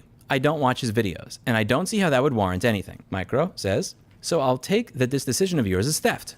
BWE. You can take it however you please. Pursuant to my terms which you agreed to, you're banned. Uber Micro says bye. Damn. BWE says your service is terminated permanently. Bye. You've also broken another term just now, so feel free to base whatever reason on that then. Keeps it simple. What the hell, man? Uber Micro repairs. People need to know that you are avoiding a simple question. BWE. All private communications between Betterway Electronics and its customers are strictly confidential. Unauthorized disclosure, including sharing email or messaging platforms such as WhatsApp, will result in the immediate termination of all services. Uber Micro. That is the only term that I've broken. It is after you have revoked my license. BWE. It's not the only one, but it's the latest one. Uber Micro says, well, tell me the other one. BWE says, I'm not interested in having my conversations leaked. Thank you. Jesus. All private communications between Betterway Electronics and its customers is confidential? Okay. Uber Micro. Well, stop conducting yourself this way and be civil with your customers. BWE. And you're civil? Uber Micro. I'm asking a simple question. I've not said anything to you to cause you harm that would warrant the license being revoked. Please point to me the reason why you revoked the license, and that will be done, and dust it. Again, keep in mind, he said that he was revealing messages and that's why the license was revoked, but he only shared messages after his license was revoked without reason. You're avoiding the original question. Sorry, but I value my privacy. Perhaps you should have been cognizant of the terms. Well, this is unproductive. I'm cutting off any communication with you now. And there's a reason he values a certain privacy of certain matters, and we're going to get into that. The matters within which he values privacy the most are matters that are completely public and public record. Let's go over the second time that he has treated a customer this way. He's going to make fun of a customer for not wanting to give him his state ID in spite of the fact that this gentleman's own business website uses somebody else's name. If you take a look at the whois for betterwayelectronics.com.au, the person who owns this is not Louis. It's not him. His domain name is registered to Julie Marie Miller Morrison. So his domain name for his website and his business is registered to somebody that's not him. Keep that in mind when you see how he's going to berate and make fun of this other customer. Hello. I'm getting incompatibility error 12 and trying to use your code reader. I have been using it for months without issue. I haven't made any changes to my computer. I don't understand. Please help. Jeremy, Lake, DRP Fix. Thank you for contacting Betterway Electronics. Please let us know how we can help you. Thank you for your message. We're unavailable right now. Blah, blah, blah. He sends a message which is a picture of what's going on with the software. Betterway Electronics responds with the URL to incompatible error information. The customer says, I don't know what any of that means. I don't see a reference of error 12. I closed everything out on my computer, turned off Windows Defender. It still will not work. Rip. Nothing else is running. Rip. I don't know any other code reader software. Please help. Rip. BWE. Why do you think you need a reference to 12 and there's also no reference to 1 or 2 or 3? Isn't it obvious it's for any of these? Anyways, please send photo ID that matches your purchase. Why is this guy doing tech support? Jesus. He's asking for photo ID from the customer. The customer doesn't send photo ID, but he responds with a photo of his receipt. Wait, what? Who is this guy? So when you're driving and a cop pulls you over, you show him this? What the fuck? Receipt. I believe this is a screenshot of the receipt that has the invoice information, and it has the last 4 digits of his credit card, which I have censored from this screenshot. BWE makes fun of him and berates him and says, so wait, when you're driving and a cop pulls you over, you show him this? The customer responds, it's a business credit card in my father-in-law's name. I'm not asking him for a copy of his ID. Louis, so you don't exist, and he doesn't exist. And then he links to the terms. BWE is mocking this customer for not wanting to give him his state ID. He's mocking him for showing the receipt for the software, in spite of the fact that on his own website, he doesn't even have his own name attached to it. Wrong key. This is not your name, sir. Yet you're making fun of people who may have somebody else at their business do this. Steve will use my credit card because it's my company and Steve is the manager of it, and that's going to have a different name on it. If Steve asked for my photo ID because our copy of QuickBooks or something stopped working, I would say no. If a customer has sent you both their email address, proof that they've paid you, their invoice number, and everything else, you have everything that you need to ensure that their license number is then going to work. You don't need their state ID. And I find it very strange that somebody who won't even attach his name to his business website is then making fun of somebody for providing a receipt in response to a request for them to prove that they purchased the software. I'm going to read one of the last emails before digging into his business that made me feel sick. I'll just read this. I'm not going to put his name or anything on screen. Email correspondence with BWE. Note, this correspondence is immediately after Hurricane Helene hit us. I am located in Asheville, North Carolina, and had no cell phone or internet or power from September 24th close to the end of October. Insurance denied most of my inventory and workshop tools that were damaged because they didn't have flood insurance. Nobody did. With the small bit of funds I had left, I made a decision to try to Hail Mary and bought a generator to power a select bit of old bench tools, and I drove a few hours to get service to buy BWE's product and download. This was an attempt to cut my diagnostic time down substantially and hopefully stay alive by fixing the more advanced issues PS5s I was sitting on without access to the internet to locate schematics and information I would normally require. Instead, it cost me hours of time driving to get service to communicate with him, trying to get his product working, and in the end losing both time and money with zero return outside of another brick stacked on a mental and financial breakdown. This man took my family and my business at our lowest, a time I cried more than I had in my entire adult life, and I'm 38 years old, and grinded his heel in. I very rarely speak negative about anyone, and if I do, I'm quick to apologize and feel remorse. This may be the one exception I have and ever will have. Of everything destroyed, the mountain of debt and toll my family and I were walking with, the scar from Louis kicking me when I was at rock bottom will be the only thing that time won't heal. Thank you for being the voice for businesses like mine who are silently working to stay alive. It means far more than words could describe. And yes, Louis did talk to this man in a worse manner than he spoke to the other two. Made me sick. Let's talk about BWE. I'm Louis. I have a master's degree in cybersecurity, a bachelor's in management, a bachelor's in information systems, and a diploma in business. I'm currently undertaking a PhD in cybersecurity. So he's going for his degree, and he lives in Brisbane, Australia. If you take a look at his GitHub, there's a few things you're going to notice. The first is that the commits started around 2018, and second thing you're going to notice is all these weird underage-looking anime girl-looking characters over here. They show up a lot on his YouTube channel, and they show up a lot over here. And this is all going to come into context at one point. Remember this, and remember that most of the commits here are starting around 2019, end of 2018. His website is registered to Julie Marie Miller Morrison, not Louis. Who is Julie Marie Miller Morrison? Julie Marie Miller Morrison Qatari. is somebody in Australia that owns Phase 4 Modern. She's listed under this business name. What is Phase 4 Modern? Phase 4 Modern, it looks like a record and cassette store. Nothing wrong with that. You just like a place where you could go to get old records. Pretty cool. And it says in both this article and this article that Donat Harahaj and Julie Morrison own this place. If you look down here, it says that the owners are Donat Dani Taharaj and Julie Morrison. Why do these people matter? If we look up Donat Taharaj, he also is listed as one of the owners of Phase 4 Records. Now, wonder who's related to Donat Taharaj. Do we find anybody? If you take a look, you'll find this gentleman over here. Osama bin Laden. Louis Tahiri, whose name used to be Luan Taharaj. So from May 2010 to July of 2024, this man's name was Luan Taharaj. ABNs are kind of like social security numbers in Australia. Your name can change, but this always stays the same. His name is Louis, the name that we know our individual. Where does he live? Main business location. When you take a look at the postal code, Brisbane, Australia, right where his business is located. Now, let's take a look at when he was registered to do business. He was active from May of 2010 to June of 2013. So he ended it around June of 2013. And then he was active again on October of 2022 to the present. Now, what may have happened in June of 2013 that caused him to stop doing his business? This is. You ready? 1, 2. Brisbane court jails man for 12 years over internet sex offenses. A Brisbane court has jailed a man for 12 years for offenses, including using the internet to procure underage girls for things that you need a VPN to view on the internet in Texas. The Supreme Court has been told that a 24-year-old Luan Taraj has contacted girls aged 13 and 14 on the website Vampire Freaks. He hacked the computer of one of the girls in southern New Wales and threatened her if she did not strip and engage in sexual acts on webcam.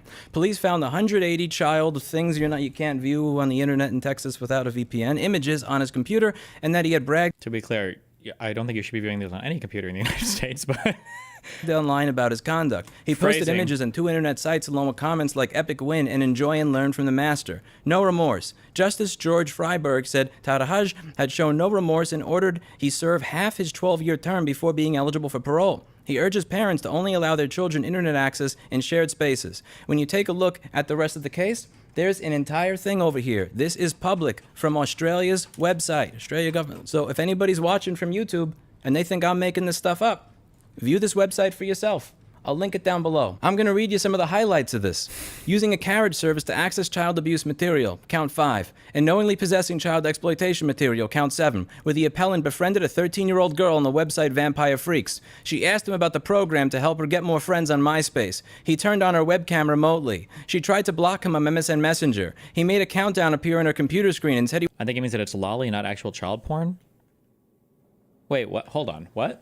I thought he said he was bragging about getting actual underage people to... Did I mishear?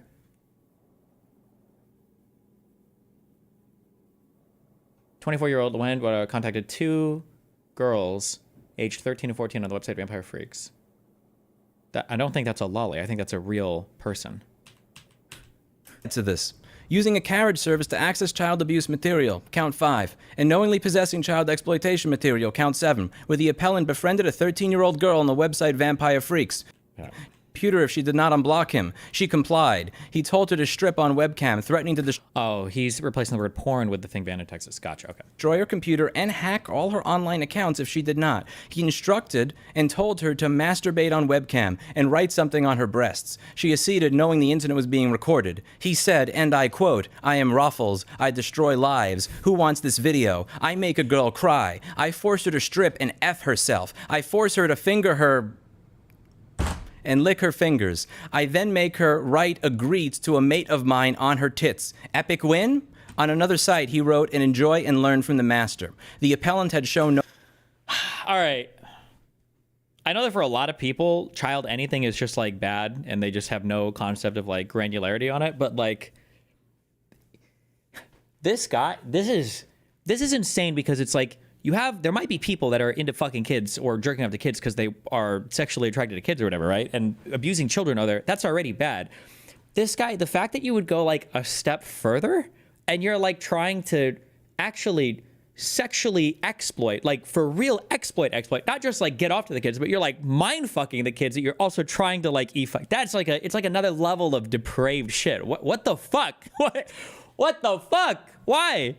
No Jesus. contrition, continued to deny responsibility, and was proud of his own cleverness in orchestrating the offending. He did not cooperate with the authorities in the administration of justice. With time for rehabilitation to occur, the appellant's denial of responsibility and lack of remorse did not suggest these prospects were promising. There was going to be a 12-year prison sentence. However, this wound up being commuted to a 4-year non-parole period. There should be a non-parole period of 4.5 years. Case, August 2013. When did his business first end? Also, wait.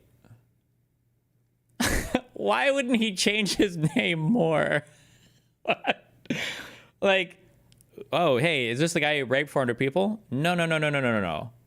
I'm Stefan Borinelli. You're thinking of Stephen Benelli. Way different. I don't even know who that guy is.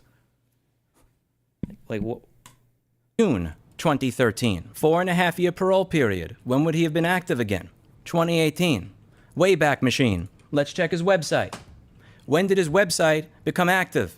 2018. When did he start making commits to GitHub? What did Dewan do to the 13-year-old girl? All right, there you go. He hacked her computer and he messed with her. What does Louis identify as? A hacker. I eventually shifted my focus from hacking to reverse engineering. What does he do to his customers? He screws with them. He messes with them. He gets access to their computer. He messes. And then he treats you like a piece of garbage. What did he do to these girls? I am Raffles. I destroy lives. Who wants this video? I make a girl cry. Why would you do Enjoy Jesus and learn from the master. Christ. The applicant shows no contrition, continued to deny responsibility, and was proud of his own cleverness.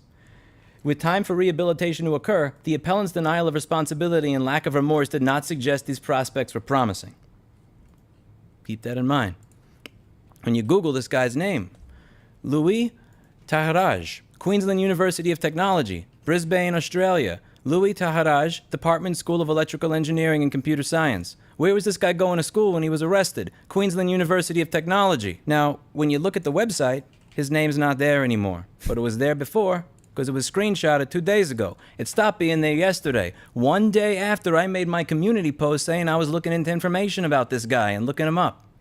Really interesting coincidence that his name was here for a decade and it disappears the day that I make my community post. He bragged on the internet that he made a 13-year-old girl defile herself and advised others how they could do the same. He'd leave his Rolex watch, gold rings, and cash on his desk in view of the webcam when he spoke to the girls. When you look at the court cases, they bring up a gold Rolex as part of the evidence. And when you look at his videos on YouTube, Better Way Electronics, what is he wearing? Why would you keep it? No, my God. And despite all this fucked up shit, if he served the time in jail, should all this be dug up? Is there indication he's being shady with kids again? There's probably arguments on both sides of that when it comes to sex offender registry stuff. The problem is you can never have an honest conversation about this because for all the rehabilitation people, when it comes to child stuff, they don't believe in any of that. They think that that should probably follow you around forever. The only reason why I could see it kind of being relevant here is the fact that the guy's putting software on computers that might be gaining too much access to the information on them, which might be relevant to criminal past. Should that be relevant now? I don't know. That's a oof. Over here. What kind of watch is that? And what color is it? Every one of the videos this guy makes has this little underage looking girl over here with the pink eyes in the bottom of the screen. Same as the shit that I see on his GitHub. What's that all about? There are 2 types of mental illness in this world. The first type, anxiety, depression, borderline bipolar, schizophrenia. People got problems, and I have infinite empathy and sympathy for people with those problems. I'm never gonna crap on you for having a problem like that. These are people that they have their issues. They may make life difficult sometimes to the people around them, but they don't mean bad. And then there's this shit. This is not fixable in my opinion. As the court said, with time for rehabilitation to occur, the appellant's denial of responsibility and lack of remorse did not suggest these prospects were promising. The exact same mentality and the exact same kind of stuff that's being said to these 13-year-old girls is the exact same attitude he has when he's messing with his customers, taking control over their computer, telling them what they can and can't do, laughing and screwing with them. In my opinion, with this type of mental illness, hurting people is the point. It's not like you've hurt somebody as a byproduct of anxiety or depression or schizophrenia or borderline or bipolar. With this mental illness, the intention is to hurt people and screw with them. People like this do not stop And this is something I've had to learn the hard way, as a kid and as an adult. They don't stop until they're held accountable and responsible. I'm going to ask everybody that's ever been banned from his software without receiving a refund, anybody who's ever had this experience, to submit the facts and the truth of their experience to every one of the consumer protection agencies I'm listing in the pinned comment down below. But that's not enough, because even if everybody does that, as long as his software is better than the open source software in any way, there will be a demand for it and people will pay for it. And I find the idea of this man making money while doing business in this way unacceptable and reprehensible. So I'm going to announce another bounty. $1,000 to reverse engineer the program? To the next 5 people that the coder tells me over the next 90 days have contributed the most to making his software better than BWE's. When you have the means, you have the responsibility. And I'm lucky enough at this point in time to be able to fund software that makes the repair community and end users' experiences fixing their own devices better. Links in the description down below. Report. Don't think that it's useless. I already lost my money. I'm never going to get it back. That's not the point. You want to make sure that he can't do it to somebody else. For a long time, you've enjoyed feeling like you're in control, making the walls feel like they're closing in on people that couldn't defend themselves. How's it feel when the walls are closing in on you? Usually, I end these videos by saying that's it for today, and as always, I hope you learned something. I'm going to end this one on a different note. Enjoy and learn from the master. Anybody else want to file a false strike on my YouTube channel? I would, but I haven't abused any children yet, so I'll do that first. Video game.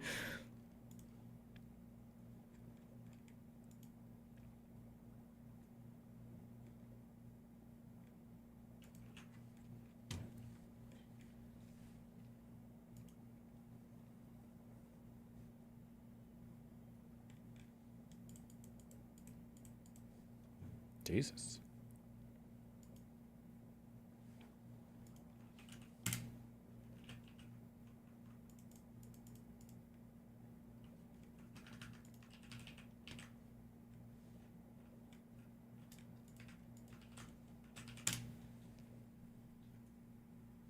Story friend of mine. I'll tell you a story. A friend of mine who's a businessman, very, very, very top guy. Most of you would have heard of him. A highly neurotic, brilliant businessman, seriously overweight, and he takes the fat shot drug. And he called me up, and he said, President, he calls me, he used to call me Donald, now he calls me President, so that's nice respect. But he's a rough guy, smart guy, very successful, very rich. I wouldn't even know how we would know this, but because he's got comments. President, could I ask you a question? What?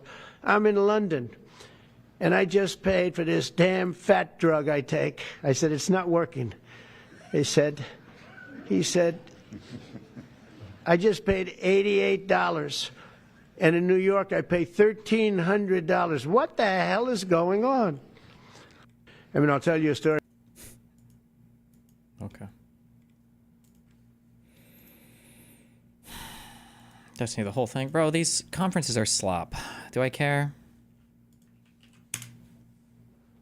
Thank you very much. Thank you, everybody. It's a big day. Should be fun. I don't know. You'll maybe find reasons. Which, though we are tempted to lie, honesty will lead us to form connections with other people who might otherwise have been adversaries. In this vein, I recall an encounter I had with a U.S. Customs officer upon returning from my first trip to Asia. The year was 1987, but it might as well have been the summer of love. I was 20, had hair down to my shoulders, and was dressed like an Indian rickshaw driver. For those charged with enforcing our nation's drug laws, it would have only been prudent to subject my luggage to special scrutiny. Happily, I had nothing to hide. Where are you coming from? The officer asked, glancing skeptically at my backpack. India, Nepal, Thailand, I said. Did you take any drugs while you were over there? As it happens, I had. The temptation to lie was obvious. Why speak to a customs officer about my recent drug use?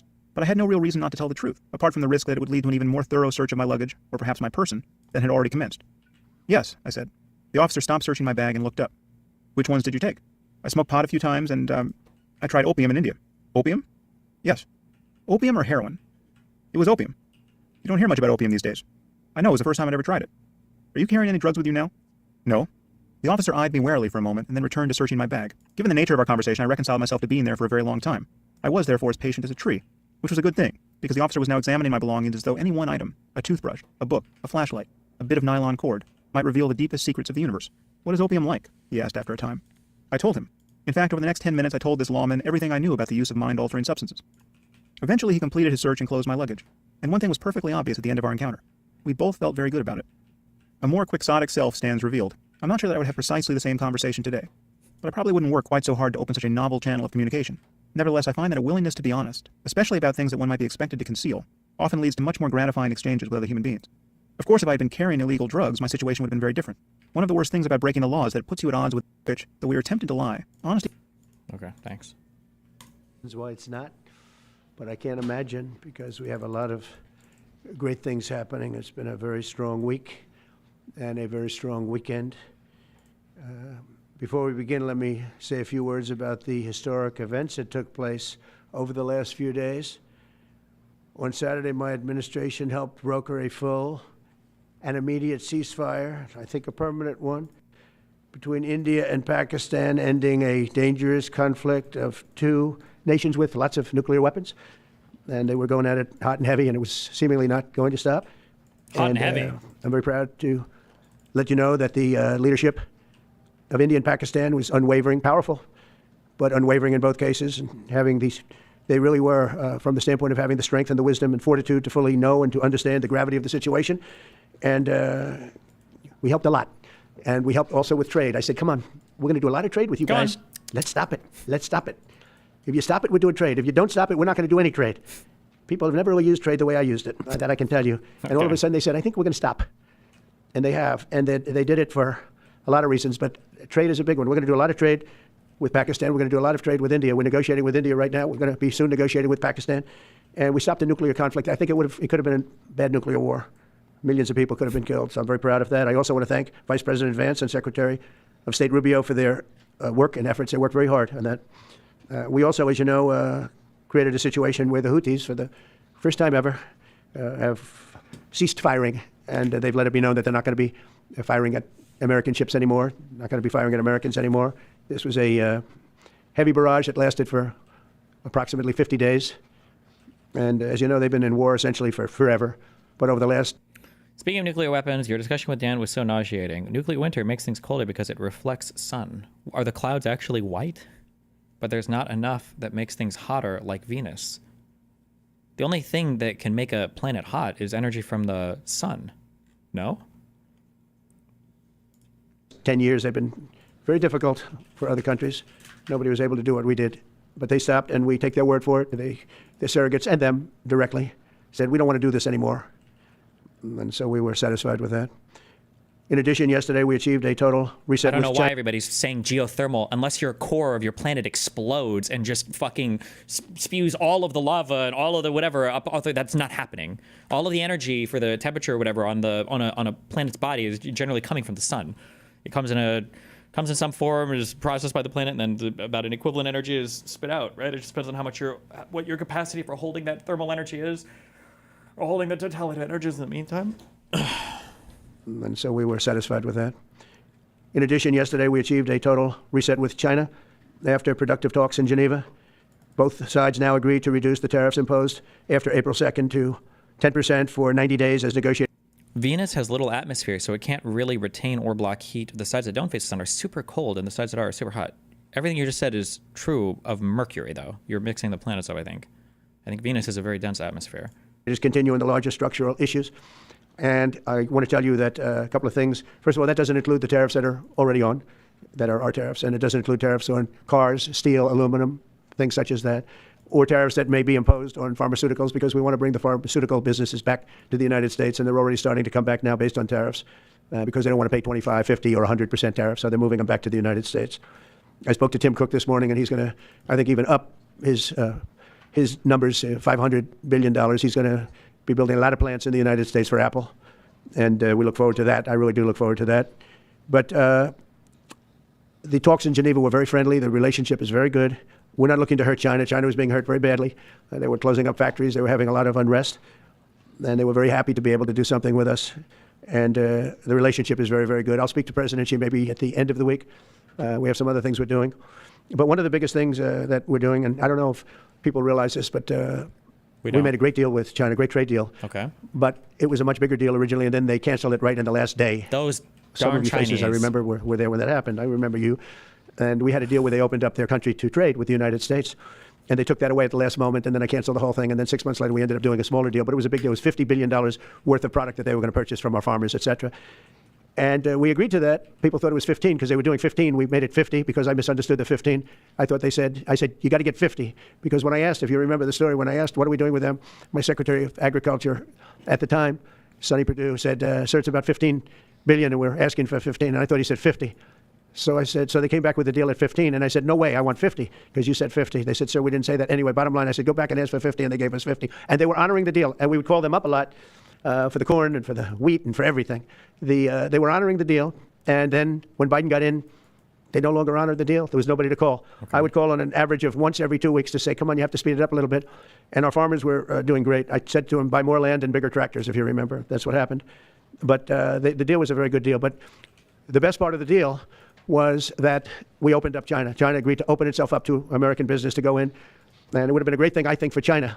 They would be able to see things that they haven't seen. They would be able to buy products that they have never been able to buy. Okay. Would have been great for American business. I think it would have brought unity between China, better unity between China and the United States. Okay. And the bottom line is that they canceled it the last day. We were all set to sign it. And then I went a little bit angry. I got a little angry. They said they canceled the deal. The deal was done. It was all ready to be signed. And people went over and they came back to me, sir, they don't want to sign the opening up China. Well, the biggest thing that we're discussing is the opening up China, and they've agreed to do that. But it's going to take a while to paper it. You know, that's not the easiest thing to paper. But that's the single, I think, to me. Some people would disagree. Some people would say we're getting a lot of money with tariffs or whatever. But, you know, especially when you add what we already have. Because remember, we're already getting the 50% on steel and different things. That's not included in these numbers. Mm-hmm. So you can add that. But the biggest thing to me is the opening up. I think it would be fantastic for our businesses if we could go in and compete with China. It would be a lot of jobs for China. It would be, I think, at a time when they can frankly use the jobs.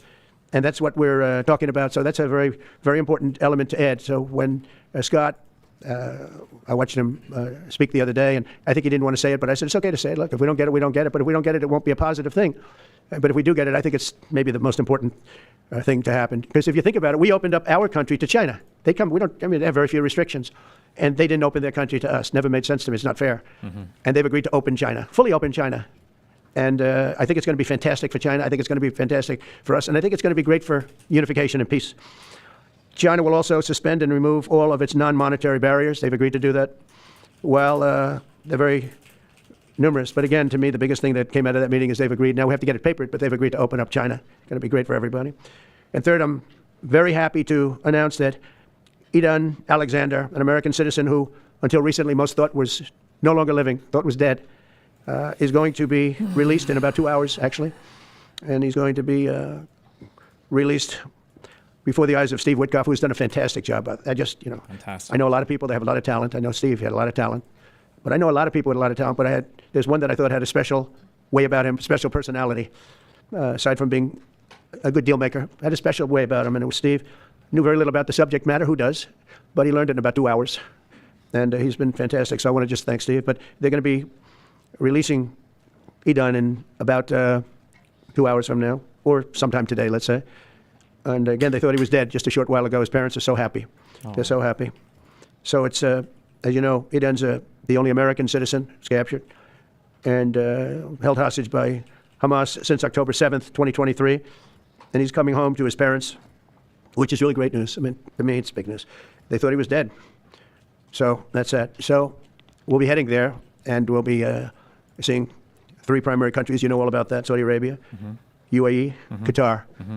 On Thursday's meeting with Russia and Ukraine is very important. I was very insistent that meeting take place. I think good things can come out of that meeting. If you try to build something, but you put something in the thing, does it just get consumed? Like if I put this in here and then I use a suit as an ingredient, will it just be gone forever? Stop the bloodshed of the horrible. It's a bloodbath. But that 5,000 more, it's really much more, trying to be conservative, more than 5,000 soldiers. Russian, they're not American soldiers, they're from Russia, they're from Ukraine, but they're people. They're human souls, and they're being killed at levels that we haven't seen since the Second World War. And it's every week. A lot of drone fighting. It's a whole new form of warfare, and it's violent and vicious. And so that's it. I'd like to go back to China just for a second. They're very heavy on the fentanyl. We're charging them, as you know, 20% for the fact that they send fentanyl into our country. And they've agreed that they're going to stop that. And, you know, they'll be rewarded by not having to pay, hundreds of billions of dollars in tariffs. So the fentanyl should stop. It comes from China. It's amazing. Yeah. And it comes through our southern border. It comes through our northern border, too. It comes through Canada and comes through our southern border. Much more through the southern border. Okay. But so that's a very important subject to me. Yeah. Because everybody in this room has lost friends or people that have family members that have died of fentanyl. Okay. So there's a big incentive for China to stop, and I take them at their word. They're going to work on that, For sure. I think, very hard. And one thing, when they work on something, they get it done. So now I'm about to depart on a historic visit. Some of you are going with us to, as I said, Saudi Arabia, Qatar, and United Arab Emirates. Before I do, I'll sign one of the most consequential executive orders in our country's history. I don't think there's ever been anything signed like this, certainly not with respect to healthcare, nothing even close. I'm delighted to be joined on this occasion by Secretary of Health and Human Services Robert F. Kennedy Jr., who is doing a really good job, I have to tell you that. CMS Administrator, a friend of mine, Dr. Mehmet I Oz. just find it crazy that 1 million Russians have died in the war. Is that true? I seriously doubt that. That sounds way too high. My guess would be that that number is under 100 or 200K. Probably less than that. Probably less than 100K. Dead would be my guess. 1 million casualties might be possible, but who is an amazing guy. You know, I was telling Bobby before, Oz had a very successful show, but it hurt his reputation. Because when you're in show business, it hurts your reputation a little bit. It's good for you, but in terms of professionalism and being a doctor, it sort of hurts your reputation. This guy went to the best schools, was the best, I mean, top of the line. Then he did a television show, became a success, made a lot of money, all that stuff, but it sort of hurt him. And you know who I compare that to? I hate to say this, but a special woman, Janine Pirro. She was the toughest, smartest DA, maybe in our countries, in our cities and states, history, New York. She was really tough, really sharp. Then she did a show. Then people didn't think of her quite the same way. She became more of an entertainment person, like Oz. Oz is not an entertainer. She's not really an entertainer, if you know the real story. And she isn't either. She is unbelievable. She was one of the strongest district attorneys in the history of New York. Highly respected, very tough. Went after the drug dealers at a level that you don't see today anymore. And hopefully she's given up she's leaving the #1 show on cable television, one of the #1 shows on television, period. The 5, but they've got great people left behind, but she was a big part of it. And so I equate it to that. Janine Pirro is unbelievable. FDA Commissioner Dr. Marty McCary with. she's one of the people who was one of the hosts at Fox who was complicit in that lie and actively was pushing the lie about the election fraud stuff. I remember her name from the Dominion lawsuit. A reputation that's second to none, and the job he's doing already has been fantastic. Thank you, Marty. And Director of National Institute of Health, Jay Bhattacharya, who has been, as you know, from Stanford, so highly regarded, and have all been working with us very hard on this. And the question they would ask, being a little bit new to the government aspect of it, is why doesn't somebody fight the drug price situation, meaning equalization? There's a term. It's called equalization. Nobody wants to mention that term. And I'm not knocking the drug companies. I'm really more knocking the countries than the drug companies because they're forced to do things. But the drug lobby is the strongest lobby in this country, they say, the drug lobby. It's between that and lawyers. And they have a lot of power. But starting today, the United States will no longer subsidize the health care of foreign countries, which is what we were doing. We're subsidizing others' health care. Countries where they paid a small fraction of what for the same drug that what we pay many, many times more for. And will no longer tolerate profiteering and price gouging from Big Pharma. But again, it was really the countries that forced Big Pharma to do things that, frankly, I'm not sure they really felt comfortable doing. But they've gotten away with it, these countries. European Union has been brutal. And the drug companies actually told me stories. It was just brutal how they forced them. And European Union suing all our companies, Apple, Google, Meta. They're suing all of our companies. They end up, they have judges that are European Union-centric. And they get rewarded $15 billion, $17 billion, $20 billion. And they use that to run their operation. Not going to happen any longer, that I can tell you. So what's been happening is we've been subsidizing other countries throughout the world, not just in Europe, throughout the world. European Union was the most difficult from what I understand.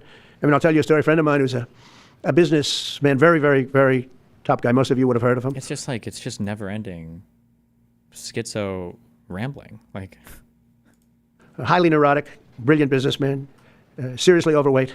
And he takes the fat shot drug. And he called me up and he said, President, he calls me, he used to call me Donald, now he calls me President, so that's nice respect. But he's a rough guy, smart guy, very successful, very rich. I wouldn't even know how we would know this, but because he's got comments. President, could I ask you a question? What? I'm in London, and I just paid for this damn fat drug I take. I said, it's not working. He said,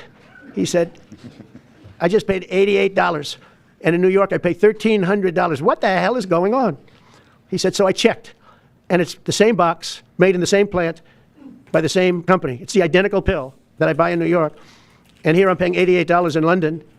In New York, I'm paying $1,300. Now, this is a great businessman, but he's not familiar with this crazy situation that we have. But he was stunned. But it was just one of those stories. And I brought it up with the drug companies, represented by somebody who's very, very smart. Good Do I person. need to explain like why regional pricing is probably a good thing, and why even if somebody can buy a drug for cheaper than we do, it actually makes the drug cheaper for us? Like if we sell something for $100 in the United States and then we sell the same thing for $10 in Hungary, we're not actually subsidizing them. In a way, we kind of are, but they're also subsidizing us. Do we all understand that? I feel like I've explained this like 20 times.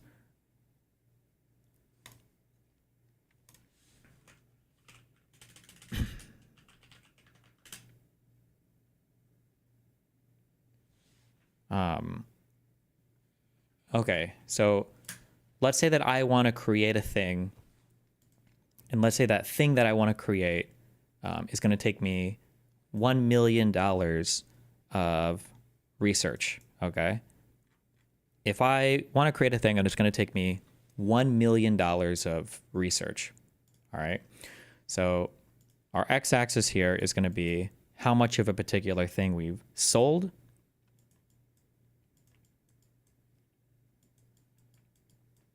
And our y-axis will be the amount of money that we've spent, okay?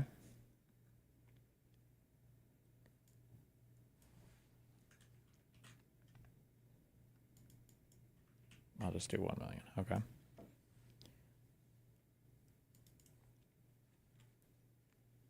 Okay. If it's going to take me $1 million of investment, okay? Why do we do this every 2 weeks? Because it seems like nobody still understands this, all right?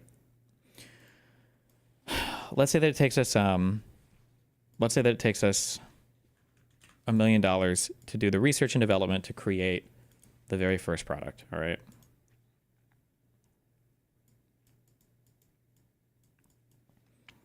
At zero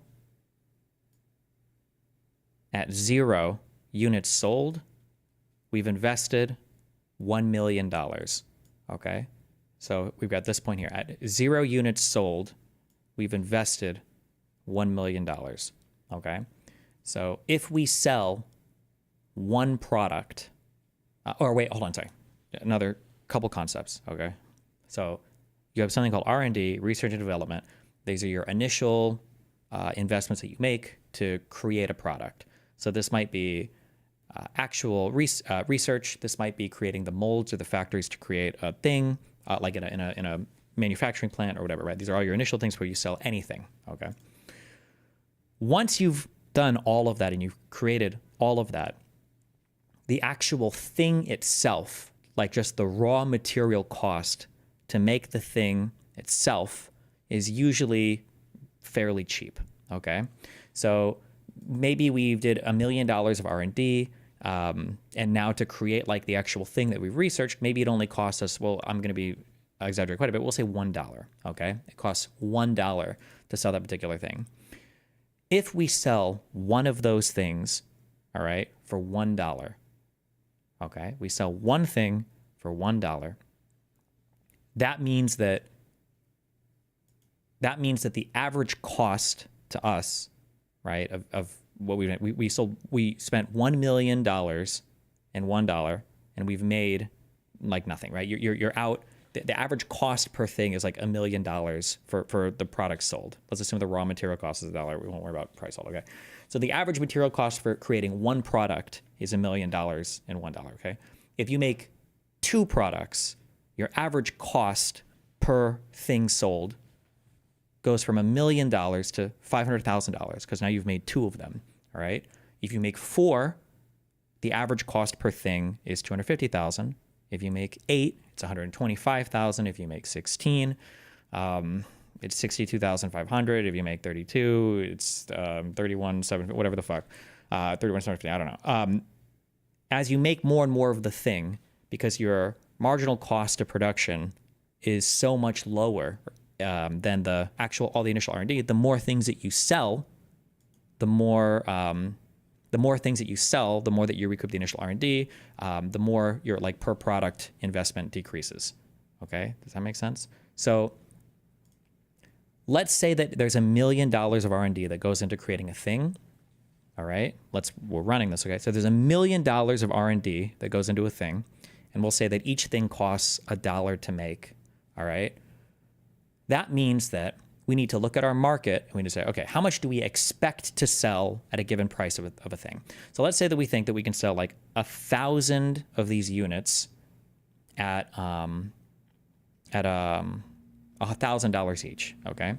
So let's assume that our market will, okay, let's assume that the market will bear $1,000, okay, per unit, and we can sell 1,000 of these units in our ordinary market, okay? I don't know why I drew a graph. I don't know if I'll use this graph, okay? If it is the case that we can sell 1,000 of these products at $1,000 each, then we'll have recouped our entire $1 million initial investment, and that's good. Now, in a real world, you'd want some profit as well, but we won't worry about that right now, okay? All right, cool. However, all right, if we see that our original market, and we'll say the United States, if the original market can bear that cost of $1,000 per unit, what we could do is we could look at other markets, and let's say we look at poorer markets, let's say South America, Eastern Europe, Africa, whatever, and we go, okay, well, in those markets, they can't really afford $1,000 a pop, but they can afford like $100 each. What we could do is we could go to those markets and we could see what they're willing to bear, and we could say, okay, well, we'll sell for $100 each, and we'll probably be able to sell like, we can sell like 5,000 units, all right, in those other markets, all right? Well, now we've recouped $500,000. What we could do is we could even lower our unit price in the original market to be even more competitive. We could bring our $1,000 a unit in this original market. We could drop this to fucking $700 a unit, all right? And then we could sell over here for $100 a unit, and we've dropped our price here, and we've engaged in price discrimination. We are doing regional pricing here, and we're making more money overall, okay? We made something available to these people that they would have ordinarily never bought because they wouldn't have been able to bear the necessary price for this. And in our original market, we were able to drop a little bit as well because now that we're able to sell, remember the marginal cost of production, meaning how much does it cost to just make the next product, right, is very low after you've done all the initial R&D, right? Now what we've done is we've dropped all of our pricing everywhere because we have access to so many more markets, and our original market is generally, is willing to bear the cost of R&D and production, all that, your CapEx outlays, if you will. Now the issue is that the problem is consumers look at this and they go, well, wait a second. You're selling to me for 700 each. You sell over there for 100 each? What? I'm getting ripped off. And I'm subsidizing them. And this is bullshit. Now, in a way, you are kind of subsidizing them because your market was willing to bear such a high cost. You're probably supporting a little bit more R&D. Sure. However, in a way, they're also kind of subsidizing you. They're guaranteeing a minimum level of profit for your companies here that can afford now to sell for a lower price to domestic people because of the regional pricing in other areas. If you get rid of this, okay, because you don't like the difference here, all right, you get ass pain because you see they're spending less. What happens is your companies here are now going to have to sell at a higher price to Americans. The other countries get no benefit now from American production whatsoever. And that's it. So now by getting rid of this lower price, you think you're helping yourself, but you're not. You're actually just fucking that whole market over, and you're fucking your domestic base over because now they're going to have to pay more because this company now loses access to a whole market of people that they could sell to a product that they've already invested all the R&D into. So, nobody likes this. Most people don't even believe this is real because because people don't like markets, I guess, or want to moralize everything. But can people just abuse the system and buy from the cheaper country? Well, so yeah, some people do this, but it's technically bad because then it's going to hurt your domestic market, and now companies will get rid of the regional pricing. So, for instance, G2A did this in video games a long time ago, where they made available a bunch of domestic or regional pricing things to other people in other countries. Or sometimes people engage in something called medical tourism, where they'll fly to another country to pay for cheaper services there. But if too many people do this, then you lose the ability to engage in price discrimination here. You lose your regional pricing, and then you just have to drop this completely. If they could charge $1,800, why would they not do that and charge $1,700 instead? Well, if they can do a lower price, they can probably increase the amount of customers. And since your marginal cost is so low, you'd probably rather just decrease the price and sell to more people anyway. Also, there's competitive forces at work and everything as well. Does that mean the product is technically overpriced in the main market? Not necessarily. I mean, there's going to be a balancing act between pricing for these two regions, but the pricing, like a market will, remember, supply and demand is the propensity to consume at a given cost per unit is the equivalent to the propensity to create or supply a cost per unit. And that equilibrium of what is a supplier willing to supply at a given price and what is a consumer willing to consume at a given price, that equilibrium is going to be different in different markets. Your explanation makes sense, but it is irrelevant to Trump's example because Ozempic is made in the EU.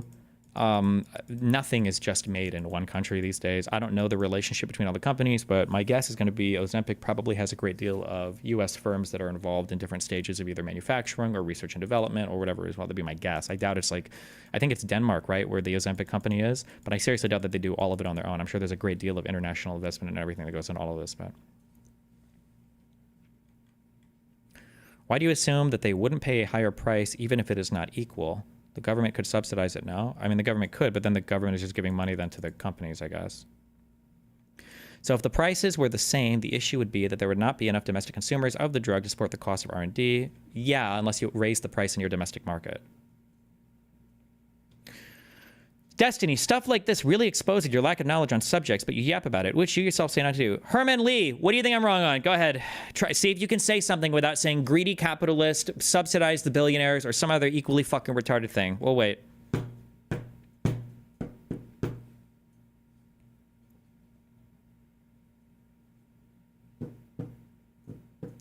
So it's stopping people just buying at cheaper prices. Why aren't objects like phones given the same treatment of regional prices? I think they are to some extent, right? Like, don't they sell phones for different prices in different markets? I think that is the case. I could be wrong, but I think that is the case. Like in Australia, aren't things like famously cheaper than they are? I'm sorry, famously more expensive than they are, even when you take into account currency conversion, I think.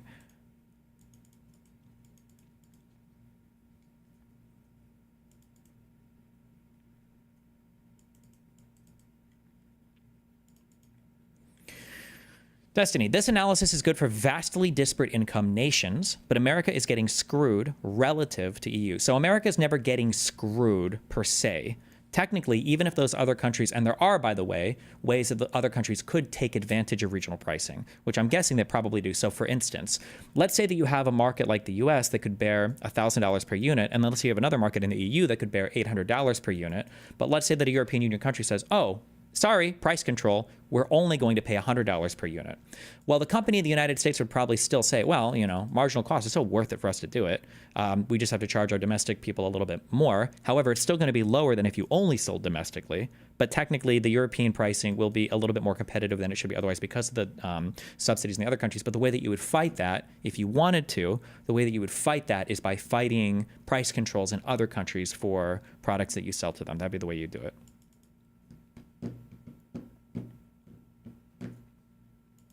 But if you just say, we're just going to make the price equal everywhere by having some arbitrary like restriction or whatever, all you're doing is reducing the amount of investment in pharmaceuticals, you'll reduce the amount of drugs available, and you'll just make it more expensive in the US.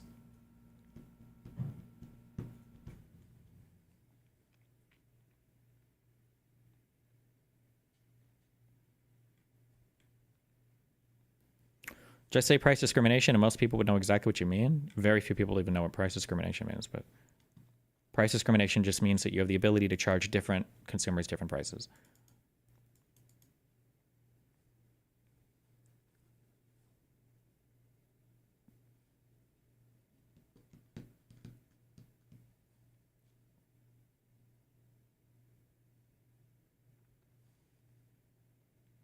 I live this shit. Y'all don't. Big difference.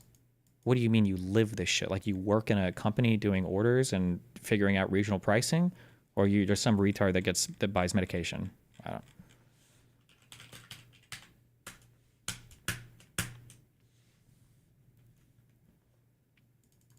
Okay, let's see what this guy's saying. Dude, this is not how it works. Bro, you're way wrong here. You're very wrong. Imagine thinking you can export something and charge domestic customers over 20 times the markup. Okay, you're retarded. Check log daddy. Yeah, okay, it's just retarded. Okay.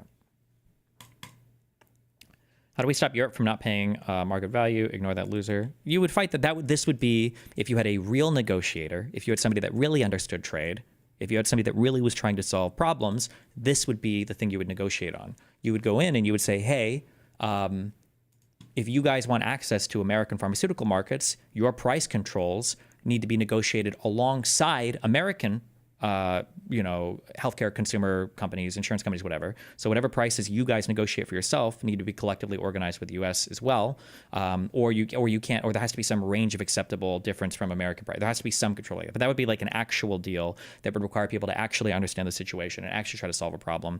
But nobody's even talking about shit like this because 90% of people don't even understand how this works, and then even if you explain it, most people wouldn't even believe it's a real thing. So.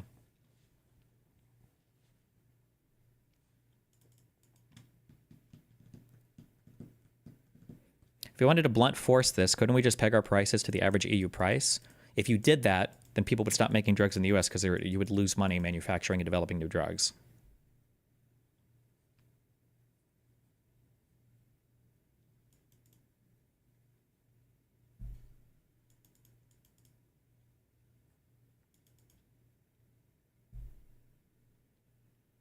If the EU price control brings down EU prices, US prices increase in response due to shifting consumer surplus. The U.S. response with their own price controls and the supplier can, well, if as long as the EU prices are still higher than the marginal cost of production, then it still should theoretically drop U.S. prices, even if they're price controlling it below where their market would ordinarily sustain it anyway. Now, if they were price controlling it below the marginal cost of production, then that would cause U.S. prices to rise above what they would even originally be. But then at some point, they'll just stop making these things.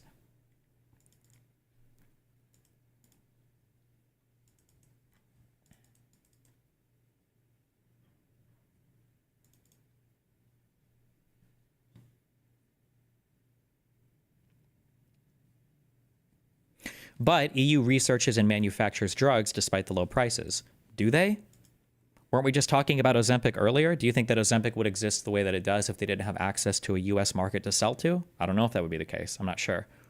My guess is probably not. It could be that there are EU companies that do pharmaceutical research and they do sell drugs in the European Union, but they also rely on getting some sort of branding in a US market under a different brand, and then it allows them to sell that drug here, whatever. I don't know what the American version of Ozempic is, or if it's just called Ozempic and then it's just a different company, a US company or whatever. Like, but there is no power that the U.S. government can exercise to negotiate as a buyer for the U.S. market, right? Wrong. There is a huge consumer of healthcare in the United States that could negotiate a ton, and it's called Medicare. But I think traditionally Medicare is forbidden from, or is it Medicaid, or both? Generally, they're not allowed to negotiate drug prices. I think Biden changed some of this, or on some drugs, but...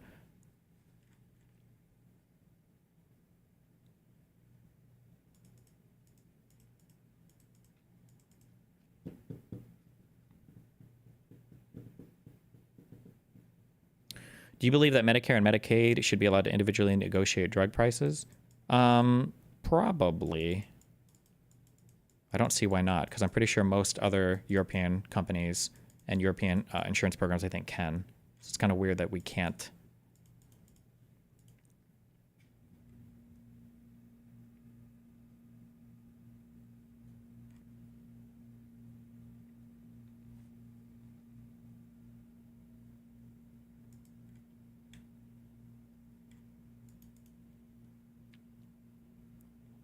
People underestimate how much of a cheat code it is to have access to other international markets, which is why marketing strategists and experts get paid the big fucking bucks. Yeah, but the issue is like we're so mind-fucked on if you see somebody getting something and it seems unfair, for some reason, some part in the brain shuts off and you automatically stop giving a fuck about anything related to your shit, and all you see is the lack of fairness. And it doesn't matter if things are better or worse. Like emotionally, we're better. Emotionally, we feel more comfortable in worse environments if everything is fair than in better environments where we feel like there's an unequal distribution. That's just a very mammal brain thing. I think there's a So a final experiment that I want to mention to you is our fairness study. And so this became a very famous study, and there's now many more, because after we did this about 10 years ago, it became very well known. And we did that originally with capuchin monkeys, and I'm going to show you the first. How much of the price discrepancy is due to price controls as opposed to EU countries negotiating as large buyers? Well, negotiating a price implies a price control. That is a price control. You're setting the price in a place different than where the market might ordinarily settle on. Experiment that we did. It has now been done with dogs and with birds and with chimpanzees. If you can lower the price in the US by finding new customers abroad and still meet or beat your original sales, you would just lower the price in the first place? No, you wouldn't, because it's all about how many things you can sell to recoup the initial R&D. I don't know how else to explain it than what I said before. But with Sarah Brosnan, we started out with capuchin monkeys. So what we did is we put two capuchin monkeys side by side. Again, these animals, they live in a group. They know each other. We take them out of the group, put them in a test chamber. And there's a very simple task that they need to do. And if you give both of them cucumber for the task, the two monkeys side by side, they're perfectly willing to do this 25 times in a row. So cucumber, even though it's you need to do in a test chamber. Okay. And there's a very simple task that they need to do. And if you give both of them cucumber for the task, the two monkeys side by side, they're perfectly willing to do this 25 times in a row. So cucumber, even though it's really only water in my opinion, but cucumber is perfectly fine for them. Now if you give the partner grapes, the food preferences of my capuchin monkeys correspond exactly with the prices in the supermarket. And so if you give them grapes, that's a far better food, then you create inequity between them. So that's the experiment we did. Recently, we videotaped it with new monkeys who had never done the task, thinking that maybe they would have a stronger reaction, and that turned out to be right. The one on the left is the monkey who gets cucumber. The one on the right is the one who gets grapes. The one who gets cucumber, note that the first piece of cucumber is perfectly fine. The first piece she eats. Then she sees the other one getting grape, and you will see what happens. So she gives a rock to us, that's the task. Oh, the exoskeleton. And we give her a piece of cucumber and she eats it. The other one needs to give a rock to us. And that's what she does. And she gets a grape. And she eats it. The other one sees that. She gives a rock to us now, gets again cucumber.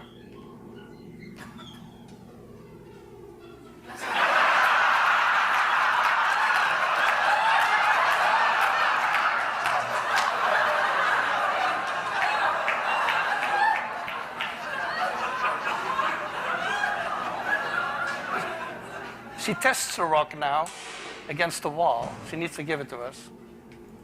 And she gets cucumber again.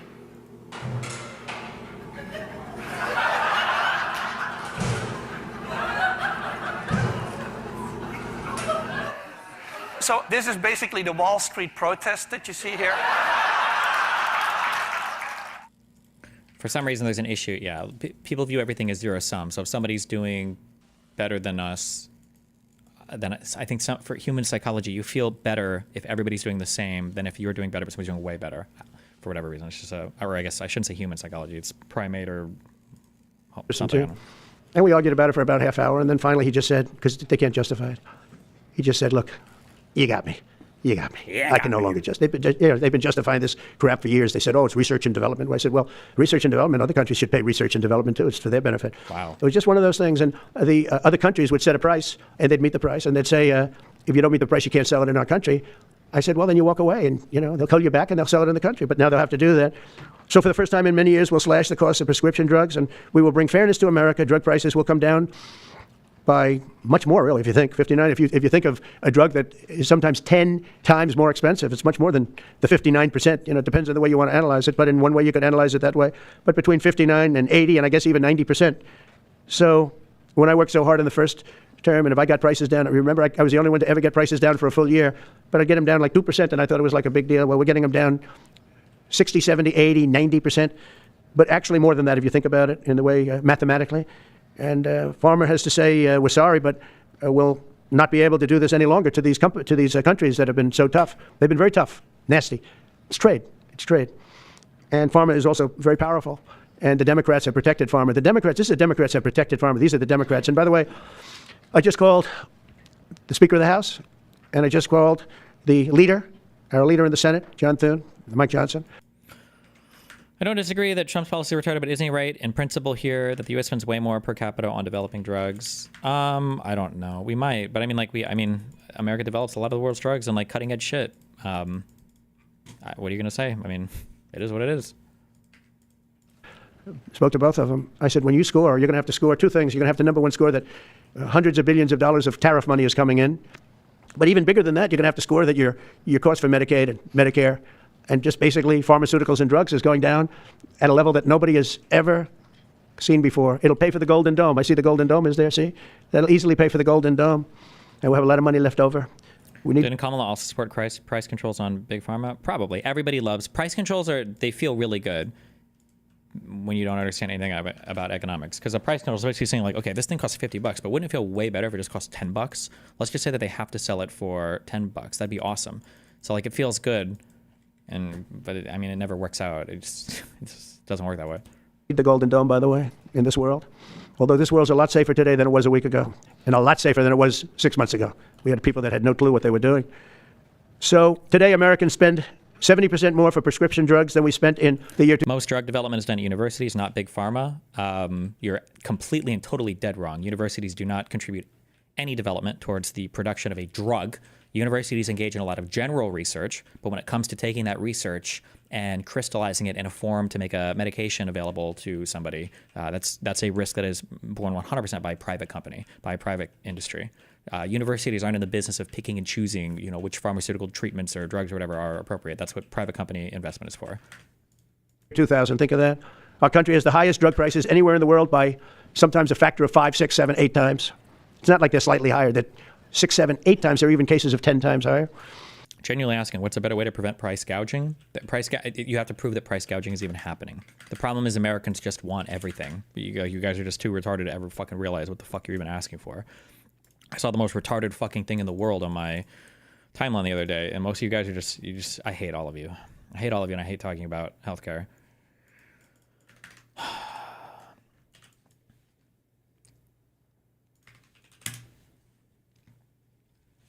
$453,000 likes. Why do people consider Luigi a hero? It's devastating to me. Fighting for his breath, Duran Wells is battling stage 4 lung cancer. The husband and father of 3 is also now battling his insurance company. I'm really sad that my life is in the hands of these decision makers who seem to make these decisions in such a cold way. The 59-year-old and his family say Cigna had approved him for procedures that would allow him to be transferred to Northwestern Medicine in Chicago for a clinical trial double lung transplant he had been medically approved for.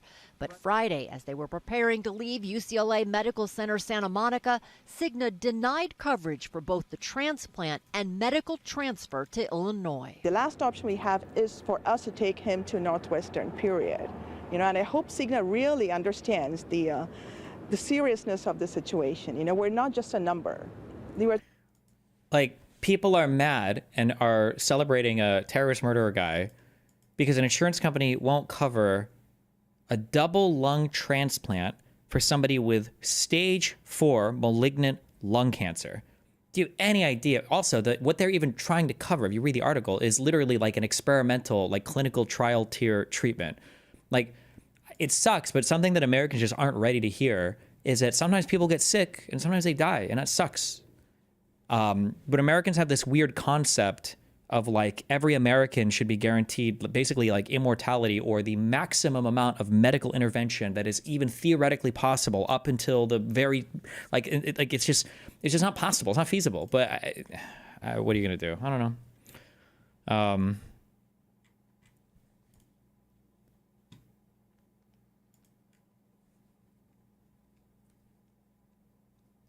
Well, they shouldn't cover it. Didn't they fuck up by saying they would cover for it and then pulling the rug? I don't think that happened. I think that they're being clever in how they're saying, and I think they're lying about that. I think they probably approved some like experimental treatments or some things, but the way that they said that like, oh, well, we can't do this university, we have to do this one now, it makes it sound like they weren't probably willing to go on board with this last one, but they covered others. That's my guess. If they actually did, if they actually said they would and then they take it back, I mean, like, that's shitty. But nobody's mad because of that. They're mad because they think that every single American at every single stage of disease should be guaranteed every single possible experimental treatment, no matter how many surgeons it requires, no matter how much money it requires, no matter how much hospital space it requires, no matter how many dollars you have to, like, everybody thinks in the United States that we have the resources to give every single person the maximum amount of theoretical medical coverage. It's just not. We just don't have the resource for it. You don't have the doctors for it. You don't have the stuff. You don't have anything. It's just not possible.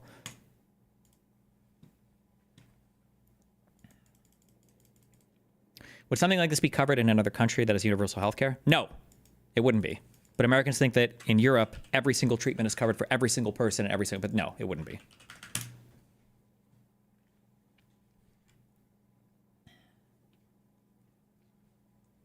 Darren Wells, 59, is battling advanced lung cancer, and his doctors have approved him for a double transplant, a procedure that his loved ones have described as his only path to survival. However, Cigna Healthcare, his health insurer, has refused to authorize the transplant and the emergency medical transport needed to get him to the hospital for the operation. He needs to be transferred to Chicago's Northwestern Memorial Hospital for the operations. Wells was preparing to be moved from UCLA Santa Monica Medical Center on Friday, but Cigna denied coverage for the procedure and the transfer. ABC 7 reported. Oh, so I don't even know if the insurance ever even covered this.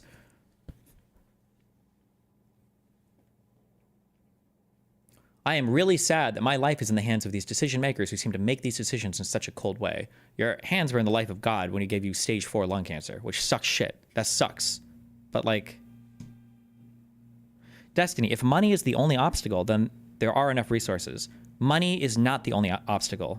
You think that it is because you're retarded, but money represents other things in an economy. If you had infinite money for every single American, that still wouldn't give them the medical treatment you want. There aren't enough people that work these jobs to even do these things. Like, that's not how that works. Destiny, you just learned what insurance is. That is the entire point of the concept. No matter how expensive, you get covered because the insurance company took the risk. Wrong, and you're banned. You say too much retarded shit in chat. Alan Green. The father and husband may not survive without immediate intervention, his family says. The last option we have is for us to take him to Northwestern, period. I hope Cigna really understands the seriousness of the situation. We're not just a number, we're talking about his life. The insurer told ABC 7 in a statement, our coverage guidelines are grounded in national clinical standards to help ensure the best possible outcomes for patients. Cigna say 21% claim denial rate, according to Value Penguin. Nice. The GoFundMe page has garnered $41,000 as of Friday afternoon. The organizer, his friend Scott Curran, is hoping to raise $1.5 million to cover the cost of the procedure, the emergency air transport, post-surgery recovery, and temporary relocation for his family.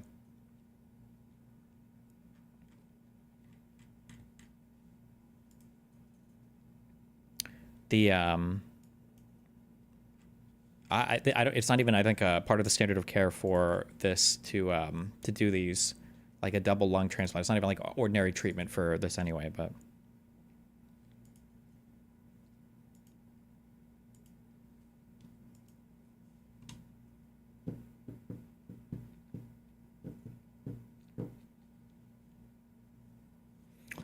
But whatever.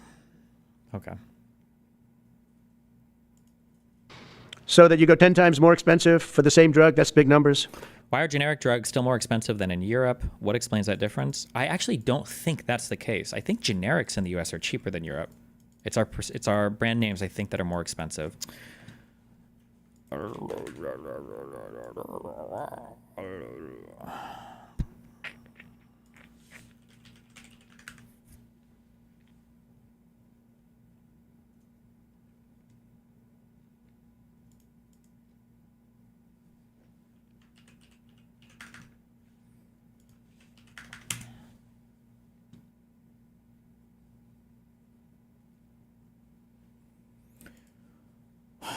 What is this source from? Oh, source.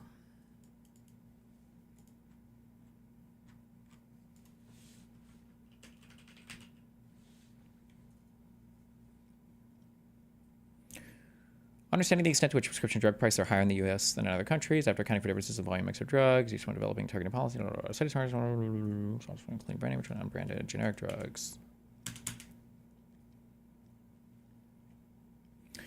These results stem from the combination of starkly different price comparisons findings for brand name versus generic drugs. U.S. prices for brand name originator drugs were 422% of prices in comparison countries, while U.S. unbranded generics, which we found account for 90% of U.S. prescription volume, were on average cheaper at 67% of prices in comparison countries. where on average only 41% of prescription volume is for unbranded generics. U.S. prices for brand name drugs remain 308% of prices in other countries, even after adjustments to account for rebates paid by drug companies to U.S. payers and their pharmacies. So healthcare is just really complicated, but.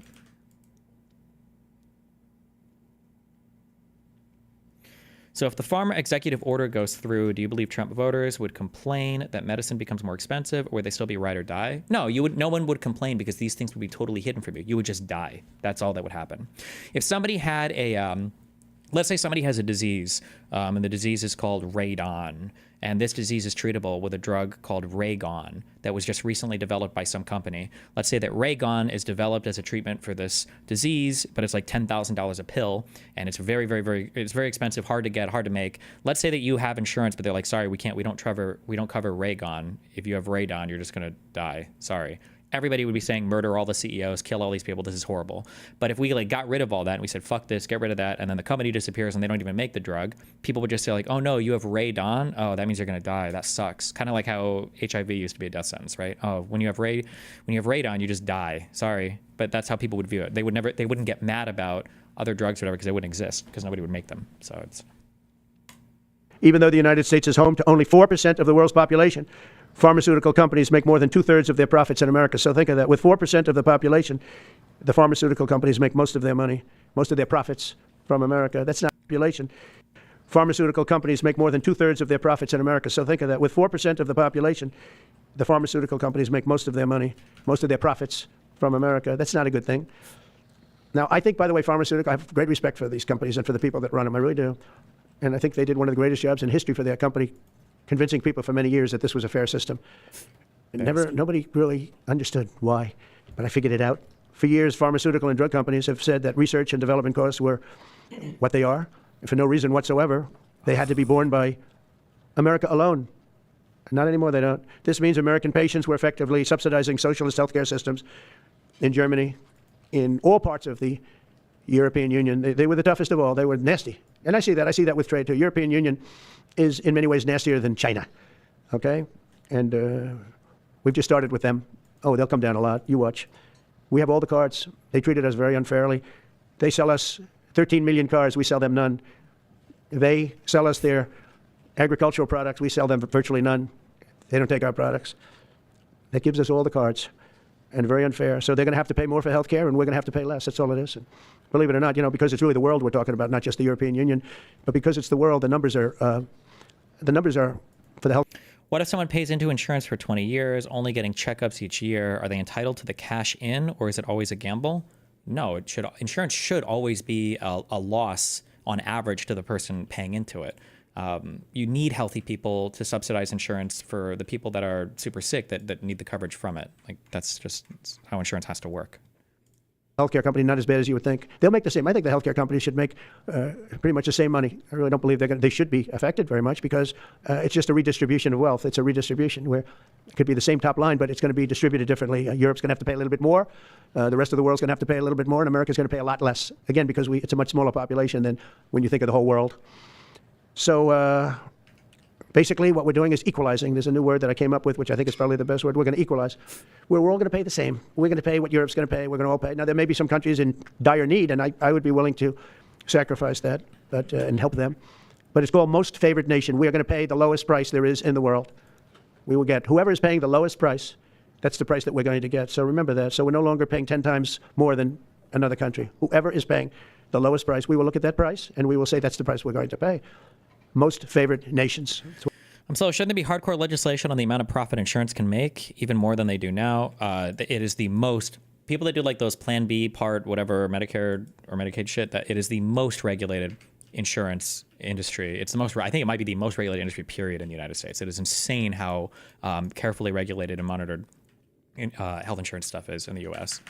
But again, people think that if every single patient isn't given every single maximum theoretical treatment all the way to the final stage of life, then something is wrong. So that's just the American perspective on healthcare coverage, unfortunately. That's what it is. One breast cancer drug costs Americans over $16,000 per bottle, but the same drug from the same factory, manufactured by the same company, is 1/6 that price in Australia and 1/10 that price in Sweden. 1/10 for the identical product. A common asthma drug costs What are almost... your thoughts on profit caps on industries that are in our national interest, i.e. pharmacy? Whatever, I don't care.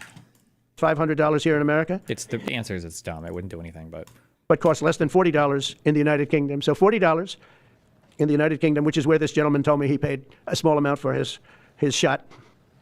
But think of that. So $40 versus $500 here. That's not even bad. There are much worse examples. And the weight loss drug, Ozempic, costs 10 times more in the United States than in the rest of the developed world. 10 times more. Why? Why? What did we do? Suckers. But we never had a president that had the courage to do this. And nobody knew the system like I do. I mean, I've gotten to know this system so well. how much does Vyvanse cost without insurance in the U.S.?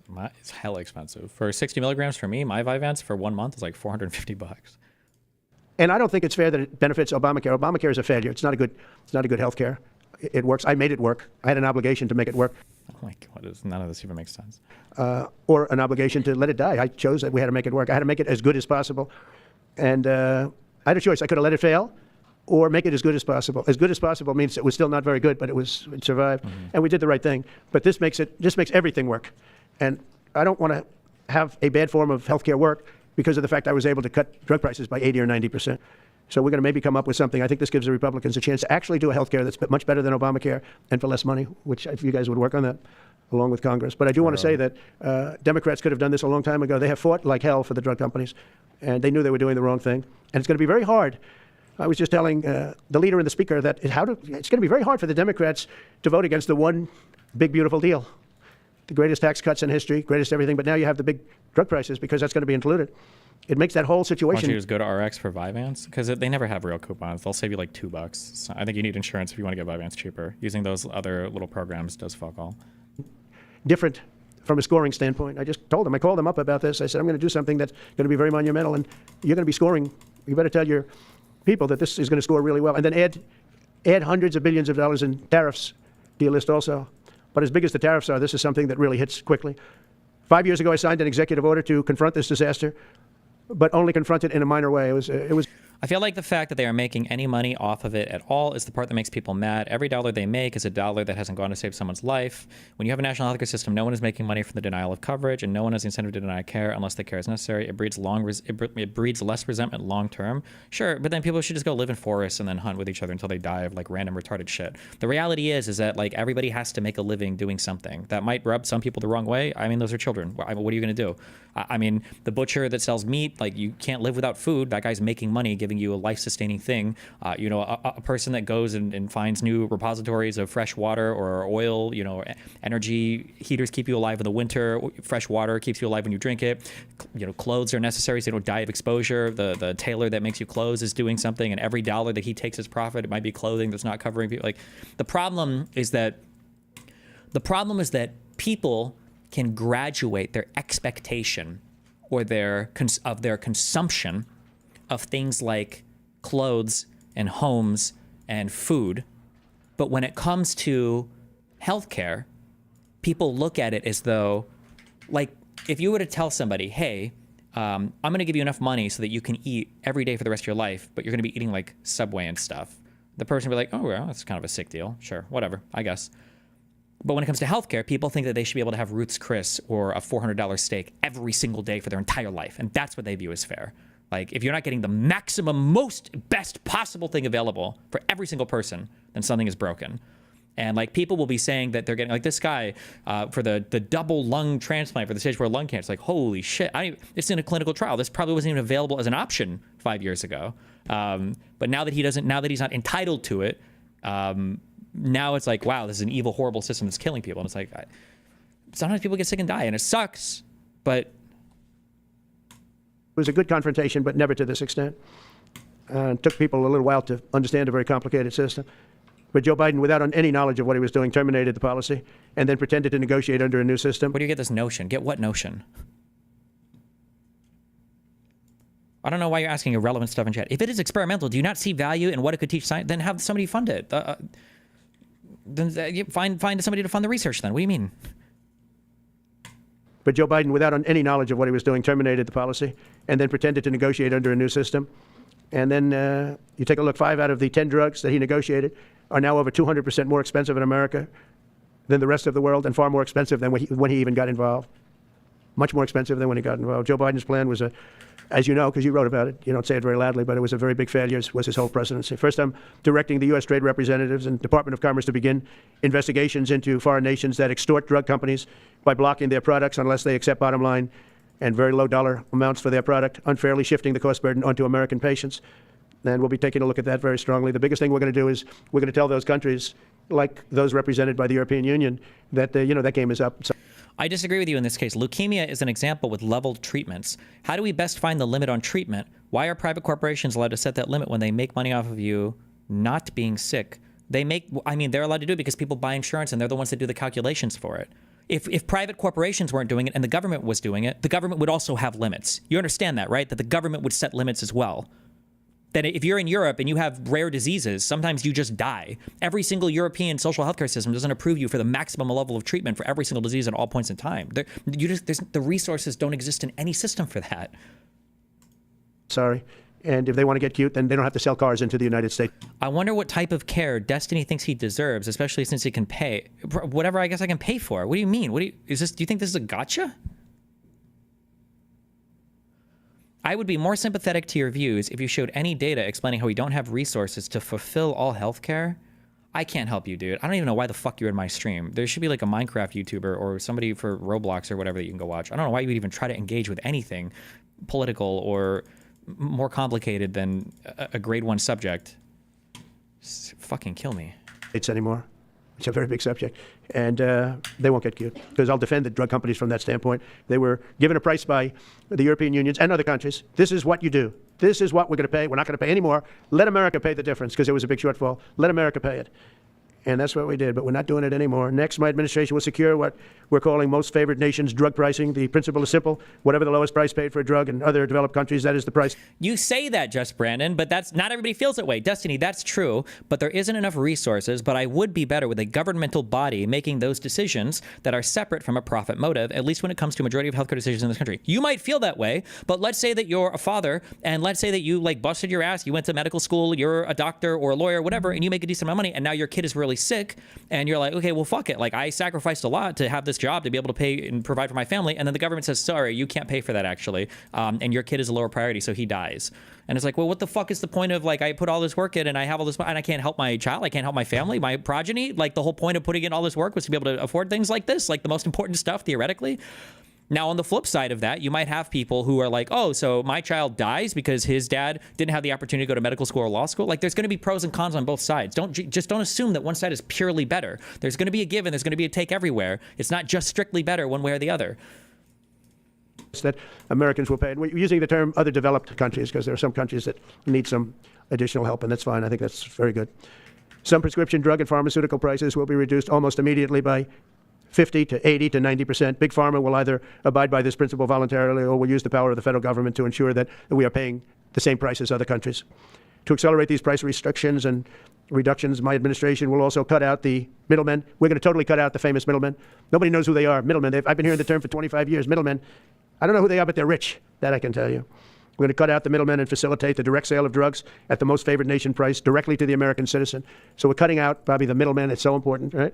You got to do that. They're worse than the drug companies. They don't even make a product, and they make a fortune. It's very smart business people, that I can tell you. If companies make no significant progress toward most favored nation pricing, which we will insist that they do, so I think I'm wasting time talking about it. We're going to insist upon it. And we'll insist, and we're going to help the drug companies with the other nations, because those other nations do a lot of trading with us. They need our trade just like China needed us. I'm sorry, I'm not answering questions like this. I actually can't even believe how far the average person is behind on this conversation. I'm sorry, but do you have a source on EU denying treatments because of cost constraints? It is very often that they give expensive treatments to old people and weak people, for example, way more than people in the US. That's just not true. I don't know what world you live in where you think that there are infinite healthcare supplies in any country ever. Every single country on the planet right now is starving for medical personnel. Traveling nurses got paid an ungodly amount of money over COVID. Everybody wants more doctors. Everybody wants more hospital beds, more space. Everybody around the world. This is like one of the hungriest professions in the world for jobs. And for you to be like, oh, I don't know. I don't think there are any resource constraints on healthcare in Europe. I'm not even about, go Google it on your own. Read one thing in your life on healthcare. Holy shit. Oh my God. Us very badly. They need us just as badly. We will do whatever we have to with trade, just like we did some great things with trade with India and Pakistan. It really helped the situation, very heated situation.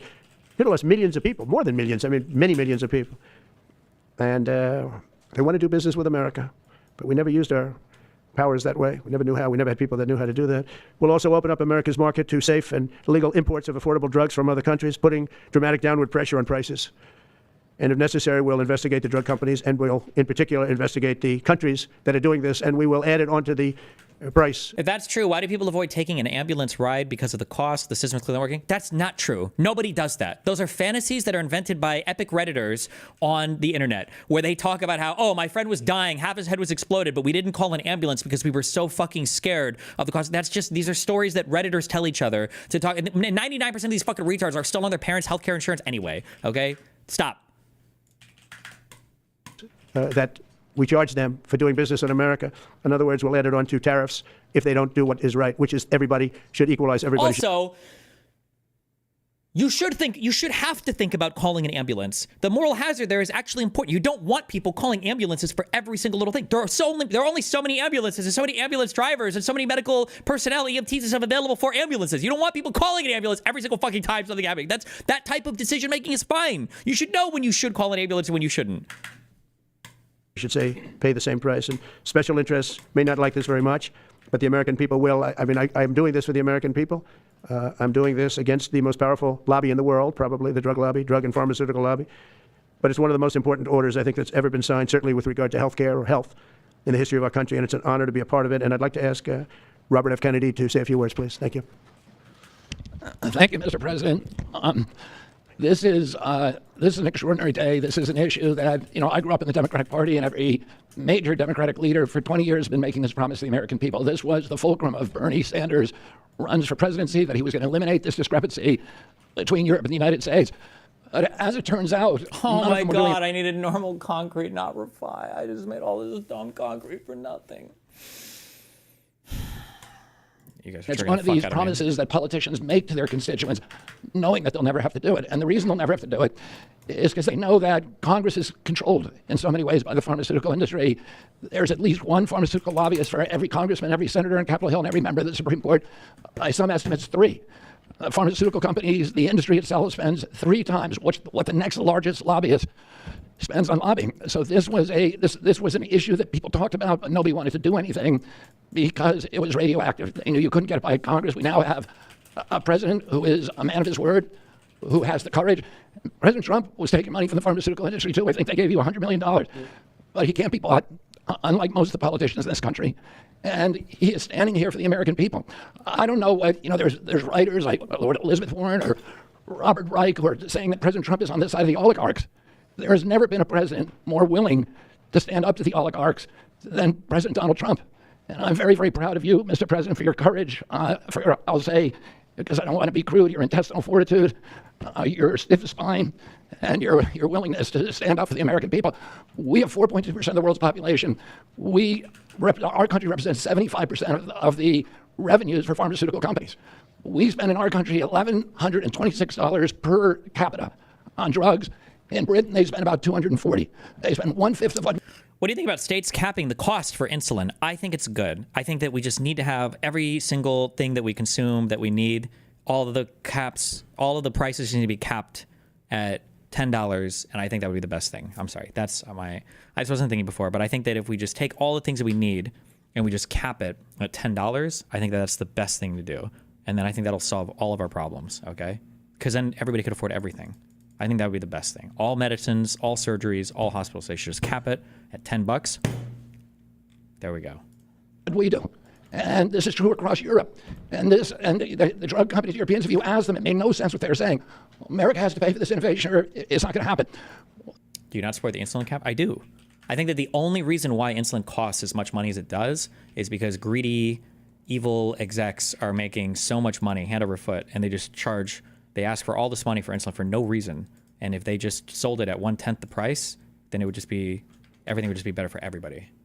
Also, hold on, sorry, we have an ambulance video. He didn't call the ambulance because they cost too much.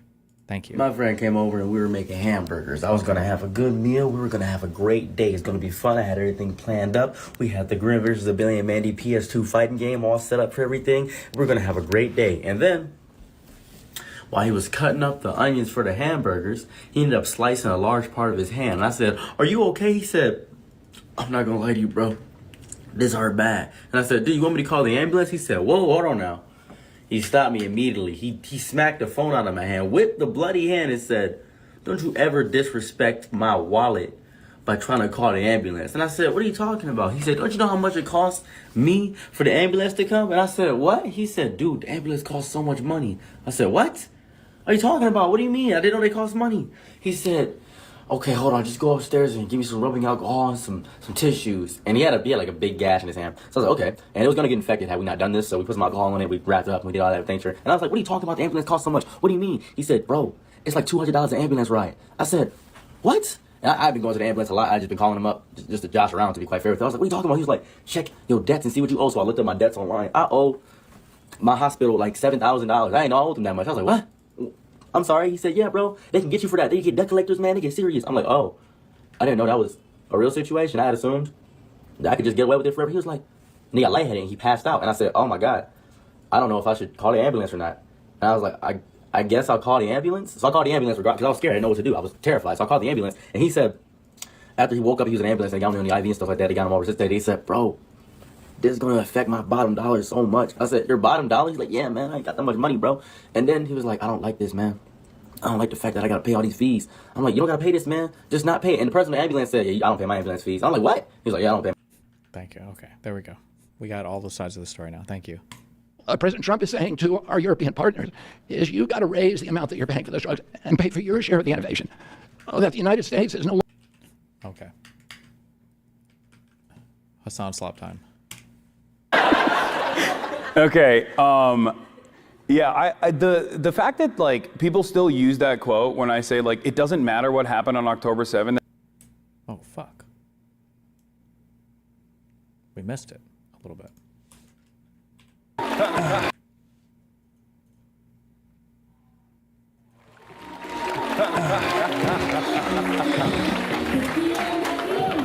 Why? What is this? Okay. Wow. What do you think of that music? That's the perfect intro music. As soon as there was an Ethan Klein mention, I was like, oh, I'm surrounded by fans. Yo, I'm so excited to be here. My name is Ested Herndon. As they mentioned, I'm a politics reporter at the New York Times, and I am on the board of advisors of the Institute of Politics. And I'm super excited for us to be here with Hassan Piker and to lead this conversation today. I know they went over some of this stuff before, but I will re-emphasize a couple things. This, like a lot of IOP events, is meant to stoke political discourse, to engage in discussion, and even a little good-hearted debate, and I think that we're going to see some of that today, but it's also to engage with students. So there will be student questions at the end, and when you see the microphones come out, you do not have to wait. You can start lining up at that time. But I'm going to jump in here, and I think my questions are really going to go in a little bit of an arc to learn more about kind of where your career, how you found yourself here, and then get to some political stuff more towards the end. I think we broadly know your path, going from Young Turks to one of the biggest Twitch streamers in the country. But what is the origin of your interest in politics? And One of the, oof. What was the moment where you decided to break off of the Young Turks and go off on yourself? Well, okay. So I was always interested in politics because Oh no, it's his nightmare question. Okay, I gotta answer this without ever bringing up the fact that the first 2 years of my political career were handed to me by destiny. Okay, let's go. Well, okay. So I was always interested in politics because I grew up in Turkey, and it's you kind of get thrown into the realm of politics in Turkey because it's way more impactful, way more consequential than the way that a lot of Americans view it. And I grew up in the Erdogan regime taking power as well, and I saw a lot of that social conservatism and the immediate ways that it changed my life. I was a big fan of political cartoons, and I remember these political cartoonists that I used to read were getting sued by the Erdogan administration, which is not so dissimilar when you think about what Donald Trump is doing right now, and there's definitely a direct analog there. But it was little things like that and life-changing in meaningful ways that always kept me interested in talking about politics and keeping up with the discourse from an early age. And then as far as like how I transitioned from the Young Turks to go out on... Why doesn't he mention his dad as a politician? Because I think he founded or was part of a very far-right political party. He always avoids the things in his past that he thinks might make him look bad. My own in 2019. Wait, what did he say? And then as far as like how I transitioned from the Young Turks to go out on my own in 2019. He didn't bring up anything related to... I mean, like, I guess I can see, if I'm being honest, I can see both sides of it. I get so jealous of, there are certain people I've dated that have hung around. When I hang around their family members and I see like how, fuck, I don't mean it that way. I love my family, okay? But sometimes people just have family members that are super involved in certain things. Like, fuck, that's fucking awesome. That's super based.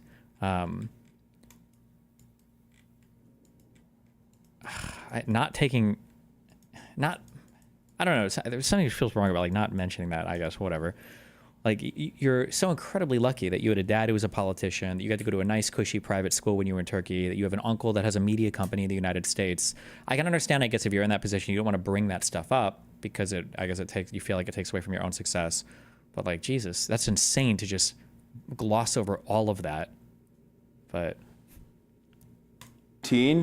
I had a unique moment, let's say, on stream. I had a heated gaming moment where I said America deserved 9/11. And the thing is, when you're a leftist commentator, when you're in politics and the leftist space, like, you always get doxxed, swatted, death threats. It's something that has been, a part of the job, unfortunately.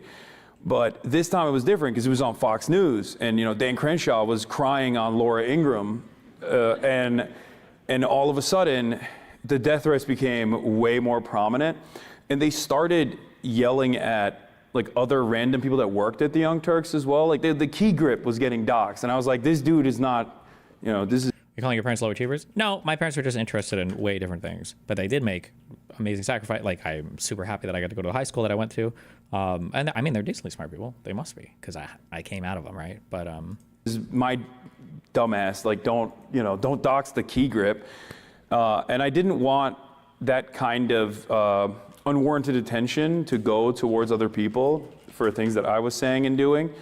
So that was my first foray into wanting to go out on my. Wait, Hassan's father is a politician. What the fuck? Yes. What is this? Mehmet Baket Piker, I don't know how to pronounce his name. He's a political scientist and economist who served on the board of directors and is vice president of Sabancı Holding, and who is a founding member of the Future Party in Turkey. And then his mother is an art and architectural historian who teaches at the New Jersey Institute of Technology. And then his uncle, Cenk Uygur, is a political commentator and co-founder of the Young Turks. It's just insane to not mention any of that part of your upbringing at all, but whatever, I guess. And I went full-time in 2020, and I started live streaming every day. And by the end of 2020, I had become a fairly sizable content creator on the platform, one of the biggest content creators on Twitch. And I'll say, since then, I've also invited a lot more negative attention to myself, but at least it's just me this time, so. We hear a lot about how these new internet spaces are apolitical. A lot of your kind of colleagues in the Twitch space stay away from politics. I'm wondering what made. That's not true. They touch on cultural, political issues a lot, but okay. I mean, I know it's kind of natural to your interest. Oh my God, this has to be so challenging for someone. How do I navigate this? What got me into it? I can't bring up Destiny, can't bring up Destiny, can't bring up Destiny, can't bring up Destiny. Sorry, also, wait, real quick. I'm sorry, because I'm not trying to overplay myself, okay? But like, who has that streamable of him when he was talking, like back in the day when he talked about how he started? Who's got it? From politics. I'm wondering what made you, I mean, I know it's kind of natural to your interest. Why do you think talking about politics works for you on the platform? Like, what are the ways that you have learned to kind of crack that space if others haven't? Yeah, I mean, at first I wanted people to talk about politics because I thought like there were a lot of progressive people out there. I thought it was like good to show that progressive politics is not shameful, that people shouldn't be afraid of speaking their opinions on these matters. I'm trying to think. I would just be so irritated if I was like, if Nathan got into live streaming or like started doing all that shit, and be like, what got you into it? I mean, to be fair, right now I try to keep him separate from myself, but he's also younger. I guess he's only 14. But like, if I integrated more or whatever, and he's like, oh yeah, I just decided to do it for whatever random reason, and people didn't even know his dad was like a streamer. It's like, motherfucker, what do you mean? It's like the it's like the fuck, who is that NFL, the football meme or whatever? Where it's like the dad like takes him to all the practices, practices with him and does all this shit, and then eventually the guy, wins the Super Bowl, and he's like, I want to thank my mom. It's like, damn.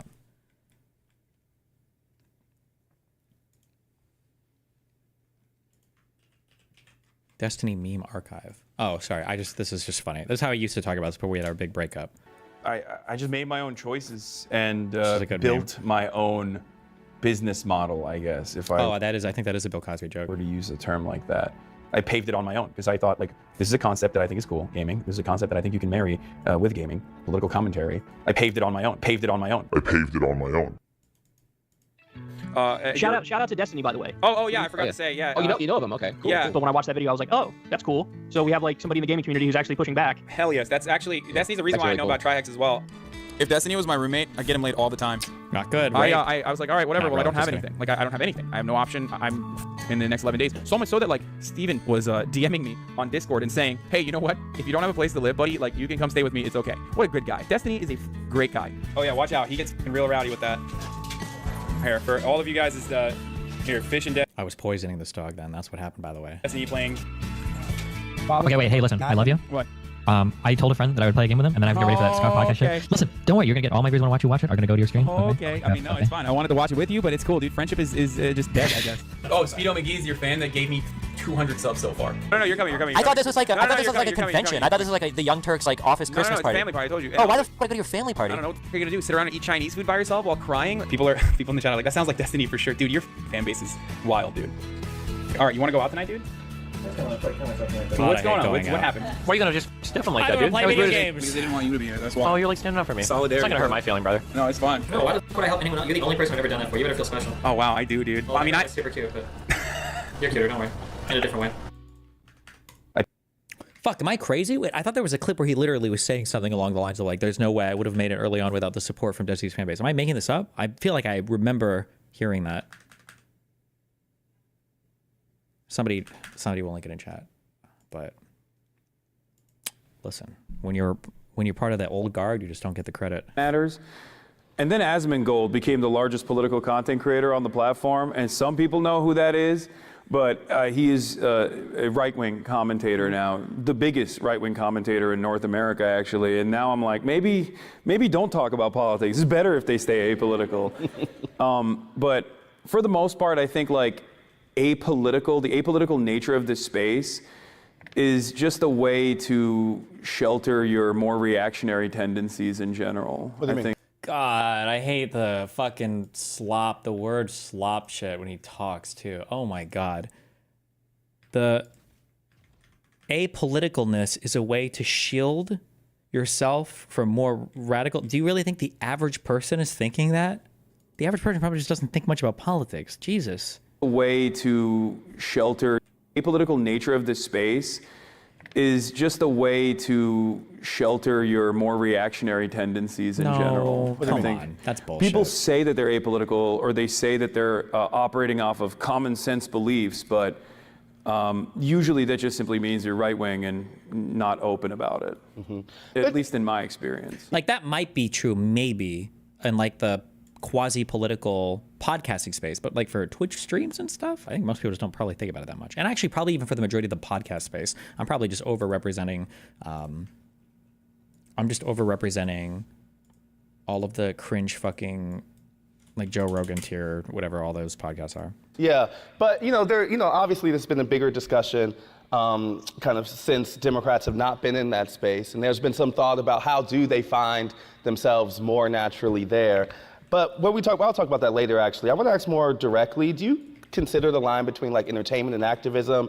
Do you think of yourself as a journalist? Like, how do you actually see your role? Yeah, I don't. I see myself as a political commentator. Like, depending on who I'm talking to, I'll explain it as like Rush Limbaugh without the brain rot. Literally and figuratively, because he had brain cancer. And also... Did he? Rush Limbaugh? I thought did it metastasize to his brain? I thought he had lung cancer. Maybe it went to his brain, I don't know. So you don't have brain rot. I'm impressed. Yeah, and also brain cancer, and also I think holes in his brain from prescription drug overuse. He's dead. He can't. What was he gonna do? We're focusing on that though. So anyway, but like it's basically like AM radio, but for Zoomers. So that's the way I describe it to people, and I do find myself to be more of an entertainer than an activist. Even though I do engage in activism, I always stress that, you know, I'm simply an entertainer and I'm trying to urge others to go out and organize as well, because like, I'm just one person and I would be saying these things even if I had 30 people watching me. But when I have 30,000, 40,000 people watching me, that means there are 30,000 to 40,000 people that can go out and organize, and then... God, we need a Charlie Kirk so bad. Oh my God, this is such a grifter take. How does he not feel bad? Like, there's so much more you could do. I don't know, whatever. That's crazy. Build a movement that way. So, yeah, I see myself as a political commentator and not an activist, even though I do engage in that. One of the things I think that when it ups my folks have clout. found, obviously your audience, you know, a testament to this room, skews younger, skews folks who are highly online. I wonder, and it's, I mean, is that false? But I guess I'm saying I think it's also captured an audience that legacy media has missed, right? Yeah. What do you think is working in terms of why people are coming to folks like you versus why places like even the New York Times are struggling to reach some of those people? They're too far right. Please shit on how far right and lib-cucked these places are when they need to all be like Bernie and AOC. I mean, I think there is a personality aspect to it for sure. But I think the medium that I'm in is so interactive, and people are looking for that. There's a sense of community building that exists online, on Twitch and in live streaming in general, and that is not exactly replicable by traditional media outlets, and they're never going to be able to do that regardless. Like, it'd be really funny if Jake Tapper had like parasocial stands.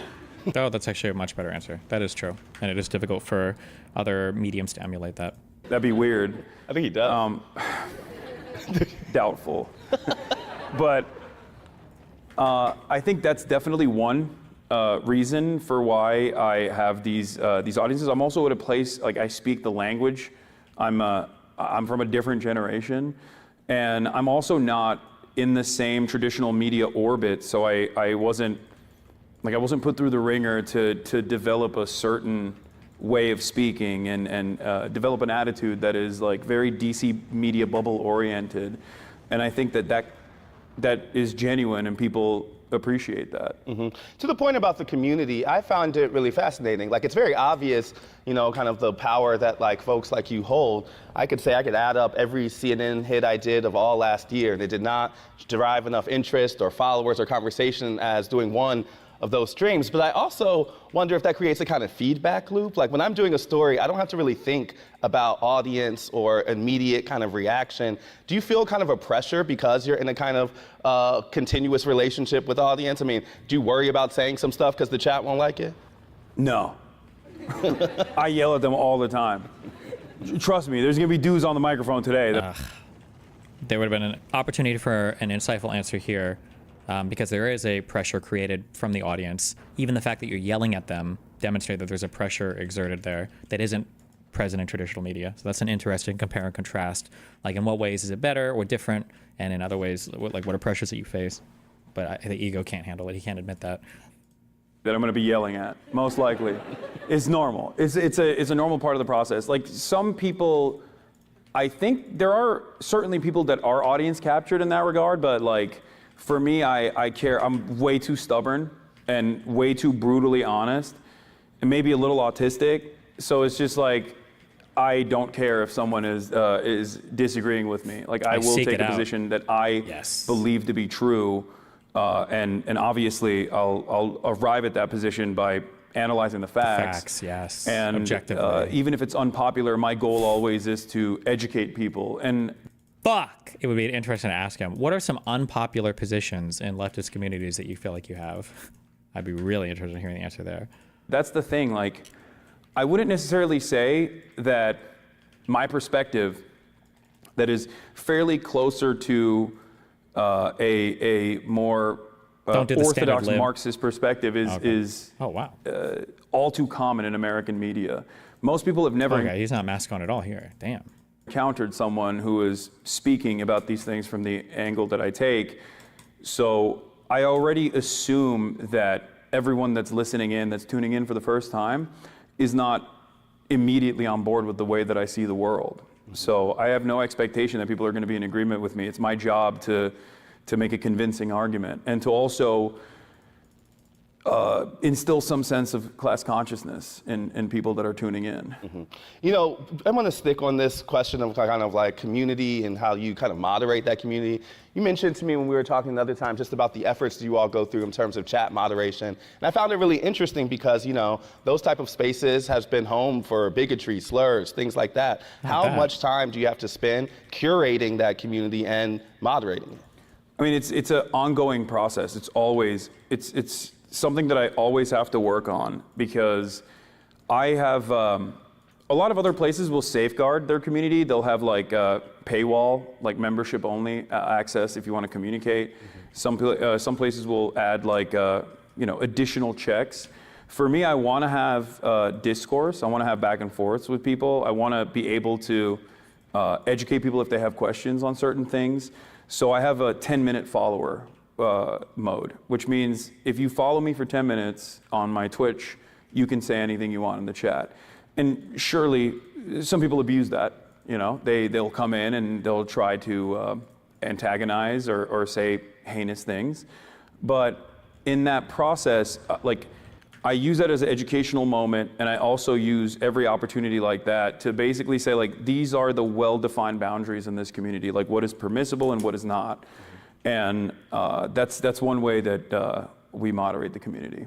Wow. You know, to the point about the kind of audience capture, particularly around young people, so much of the discussion has been around young people's disillusion with the political process. I think you speak directly to that. You know, I wanted to see, like, do you consider yourself trying to overcome that disillusion, or are you just kind of relating to it? And do you think Hassan's career is over? No, what? Hassan is at such a size that the only time his career will be truly over is when he decides it is. In my personal opinion, from like a personal evaluation, the biggest threat to Hassan's career is kind of like ego related. So for instance, I don't think Hassan would ever have less than 10K concurrent viewers, because if he dropped to like under 15K, I think he would quit. Yeah. Do you consider yourself trying to overcome that disillusion, or are you just kind of relating to it and kind of wallowing it? Or do you see that kind of education piece as you trying to move people out of their disillusion? Oh, for sure. I think that disillusionment is a huge problem because everyone has a disillusionment, like telling people that Kamala and Trump would basically be the same thing, or that electoral politics is a waste of time, or tendency to. Why does Hassan go so hard to deny Middle Eastern Jews? I don't understand how it impacts being pro-Palestine, because part of the meme is that Palestinians were there historically always, and Jewish people are all just transplants. That's a big part of the historical narrative that Palestinians will fight for. I think that disillusionment is a huge problem because everyone has a tendency to fall to the whims of nihilism. And I feel like that's really bad for political progress in general. It's really bad for political mobilization in general. And so one of the things that I try to instill in everyone in my audience is, like, one, self-development for sure, to create some confidence in yourself, achieve short-term victories for yourself so you feel more confident. And have a little bit of control over things that are in your life that you have control over.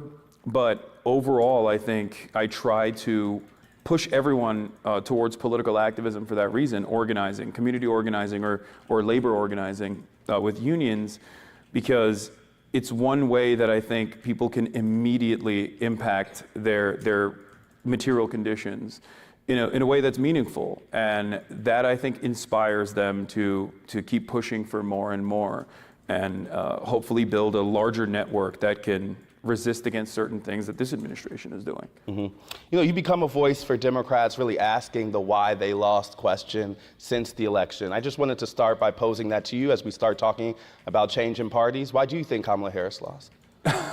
Oh, where do I begin? I mean, I've talked about this so much at this point, but I can imagine. I mean, Democrats are zealots. Like, they are they're so married to the idea of maintaining institutional control, maintaining the infallibility of institutions, and third-way neoliberalism, where they think that, you know, a little bit of market regulation, maybe with a lot more deregulation down the line, attack abundance, is how we're going to. The new, like, thank God, because these lefties were kind of like in the nervous zone where it's like, fuck, Trump is actually way worse than we thought he would be. We were going to say they were both the same, but now this abundance stuff is out. All of the lefty slop has moved on to attacking Ezra Klein and all that shit like this. Yeah, is how we're going to magically improve people's material conditions at a time when we have incredible wealth disparity and 600,000 people sleeping outside every night in the richest country on the planet, in the richest country throughout history.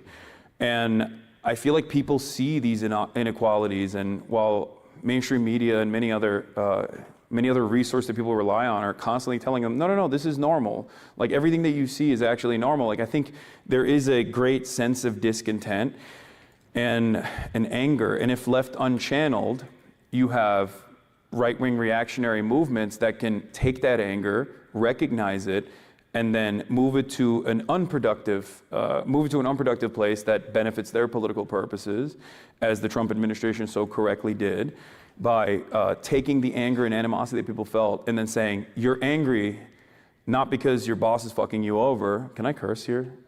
Is that allowed? Okay. It's too late for that. Yeah. You're angry not because your boss is screwing you over, but you're angry because it trains people. You're angry because undocumented migrants exist on U.S. soil, and they're able to build on that anger. Whereas the Democrats, I think, were so uninterested in recognizing that, where they thought, like, oh, it's a vibe session. Like, oh, people are not feeling the pain in their wallets. It was such a vibe session. I think that's one of the most vindicated takes. That is one of the most vindicated takes of all fucking time, given how the electorate has responded to Trump's and the economy under Trump, and they've like 180'd on it and everything. I think that was always the case. To go away. Fucking true. And no matter how many think pieces you write on that, like, the average person is not, that's not going to change the average person experiencing negative real wage growth for almost 2 years under the Biden administration. Yeah, I mean, I think this is where there was a lot of overlap in how, in our work and what you were talking about, is because, you know, that kind of 2021, 2022. That negative wage growth, that's a very tricky number that he just cited. Is he saying negative wage growth because the real median wages didn't catch up to where they were under COVID until like the end of the Biden admin? Because those real median wages were super inflated.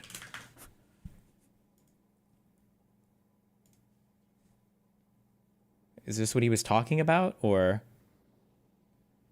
2 years? It is what he was talking about. One of the issues during COVID is a lot of service workers got laid off because nobody was going out to eat, nobody was spending money on shit like that, and people were working from home.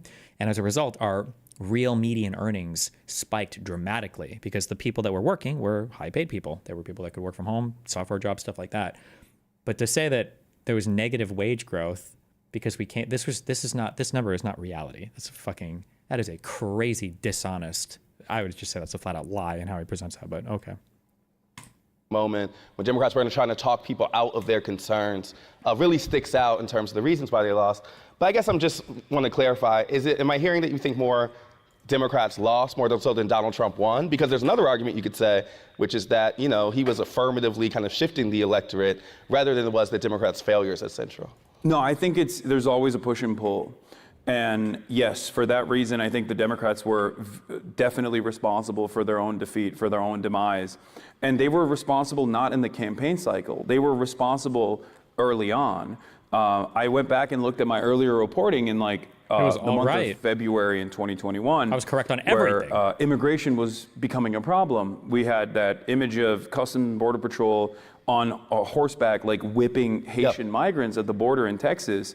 And I remember even back then saying, like, if they don't actually go along with the mandate that they had, with the mandate that Biden had on his first 100 days of immigration, where he was talking about building pathways for amnesty and all these things, if they don't actually fulfill those promises and they don't counter message against the...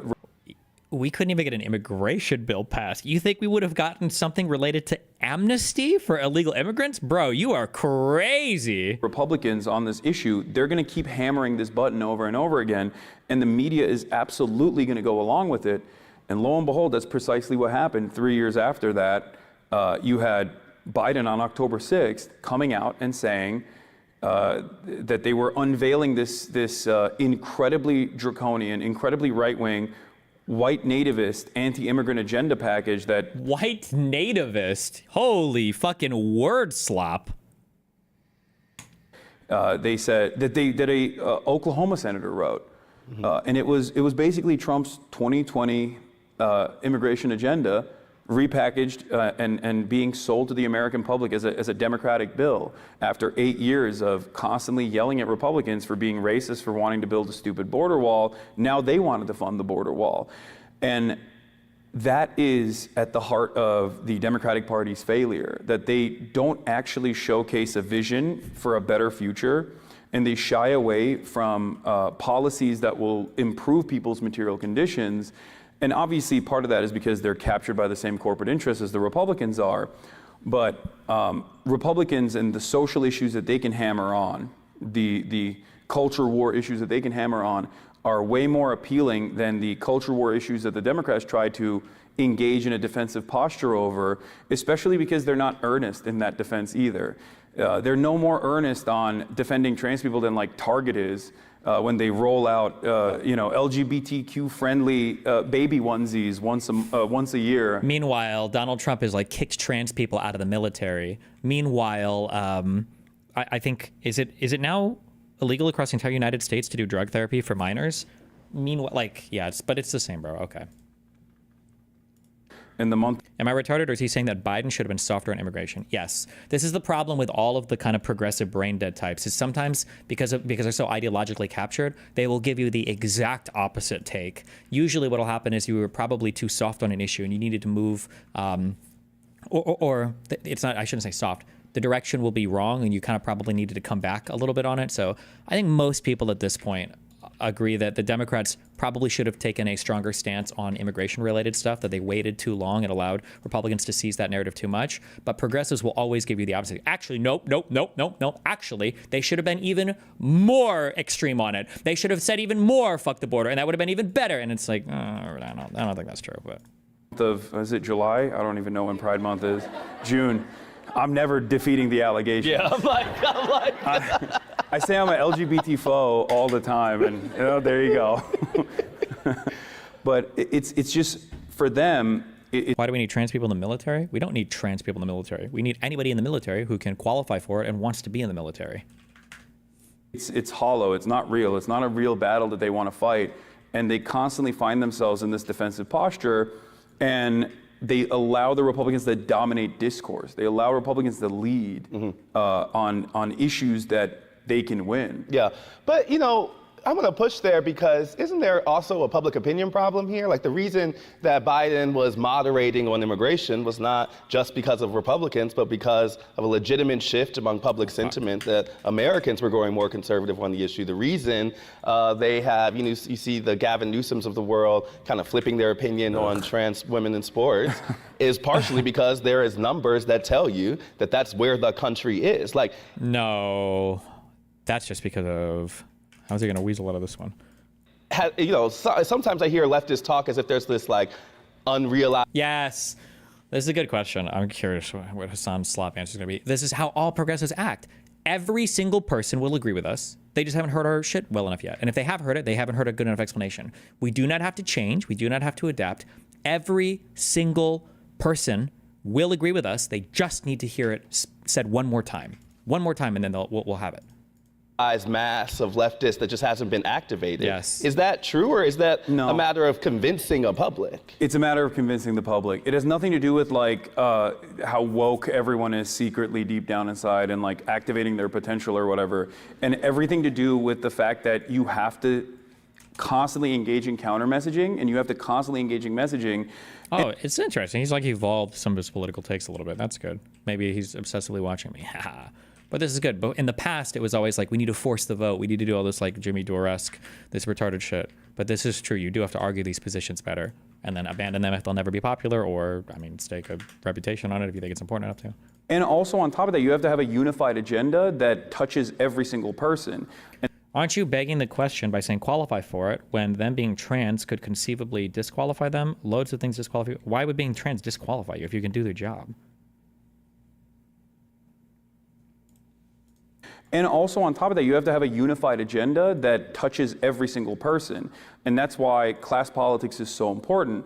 And I think that's the reason why now you see the Democrats actually leaning on the Bernie Sanders style of commentary, where they're like, they're trying to do a fake class first politics as well. But even Bernie himself is actually kind of captured. I mean, he's 800 years old, no disrespect, but even he finds himself like coming across as a little bit right-wing on some of these issues as well. Jesus But Christ. I'm of the belief that I want to talk about two things when it comes to immigration. Number one is there's always two different polls that people never actually react to when talking about immigration.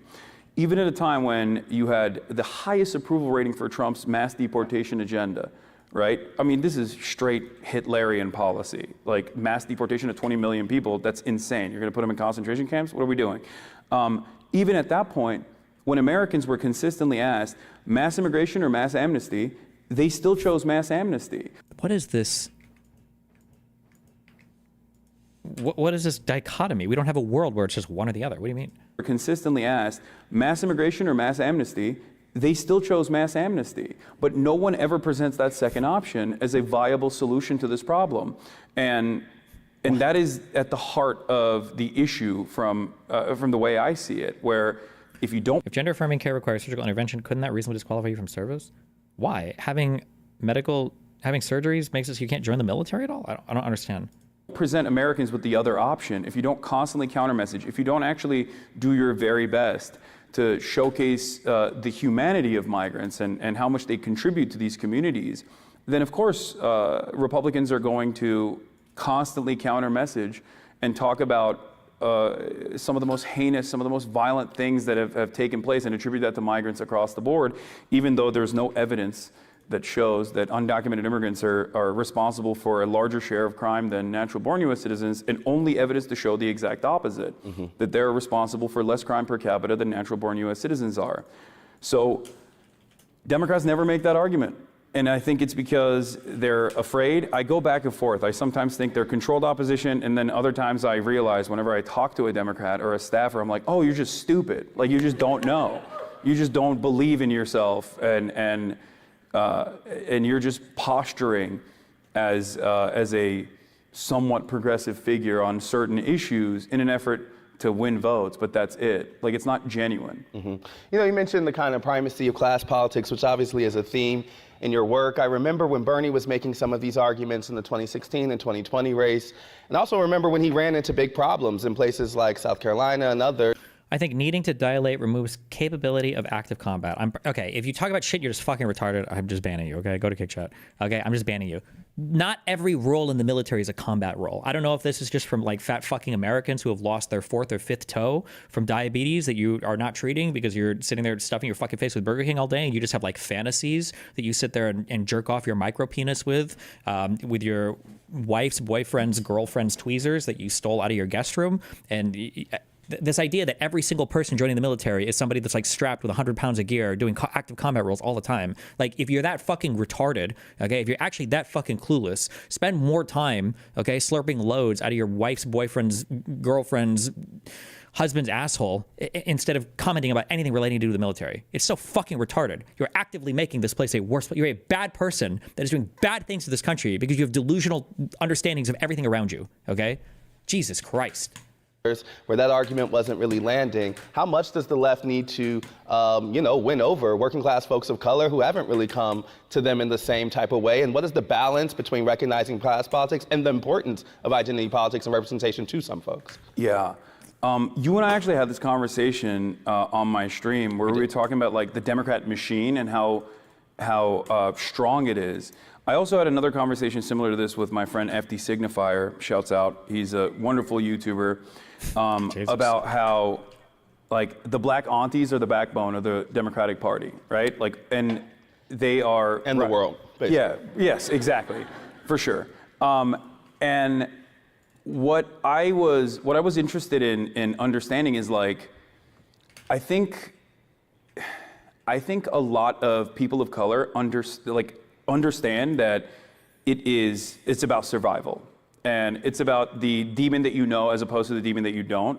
And in most circumstances, they make this decision knowing full well that like the people that they're voting for are not, I mean, they're maybe marginally less racist than the other side that's like overtly racist, right? Mm-hmm. And I think that because there's so much strategic voting that takes place in that regard, I think as long as you can make it out of the primary structure, like— I don't think that counts as strategic voting.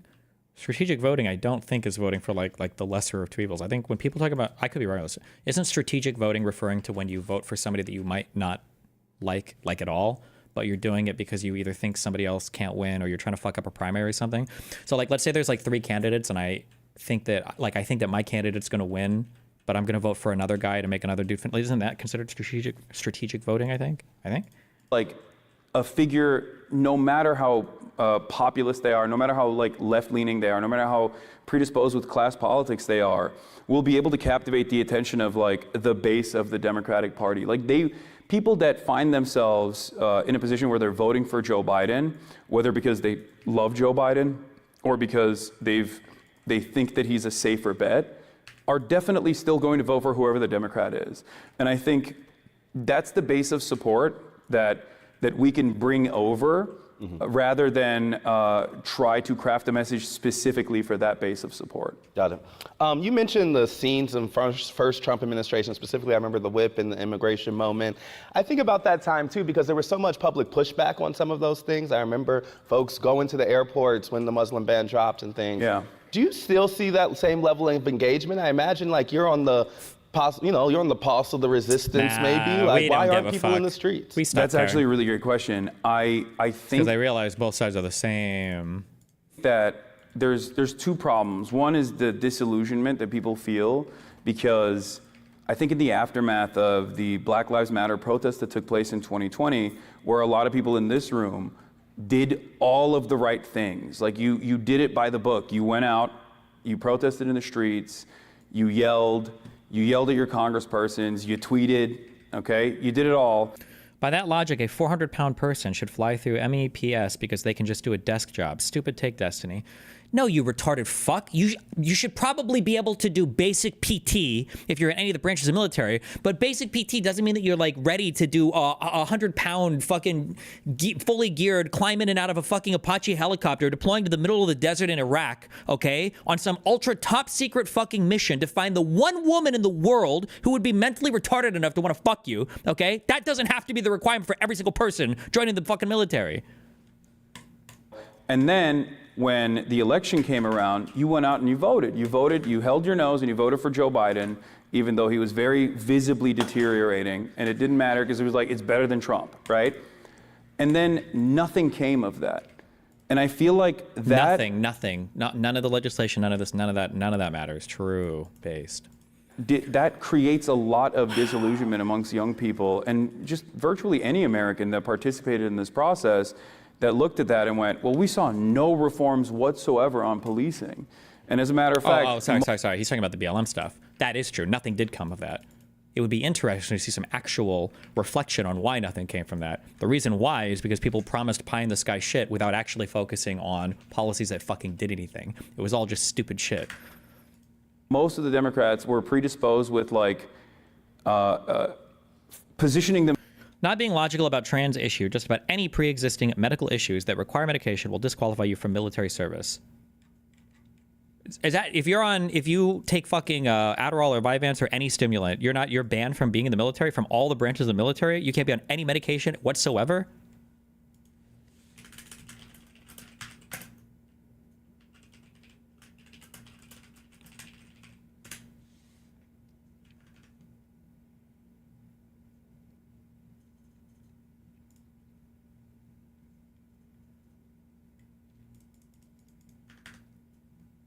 If that is the case, that sounds like a retarded restriction. I don't know why you would have that restriction.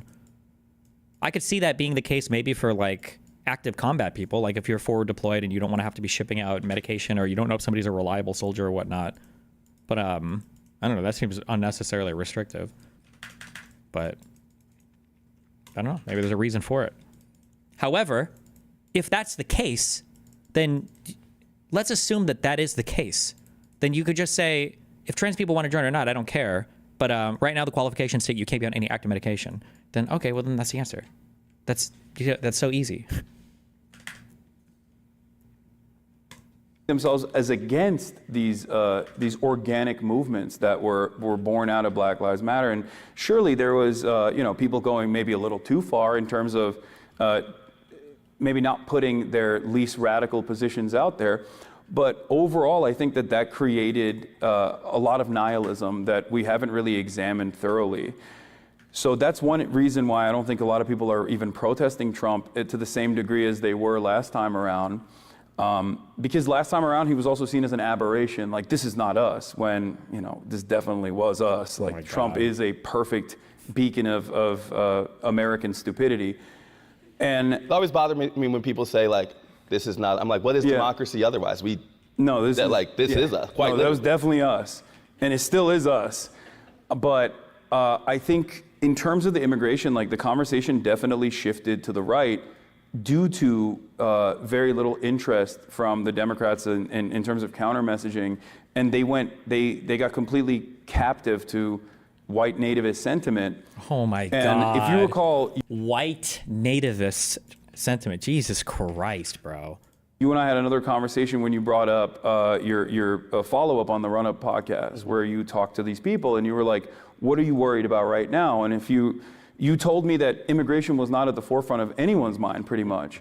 And I told you then, and it started to happen already, that eventually it will, because people are going to start developing too much resentment towards this administration's unjustifiable immigrant detention policies. And since we had that conversation, he's underwater even on that issue as well. And the reason why that happened is because they made a major mistake with Kilmar Abrego Garcia. They detained and refused to do due process for virtually. You can be on meds in the military. Is something happening? Why is it like yellow outside? Oh shit, am I in Mexico? You can be on meds in the military. I'm a behavioral health specialist in the military. You basically need to show that you are stable on whatever med you are taking for at least 3 months. Okay. All of these migrants that they had. Someone else just said, Destiny, you're only barred from the Army if you've taken ADHD meds in the last year.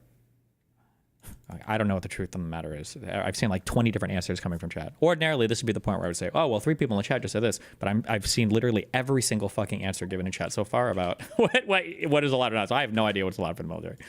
Captured and sent to CCOT into this like slave labor prison structure in El Salvador.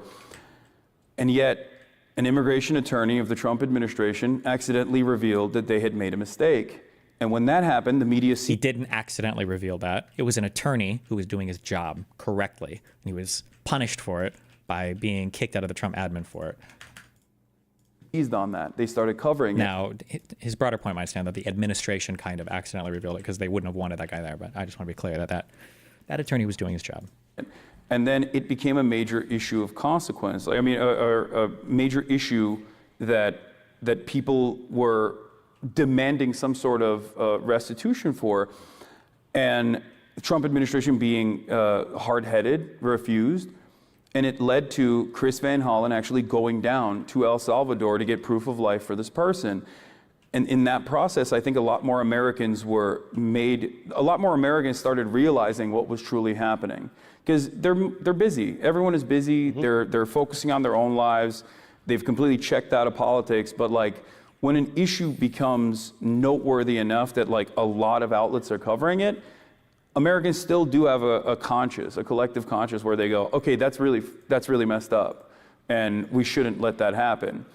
And that momentum is only going to build from this point on, because it's not like the Trump administration is going to back away from doing these unjustifiable detention policies. And it's only going to escalate further. And then you'll start seeing more protests in the streets. One more question on Democrats before we move on. There's another argument I've heard some folks say that like it wasn't a matter of message, it was just that they weren't in the right places, right? Like they actually bring those to people, that Democrats, they kind of lost culture more than it is a need for a policy shift. I know your team, they need to change their policies, but if we're just focusing on kind of where they deliver their message, how do they get back into culture? They should just go on Call Her Daddy. That was good. I mean, no disrespect to Call Her Daddy, but you know, it's just, I don't think you can. I mean, to that point, I remember that interview as like a moment when Democrats were bringing their same message just to a new place, right? Yeah. That seems like part of the problem. Yeah, but if the message is shit, it's not going to resonate with people. Like Kamala Harris's brilliant campaign message was like $50,000 in tax breaks for small businesses. Like she kept saying like, I am a small business. I love small businesses. It was like Americans love their small businesses. Fuck small business. I hate small businesses almost as much as I hate the middle class. But Americans love their small businesses. It is an important thing to message on. And that wasn't the only thing Kamala Harris messaged on. She also messaged on tax breaks for first-time home buyers as well. So that doesn't resonate with people that are having a hard time struggling to pay their bills. You know what I mean? You really think people vote on policy first? I think people vote on an earnest communicator that can promise them a better life. And that is not what the Democrats do in general. They never come across as earnest. They come across as entitled, smug, elitist. And also, two, the policies are far too technocratic in their approach. Like, look at Elizabeth Warren versus Bernie Sanders as an example. Elizabeth Warren and she's done fantastic work with like Lena Khan, for example, and on the back end, on the policy side, like CFPB is brilliant, it's fantastic. But Elizabeth Warren as a campaigner, unfortunately, is a freaking nerd. It's just not, that's gonna resonate well with like people on Twitter. That's gonna resonate well. That's why he hates like people like Pete Buttigieg. We need the populists, guys. They gotta have the cool messaging. That's way better. With like college educated people, but you're not making an impact with like regular Americans. You're not, if your messaging discipline revolves around this technocratic approach. It is somewhat true though, unfortunately. As much as I dislike that about Americans, you do have to message like you're talking to retards, basically. Then it's not going to work. Sometimes you have to engage in this kind of populist sentiment in the way that Bernie did, which is why I think he saw a lot more success. I wanted you to talk, you mentioned you being detained at O'Hare yesterday. I wanted you to talk about that story and tell me about that experience, some of the questions I asked you. Okay. Great reception from Chicago. I will say. Last time I was here, I got kicked out of DNC. This time, Listen, this time I got apprehended. We're the Pope's country. We're blessed. You can't bring us down right now. They're gonna arrest the Pope when he steps foot. They're gonna be like, "What'd you say about JD Vance?" But tell us what happened. So I knew that this was probably gonna happen. I'd seen a lot of TikToks of people talking about how like they got detained as American citizens at the border, and I was like joking about it, but deep down inside I was like, this is probably gonna happen to me eventually. And this was my first entry into the country with global entry as well. So I have global entry. For those of you who don't know, you go to the Department of Homeland Security and they let you it's like a fast pass, which is crazy. What issues do you have with small businesses? I don't think I've ever heard. No, I'm being half facetious. I just hate all people. We've Disneyland commodified everything. But yeah, I'm supposed to be like a good traveler, which is why I'm supposed to cut the line, right? And I did that. I went through global entry, took my photo. Everyone's getting waved away, and then as soon as I got to the Customs and Border Patrol, the lady was like, "Step aside, sir." I was like, "Oh, here we fucking go." I did. They took me to the back room into a detention center. I asked around when I was inside, like if people had American passports. Most of the people there did not. They were traveling from outside of the country. They weren't American citizens. I saw one American passport in the detention center for one of the people, and they would basically periodically come out. Agents would come out and be like, all right, your name, and then you can leave. But I was sent to the back room. An agent came out and took me into the interrogation room, and it was a very creepy fluorescent light bulb environment where like everything was steel, like all the seating arrangements were steel and bolted into the ground. And they started asking me about crazy shit, like, do you like Donald Trump? They asked you directly, do you like Donald Trump? Yeah, they were like, what do you think about Donald Trump? And I was like, why are you asking me this? What does this have to do with anything? And they just kept asking and prodding. What was his answer to that when you asked, why are you asking me this? Because Hassan didn't ask that. It's because Hassan basically volunteered all of the information about his fucking job and everything. So the guy probably was asking questions about it, but. And asking me about Hamas, and do I think Hamas is a resistance group, or if it's actually a terrorist group? Are they bad guys? What do you think about Israel? What do you think about the war? What do you think about the Houthis? Now, are you engaging in like a discussion here, or what? I was I just kept repeating. Whenever he asked me about Hamas, I was like, they are designated by the State Department as a terrorist group. But like, I mean, the substance doesn't really matter. I'm just asking about like, what is the pretense of why that is restricting you from getting in? Yeah, I mean, it's illegal for him to even ask me those questions. Like, they can't deny me entry into my own country for, like, even if I was like, I love Hamas, they can't do that. Like, what do you mean? How long did it last? America. How long did it last? The whole process took over about 2 hours. And they went back and forth. Like, there was a point where he asked me all these questions, like, including drama, which was crazy. Like, he was like, well, it says here you got banned off Twitch. It's like, bro, you're an agent of the federal government. What do you mean I got banned off Twitch? Like, what are you, a Redditor? Like, it was insane. And he's like, yeah, care to explain that? And I was like, yeah, I got banned off Twitch for, describing the concept of blowback. And that's the most positive way that I could tell him that I said America deserved 9/11 without him apprehending me. I feel like he told that story a bit differently on his stream earlier, but okay. And then he's like, well, it says here that you wanted to kill a senator? And I was like, no, that's not what I meant. I was talking about like the Republicans being hypocritical. So how did it end? Basically, he left, he came back, and then he asked me like the hard-hitting questions. Like, if you say yes to those, you're going to jail. Where he was like, have you ever been in contact with someone in Hamas, or has... You wouldn't be going to jail also. You'd probably just be getting additional screening, or they'd want more questions to see if you'd actually broken the law doing it, but whatever. Or Houthis. It's like, no, I was like laughing at this point. I was like, no, I have not been. Do you have their number? Like,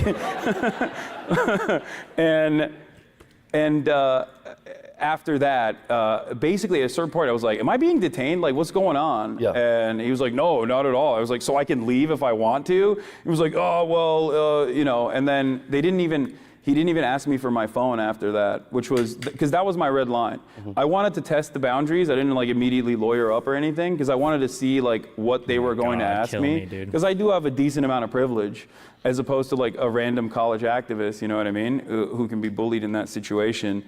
So I wanted to test like what they would ask and what they would prod about, and it was shocking. Like, it was shocking that these were questions that they were asking me, as though like they're going to deny me entry into the country. That is definitely worth entry. We have 10 minutes before audience questions, so y'all keep that in mind. And I think we're going to start putting some of the mics out. You all can start lining up as you have them.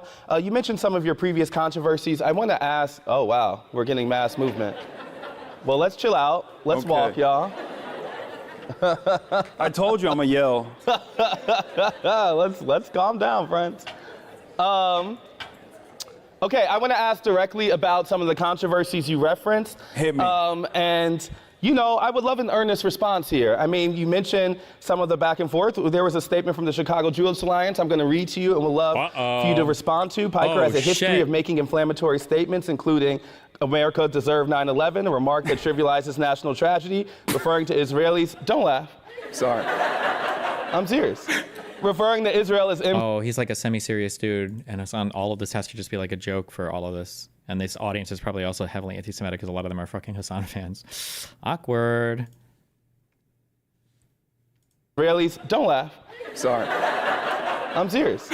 Referring to Israel as inbred and a dehumanizing stereotype that echoes historical anti-Semitic stereotypes, dismissing reports of sexual violence in the October 7th Hamas attacks, stating it doesn't matter if rape happened on October 7th, it doesn't change the dynamic for me. Such statements have prompted concern for public officials, and they mentioned some other folks. By inviting Piker to speak, the University of Chicago risk endorsing a narrative that endorses views as harmful and divisive. I'm posing this to you partially because I want the direct response, but also I think it's important for folks to hear a real answer to this stuff. We're not going to run from these things. We're going to talk about them directly. Yeah. I want you to, what do you, like, just respond. Do you think he's actually serious, or is he playing along? No, I think he was serious. I think it's not a good look to be saying like, oh, like you're accused of like being anti-Semitic or saying like these things, and everybody's like, oh, like he's probably serious. Like, just don't laugh. It's not a joke.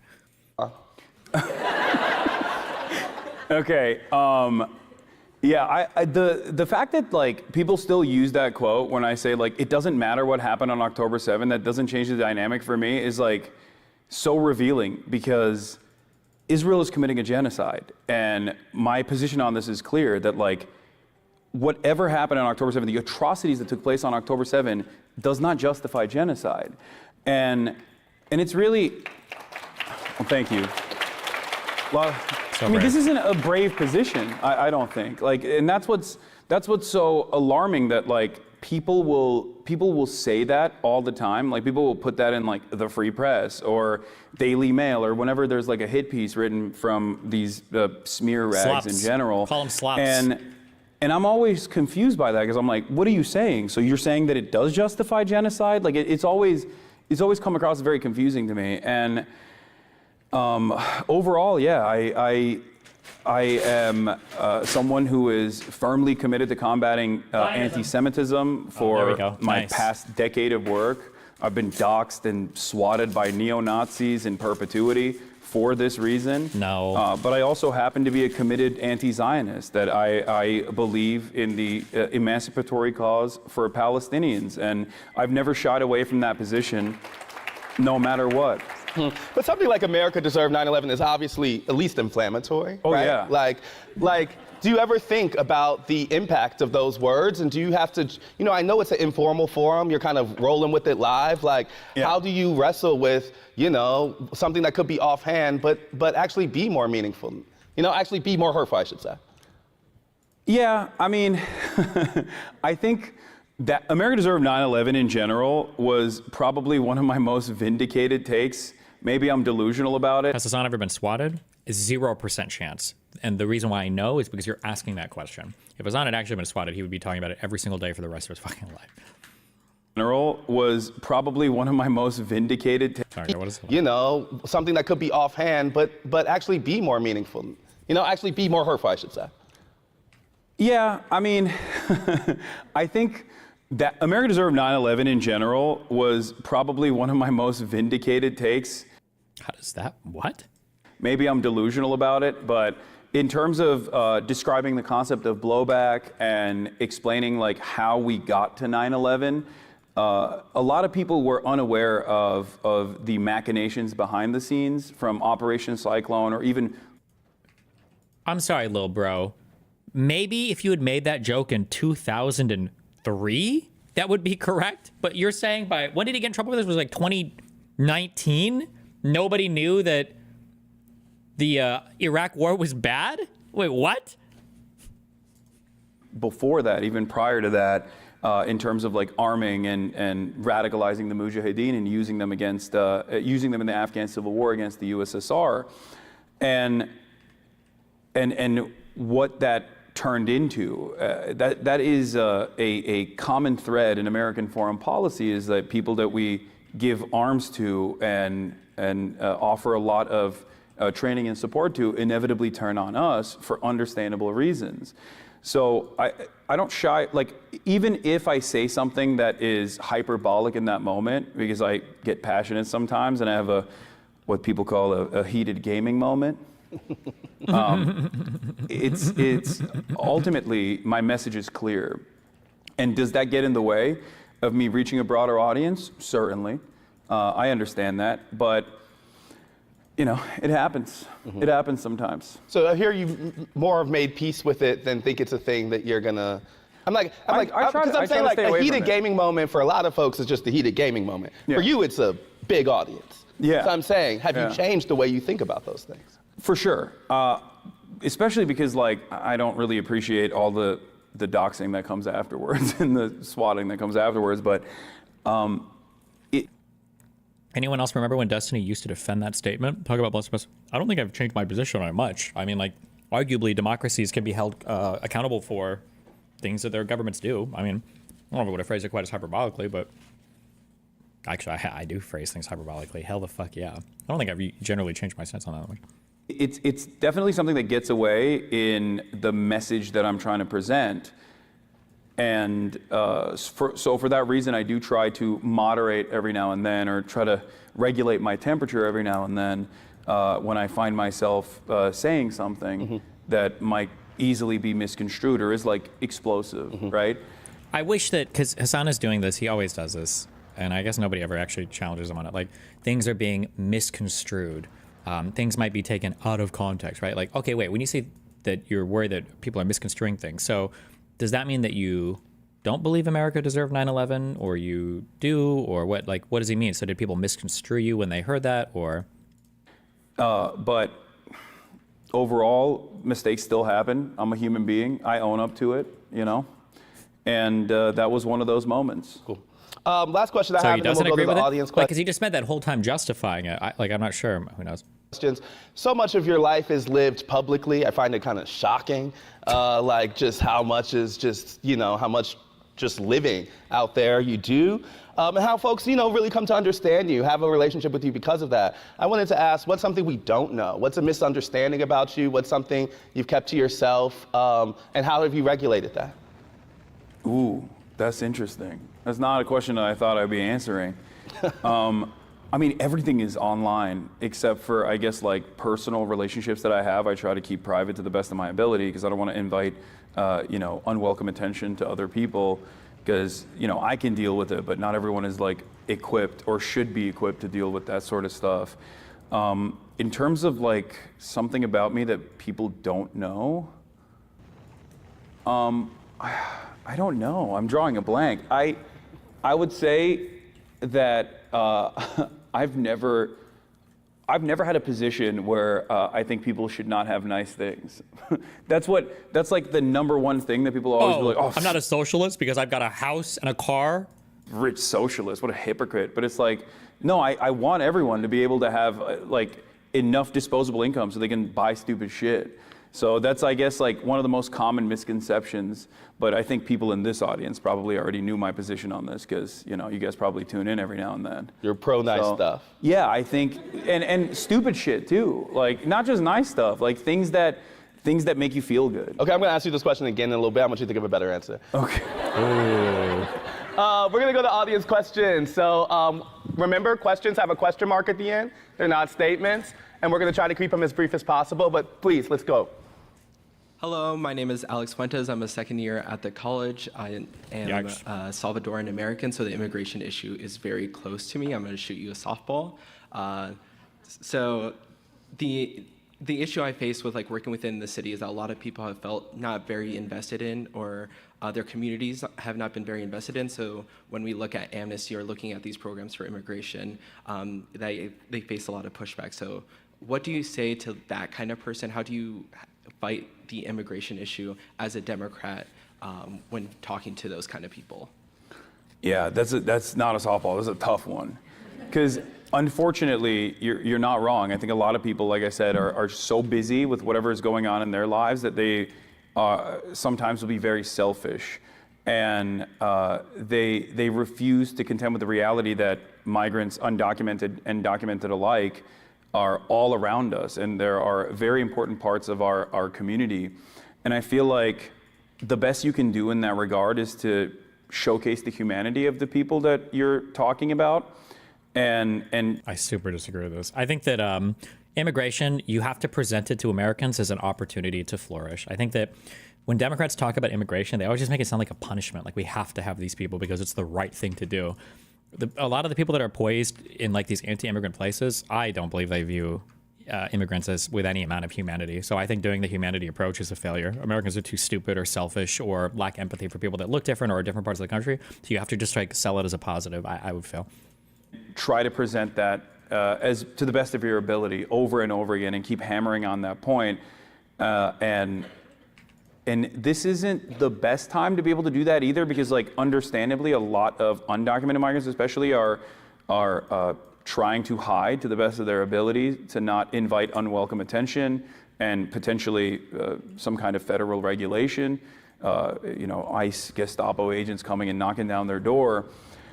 So it's additionally difficult to do so right now, but I think community organizing and community programs would probably go a long way in that regard. Getting together and showcasing the different cultures that make up Chicago what it is. Thank you. Hi, my name is Cole, and I'm a fourth-year undergrad. So we kind of touched on this a little bit, but your radical stances and like very public-facing identity has led to a lot of like continuous pushback and outrage, which seems like you're at least reasonably competent dealing with. But I was curious about like how do you deal with the like emotional turmoil of when this affects people close to you, like friends or family? How do you like deal with this emotionally, and also what steps do you take to prevent this from happening? Great question. Yeah.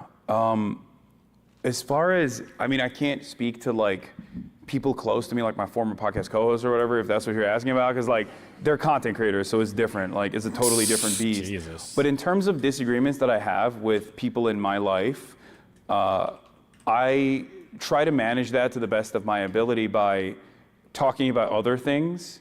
Especially if it's a relationship worth preserving, especially because I know in the long term, I can convince them on some of these positions as long as I maintain this relationship without severing that tie. Because if you sever that tie, then you're basically losing that battle. That person will probably succumb further and further into reactionary ideology. So, it's good to find mutual interests that don't revolve around politics and try to hammer that on to the best of your ability. And lose his mind. Like I always say, be normal, because in my normal day-to-day existence, I don't talk about, the Ansar Allah militancy. He does to everybody. In the Red Sea against the Israeli genocide, right? Like that's not a normal conversation that's taken place all the time. Having said that, there are certainly disagreements that I have in groups of friends, for example, with respect to trans issues. Like someone will say an off-color remark, and I'll be like, "Don't do that." Come on, you're being whack. Like there are subtle ways of moderating people in your life to make sure that they understand that that's not something that you find to be appropriate or funny. And also be cool. I think that goes a very long way, I promise. Being normal and being cool goes a very long way That is true. To make your politics more palatable to everyone around you. Thank you, appreciate it. No problem. I love like coolness as like a thing that's just be cool, Well, I know it's like maybe it doesn't come natural, but it is important. Yeah. That's next question. Hi, I'm Hayes. I'm a fourth year in the college. So my question, Hassan, is that you for a long time identified as a Marxist, or you've identified with Marxism in some capacity. Earlier, you raised Orthodox Marxism.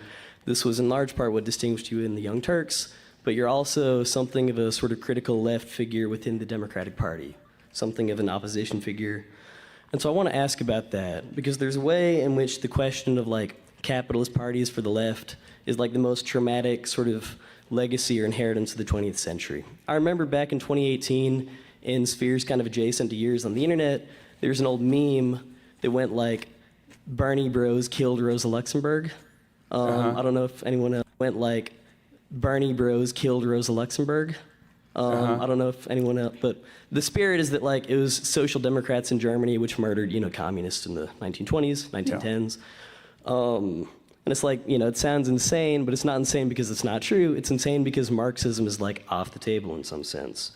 And so to kind of crystallize, but also the people who are saying that by and large supported Bernie, right? Yeah. So it's like, yeah. So to crystallize this dilemma, there's some sense in which like the political thrust of Orthodox Marxism is that capitalist politics and capitalist parties are utterly inadequate to achieve socially necessary, possible, and desirable goals, but nonetheless, independent socialist politics are impossible and off the table. So my question is, like, how do you understand the relationship between Marxism and Democratic Party politics, Marxism and capitalist politics more broadly? Yeah, great question. Well, Nancy Pelosi is obviously a communist, as everybody knows.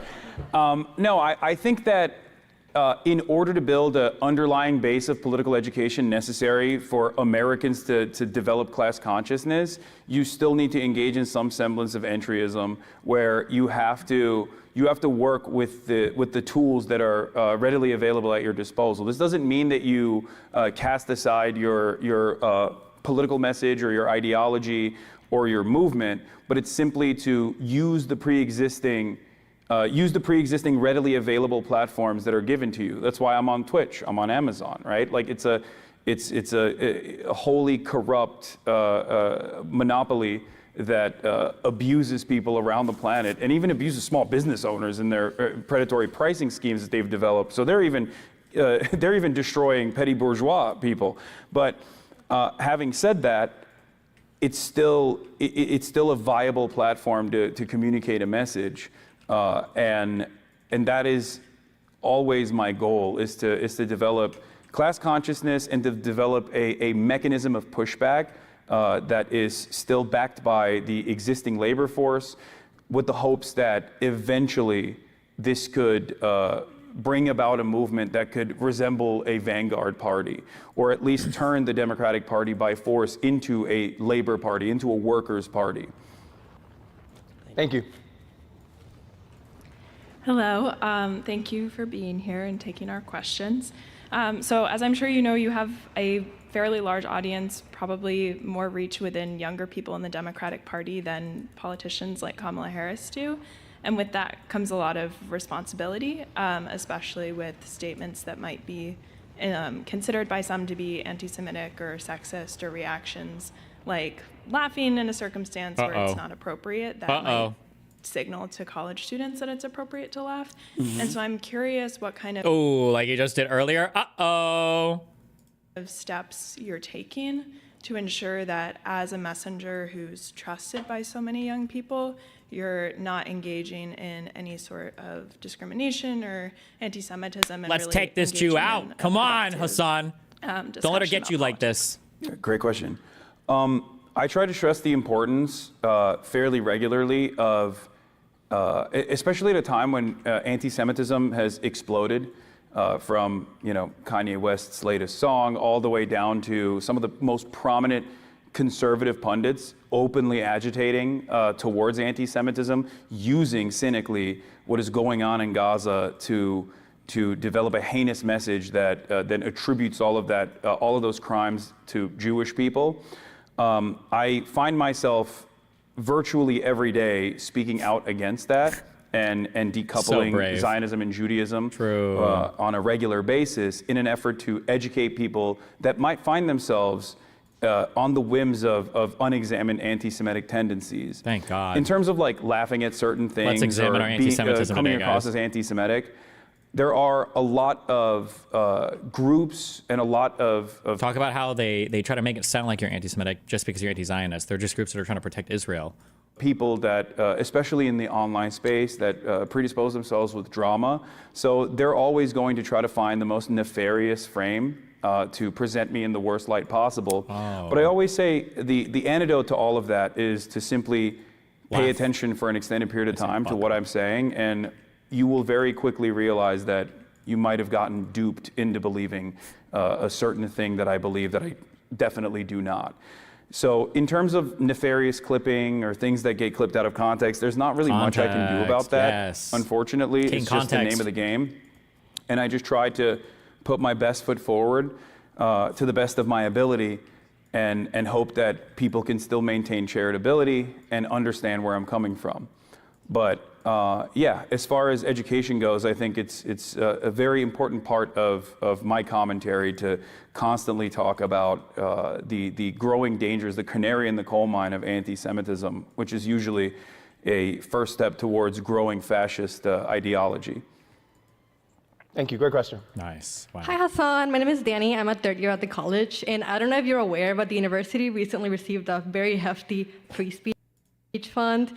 And when I told my roommate that you were coming here, she said that you were a product of that free speech fund. And this university has made itself a reputation for handling student movements on the notes of Palestinian struggle in a very particular way. And I was wondering if you ever felt tokenized by the university as a way for them to be like, oh, look, we care, as a gotcha moment, for you. Well, just as a fact point, he's not here from the fund or from other, he's here from the IOP, and because... Are you tokenizing me instead? Yeah, and because I asked him to come. No, he asked me. I think that this is actually the opposite of that. We're here to engage in the earnest point of that discussion, and so I would just want to say, factually, that's not how he came. But you want to answer that yourself? No, I mean, I don't know anything about the free speech fund. What, are you, where's my money? Where's my... If you're not, we're both asking the same question then. Wait, is Hassan not getting paid for this appearance? Yeah, no, I love Ested. He's great, and he wanted me to come and speak to you guys, so I was like, yeah, I'll do it.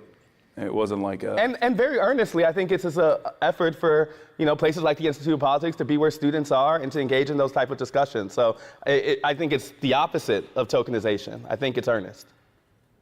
Thank you. No problem. He said no one's trained. Okay. Hello. Thanks for speaking with us today. My name is Robbie. I'm a second year at the college. So a few weeks ago, I witnessed a student rip down a poster on campus that said, "Come learn about Judaism." Simply that. When I told the individual to stop me, he told me, a Jewish student, that I was sympathizing with Nazis. So my question to you, do you think anti-Semitism on college campuses is a problem, and how should we work to combat it? Oh, anti-Semitism is absolutely a problem on college campuses. Oh, okay. It's a problem everywhere. It's it's like any other bigotry. Okay. If left unexamined, and especially at a time when material conditions worsen, it's going to get significantly worse. In terms of the packaging of Israel's actions with Judaism, I think that this is a common issue that at least Jewish members of my community are always struggling with. Where they talk about the unfortunate fears that they feel as far as people associating them with the actions of Israel. And this is a great example of that, where Israel's the number one driver of anti-Semitism. This person absolutely was doing that, where this person thinks oh, you're a Nazi, you love Israel because you're defending a sign that says, "Come learn about Judaism." Judaism has nothing to do with Israel. Judaism has nothing to do with Zionism. And I feel like the more we educate people. Sorry, man, I gotta speak up, man. I came out from New York. I went to Rutgers, and I made a song about the hostages. Jewish. What do we say at the end of Passover, sir? We say next year in Jerusalem. Okay. We're trying to actually engage in some question and answer. Can we? Is that gum or is in? Okay. We're trying to actually engage in some question and answer. Can we? You're skipping all the folks who stayed in line and are patiently trying to ask their question. No. We don't need to boo y'all. It's okay. No, I am. It's okay. I came and I respectfully. No. Is bro about to rap? Judaism has everything to do with Israel. Bro, it does. I mean, at least I know a lot of you cap, but Hassan, please, bro, you're from Rutgers. Let me You live right next let to me ask you something. Let me ask you something. Wait. Not that person. Okay. Not that person. The student who raised the question. Raised the question about the Judaism sign. Do you feel comfortable being associated with that dude? My God. That was a really risky question, but okay. Israel is a very important part of Judaism. I do not agree with what the Israeli government is doing, but Israel is very important to Judaism. It is a home of democracy in the Middle East. It is a safe place for Jews after the Holocaust, and Jewish people need Israel to exist. That is what I believe. I appreciate that. Now we're going to focus on questions, y'all. So next question. It was my bad. I asked the question. No. I get it. Thank you. Okay. Thank you for asking the question too. Well, that's a weird one to follow up.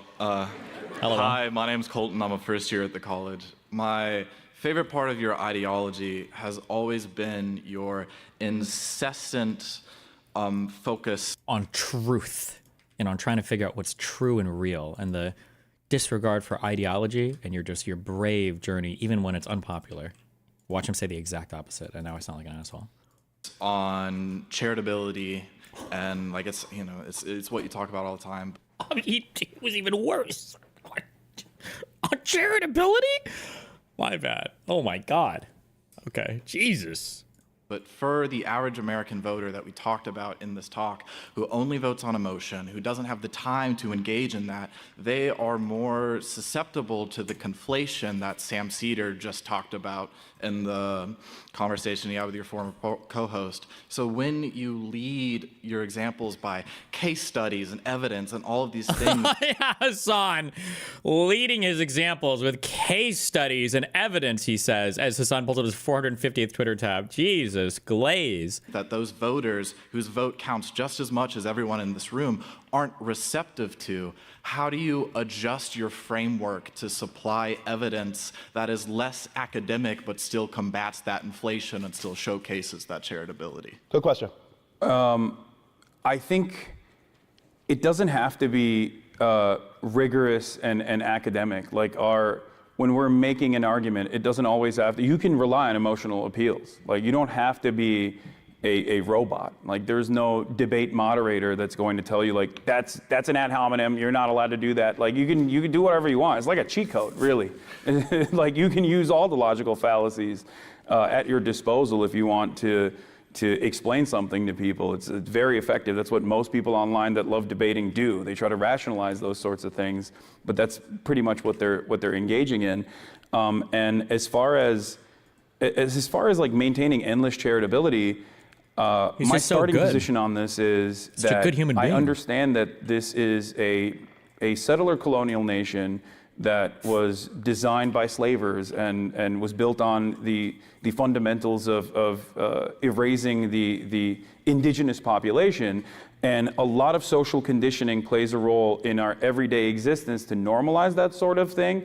And therefore, of course, people are going to have a starting position that is reactionary on a lot of these issues. So as long as you remind yourself of that and take on that emotional labor, you'll be able to overcome this. You'll be able to make a convincing argument. As if, like I said, if you're normal and cool and try to talk to people and meet them where they're at and recognize some of the common points of struggle and pain that they experience, you can always package that back up to whatever kind of social malady that they are representing and move them away from that. Thank you. Wow. Hi, I'm also from the college, 4th year. I remember you guys both mentioned, or there was a topic that was raised about disenfranchisement, feeling like hopeless. We bought into whatever campaign, and then another campaign on the left, on the right, both sides or whatever. And then there was also the question, or sorry, the topic of. When it comes to feeling disenfranchisement because your politician loses, some of that is probably normal when you're young. Like, I was done with politics forever for a good 6 months after Ron Paul lost, because he was like so clearly the savior of the nation, and he was so popular, and the polls were all lying, and everybody that I knew online loved him. When you're young and you've only been through like 1 or 2 elections, you're literally pouring your heart and soul and every fiber of your being into it, and when you lose, it's crushing. It's not necessarily bad to have that that feeling. You just have to do something with it, productive, right? Oh, do people actually vote on policy? I wanted to ask to, what extent do you think I don't care. The populist movements, your Peter Thiel, your David Brooks, you, for example, to what extent do... I feel like that was an interesting That is a crazy spectrum. No, it is kind of crazy. To what extent do you think it's kind of like a response to a global phenomenon, but then maybe like projecting on something else between those different groups? To what extent do you think, we can avoid some big disaster before, people actually start voting on policy, start thinking about what we can do together, not just blaming somebody else? Well, I don't think that there is any way to vote on policy right now. That's at the heart of the problem with the Democratic Party, especially, is that they're not they're not crafting a message that revolves around discernible policies that you can point to. Like, you can do that for Bernie. You could say he's for Medicare for all, he's for free college. He said that for 80 years, right? But you can't really pin down the Democrats on issues like that. So then, because they do not have a coherent, policy-focused message like that, no like tangible legislative action that you can associate them with, they are associated with whatever the Republicans present them as. Kamala Harris doesn't care about you because she's too busy trying to do transgender. Are they saying they're first year, second year, et cetera, instead of freshmen because of it ending in men? No, I feel like it's just gotten more common that you just say first year, second year, third year. It feels like people just say that more commonly now, as opposed to like underclassmen, upperclassmen, or freshman, sophomore, junior, senior. I don't know. That's just the feeling I get. Bottom surgeries for Guatemalans, and it's like all it takes is like one clip from an ACLU seminar that Kamala Harris answered that question on for Americans to go, oh yeah, that is weird. Why does she care only about that? I don't think she cares about anything. If Kamala Harris had policies that you could associate with her that truly address some of the issues that people are experiencing in this country, everyone could just go, oh, shut up, it's nothing. Like, okay, that's one answer that she gave. Why do you care about this? She cares about Medicare for all. Do you not want health care? So that's what I want the Democrats to get to, so that they can actually more successfully be a counterbalance towards growing fascism. But you're right, if they don't do that, then we're cooked, and we're just gonna keep spiraling towards barbarism. Yeah, I mean, recognizing that some people don't just vote on policy and some vote on vibes, there's one answer to change that. The other answer is to have better vibes, you know? Like that too. Yeah, like Barack Obama spoke to people who were voting for a whole bunch of reasons. Barack Obama world, though? No, but I'm saying a successful electoral politician does all of the above, is what I'm saying. So that's the only example I'm doing. Okay. Thank you. Hi, Hassan. Thank you for doing this. My name's Lance. Thanks, I'm a student. second year in the college. We don't live in a Barack Obama world anymore. And despite what even my chat says, Barack Obama would not be as popular in this world. And growing up in a rural area during this time, I've seen the polarization of young men particularly. And I was wondering how the Democrats could begin to activate some of these young men or bring them to their side. And also, when is the Subnautica playthrough going to get finished? I don't even know what that second part Subnautica is a game I played, but I got too scared to finish it. Oh, okay. It was very scary, in my defense. It's a very scary game. It's an underwater horror. It's anyway. Young men. Yeah, about young men. I think that there are a lot of people that are genuinely incredibly insecure in the manosphere space that present themselves as this like hyper masculine idea of like what a 14-year-old would think is like a cool person, and the best antidote to that is to focus on hobbies that are productive and you know, improve yourself, improve your body, engage in the act of constantly choosing to better yourself and be a positive figure for people around you. And that's what I try to do, at least. And I think if more people were to do that, young men in particular, would be more responsive to that. Gotcha. And how can the Democrats activate those voters? We only have a couple more minutes. Can we just stick with one question? Thank you, though. I appreciate it. This is the last question. Yeah, thank you so much. That kid got Thank you very much. obliviated. My name is Cassidy. I'm a second year here at the college. You know, there's the old joke about, oh, to be a real leftist, you have to read XYZ pieces of literature. You have to know all these thinkers, whatever. Yeah, but I've also seen a lot of attribution of the growth of the younger right-wing base with the, you know, decade-old now alt-right pipeline. And, you know, its modern incarnations, as were briefly spoken on. I was wondering how you think it would be possible to cultivate long-lasting leftist spaces online when there's such high perception of barriers to entry. I mean, I don't think I engage in dense literature, and I don't think anyone should really do that, because the entire incredible sentence at University of Chicago. Yeah, well, I mean, like when you're communicating, when you are engaging in the act of propaganda, not as like the way that people understand propaganda, but as just like telling a message. I think it's on you to simplify said message rather than try to point people in the direction of dense literature that's like very hard to tackle. And I try to do that with everything that I engage with, whether it's like me doing crime reacts or reacting to a YouTube video. This is what I believe, so this is my worldview. So I try to bake that understanding of the world into everything that I do, and slowly but surely hope that people develop this different perspective. And I think everyone can do that, but it does require a little bit of reading ahead of time in order to get there. Because to be able to describe difficult to broach concepts in simplified terms, you have to develop a very good understanding of said concepts.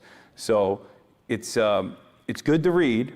Sorry for saying, but when you're engaging normies, you probably shouldn't point to dense academic literature, but instead try to summarize the positions that you know from these places. Mm-hmm. That's true. Y'all, thank you so much for being here. We had a great time.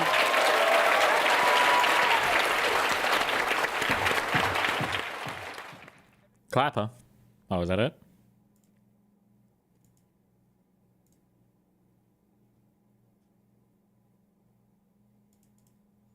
Oh, hot drop into a rape review.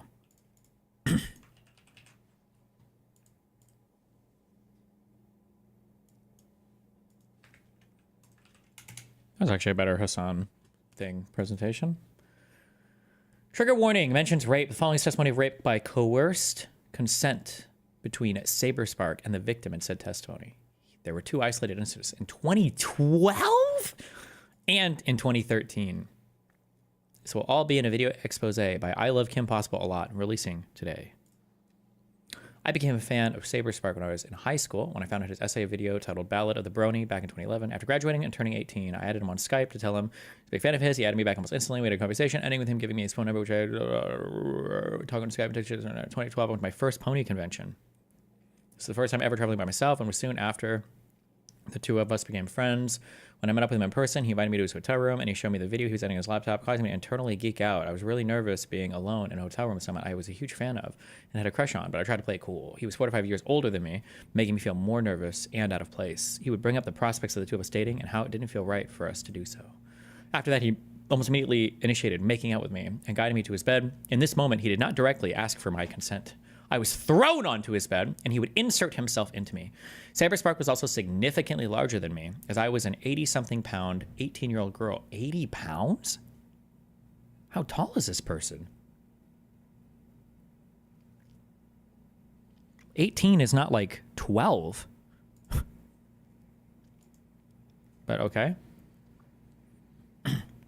What is 80 pounds in kg? I don't know, isn't it like 30 kilograms or something? I don't know. 80 pounds, 2 kg, 36.3 kilograms.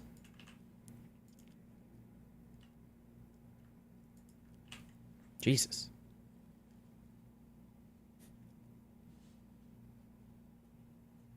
I felt extremely nervous. Oh, so I was an 80-something pound, 18-year-old girl, so I physically could not stop him. I felt extremely nervous and uncomfortable because I had never experienced having any sort of sexual intimacy with someone.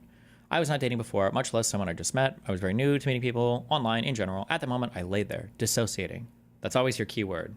It's like a good one to just throw in anywhere where you like, I dissociated. I need to start, I feel like this is a good gaslighting term. Why the fuck did you blah, blah? I was dissociating. Fuck. He got me.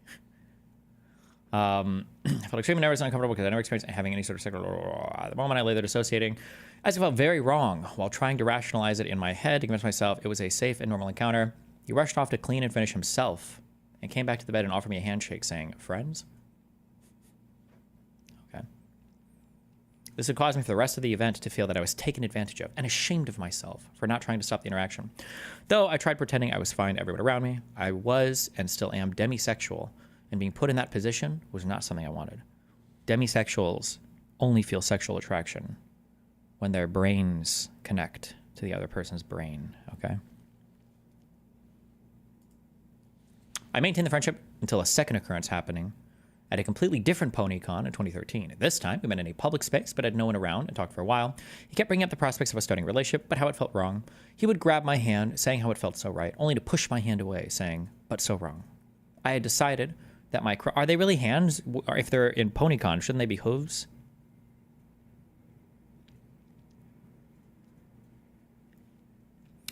Kept bringing up the prospect of us starting a relationship, but how it felt. I had decided that my crush on him was something I needed to get over because I felt that my emotions were being toyed with. Damn, crush for 2 years? Oh, I'm so sorry. I mixed up. That was sapiosexual. Demisexual is that they feel attracted to anyone, regardless of how that person expresses their gender. Oh, shit. Is that like the next version of pansexual? My bad. Is it like bisexual was like your 90s, 2000s, and then pansexual was like the late 2010s? Is it demisexual? Is that like the cooler thing now to be? No, you were right the first time. No, I think sapiosexual was the mind connection thing. Oh, demisexuals, I need an emotional connection before fucking. Oh, my bad. When I was growing up, we just called that normal, but okay. He grabbed my hand, saying how it felt so right, only to push my hand away, saying it felt... He then suggested going to a more public space around others, and we went into an elevator to go to the lobby of the PonyCon Hotel. As soon as the door closed, Saberspark forcefully shoved me against the wall and shoved his tongue down my throat. It scared me and actually hurt, triggering another attack of dissociation. Once again, he did not ask for consent when throwing me into this situation. I like how women in all of these stories are actually like, fuck, what's an anime? I can't even think of one where you like snap your fingers and it's like, it's like, got him. Avada disassociata. And they're like, you will be in a fugue state until I cum. Okay. Once the doors opened and people were present, this led me to feel very embarrassed. Damn, and they were banging? Jesus. He got off me and took my hand and guided me towards the stairs to go back down to where we just were and into a men's restroom where he pulled his pants down and guided my hands and head to perform oral sex on him. I was afraid of denying him because of past experiences with sexual assault, so I did it to get it over with without wanting to cause a problem, where he would ejaculate on my face, apologize profusely, and then offer the same hands something something. Initially met him saying, friends? Despite pretending I was fine, I had slowly begun pulling away from Saberspark. I cried that night while staying with a friend, but waited for that friend to fall asleep so no one could hear me, and I would cry for months, feeling ashamed of myself for putting myself in a compromising situation with someone I hardly knew. I had always felt taken advantage. I want to say, can I give me do props for like the color scheme for this? Because ordinarily this is like in a Google Doc or there's like something else. And I like the Jeopardy themed kind of like color scheme here. Like the blue background, the white text. I've never seen this presentation before. I like it. It's easy to read. It's interesting visually. I had always felt taken advantage of by him and tried being friendly and pretending nothing was wrong, because it was all I knew how to do. I would blame myself for the interactions for years, only opening up a few close people, question if consent was implied because of my crush, and unwillingness and fear to outright try to stop the advances because of how uncomfortable I felt. I understand that there's a possibility that he felt consent was implied because he knew I had a crush on him. However, he not only asked me for consent, or he not once asked me for consent directly and was instead thrown into these sexual encounters, usually very suddenly. There were no discussions about the power dynamic between us as a popular content creator and a fan at any time, and my parasocial connection to him, ooh, we got keywords, and not wanting someone I was a fan of to hate me if I rejected him, leaving me afraid to stop his advances. The only thing I would downgrade this for is I feel like you should have like there could be, like it's a PonyCon. Like why not say like he was chomping at the bit to penetrate, you know, like I feel like you could have more of these types of expressions, but you know, okay, whatever. What do we got? Anything else? Over time, I grew increasingly distant and would eventually end contact completely. I don't feel safe enough to fully come forward because I don't want his fans and friends, or even him, to harass or contact me publicly. It's champing, not chomping. No, it's champing. It's chomping at the bit because horses do that, right?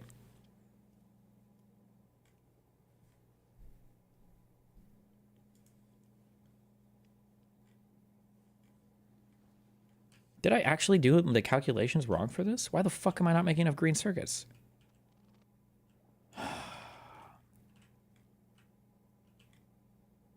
I need to do the. I have to get the. Bro, are we serious? No, wait. I can change this easily. Hold on, I'll figure it out. Okay. Being million subscribers, even sharing my story. Blah, blah, blah. I've seen other instances of SaberSpark using an enormous platform to confront people online he has had conflict with and heard. I have also witnessed several instances of his friends attempting to justify him and his other actions. I was not made aware of his jokes about consent and his recent behavior involving Chris until only recently, and it left my stomach in knots. I please ask above all else for my privacy to be respected. I don't wish to publicly defend my personal experience and just wish to share my experience. Based. Okay. I like we're going with like the TikTok strategy here where it's like China wants to have TikTok enjoy First Amendment freedoms while having ByteDance is like the pulled back international controlling corporation that's immune from criminal anything in China, like the two-step there. I like the please respect my privacy and anonymity, but here I am to drop an incredibly public accusation from 14 years ago. Based. Okay. All right. I respect it. The person wishes to remain anonymous, though they can be reached for questions. Okay. Damn.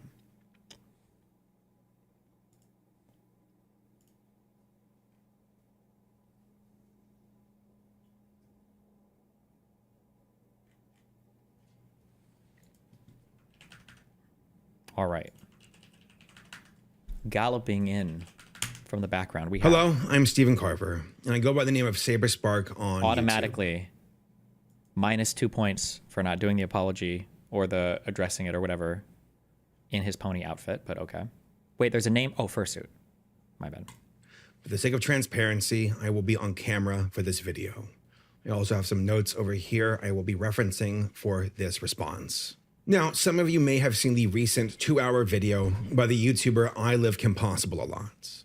Putting aside what it was, which we'll talk about here in a moment, this video included her making some significant and sweeping accusations involving me. Most of the comments I saw on the original upload indicated that many people saw this video for what it was, clout chasing. Damn. And it threw out very severe allegations in a really callous and reckless way. I appreciate that people out there are willing to question such things, and more importantly, share my sentiment that this is not the way things should be done. What was said was untrue. I will get more sound effects, I promise, okay? And it's disappointing to see people trying to build themselves up by tearing others down. With that in mind, this is my response to recent allegations against me from the Twitter account BronyFandom and the YouTuber I Live Impossible a lot. Before I begin, I want to give a content warning for the following things on screen. Folks, this is a very serious video, so please continue watching it at your own discretion. My bad. To be clear, the accusation that I sexually assaulted someone is completely false, and I feel disgusted that I even have to say that.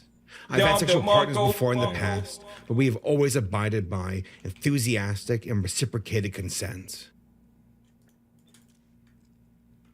The actual reality of the situation appears to be the result of what I believe to be a hit piece. Ooh. From what I've seen, it seems that KP and a person by the username of BronyFandom were working together to push this story, and I have evidence to prove that. Damn! But more than that, what KP's video actually does is extremely dangerous. Okay. It hurts those who are truly victims out there.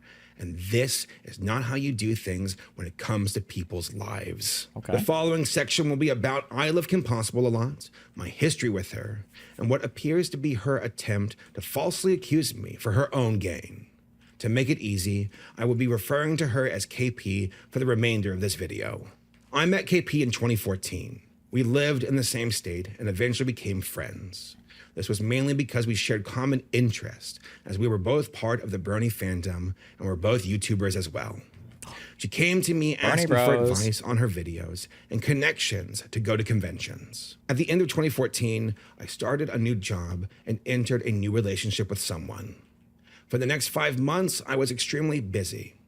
KP would occasionally reach out to me, but I did not have time to hang with her. It was nothing personal, and we naturally drifted apart. 8 years passed, and in August of 2023, a friend of mine messaged me on KP's behalf. He told me that according to KP, one of the editors on my team allegedly did something inappropriate to her back in 2015.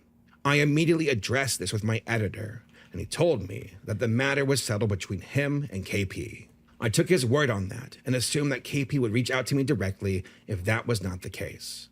On November 12th, 2024, KP made a tweet where she was upset that Chris was still working on my projects. She then posted, "Video coming soon." On January 6th, 2025, KP emailed me demanding I take action due to Chris and what she claimed he did nearly 10 years ago. Due to a leaked call between Chris and KP, they recalled the full story. Chris made a sex joke in regards to KP. She found out about it many years later. What shocked me was when I was informed this call was recorded without Chris's knowledge or consent. Chris profusely begged for forgiveness at the end of the call. And it looked— Hold on, I'm so sorry. I need to pay. He made a sex joke? Is that what happened? Hold on. Shocked me was when I was informed they recalled the full story. Chris made a sex joke in regards to KP, and she found out about it many years later.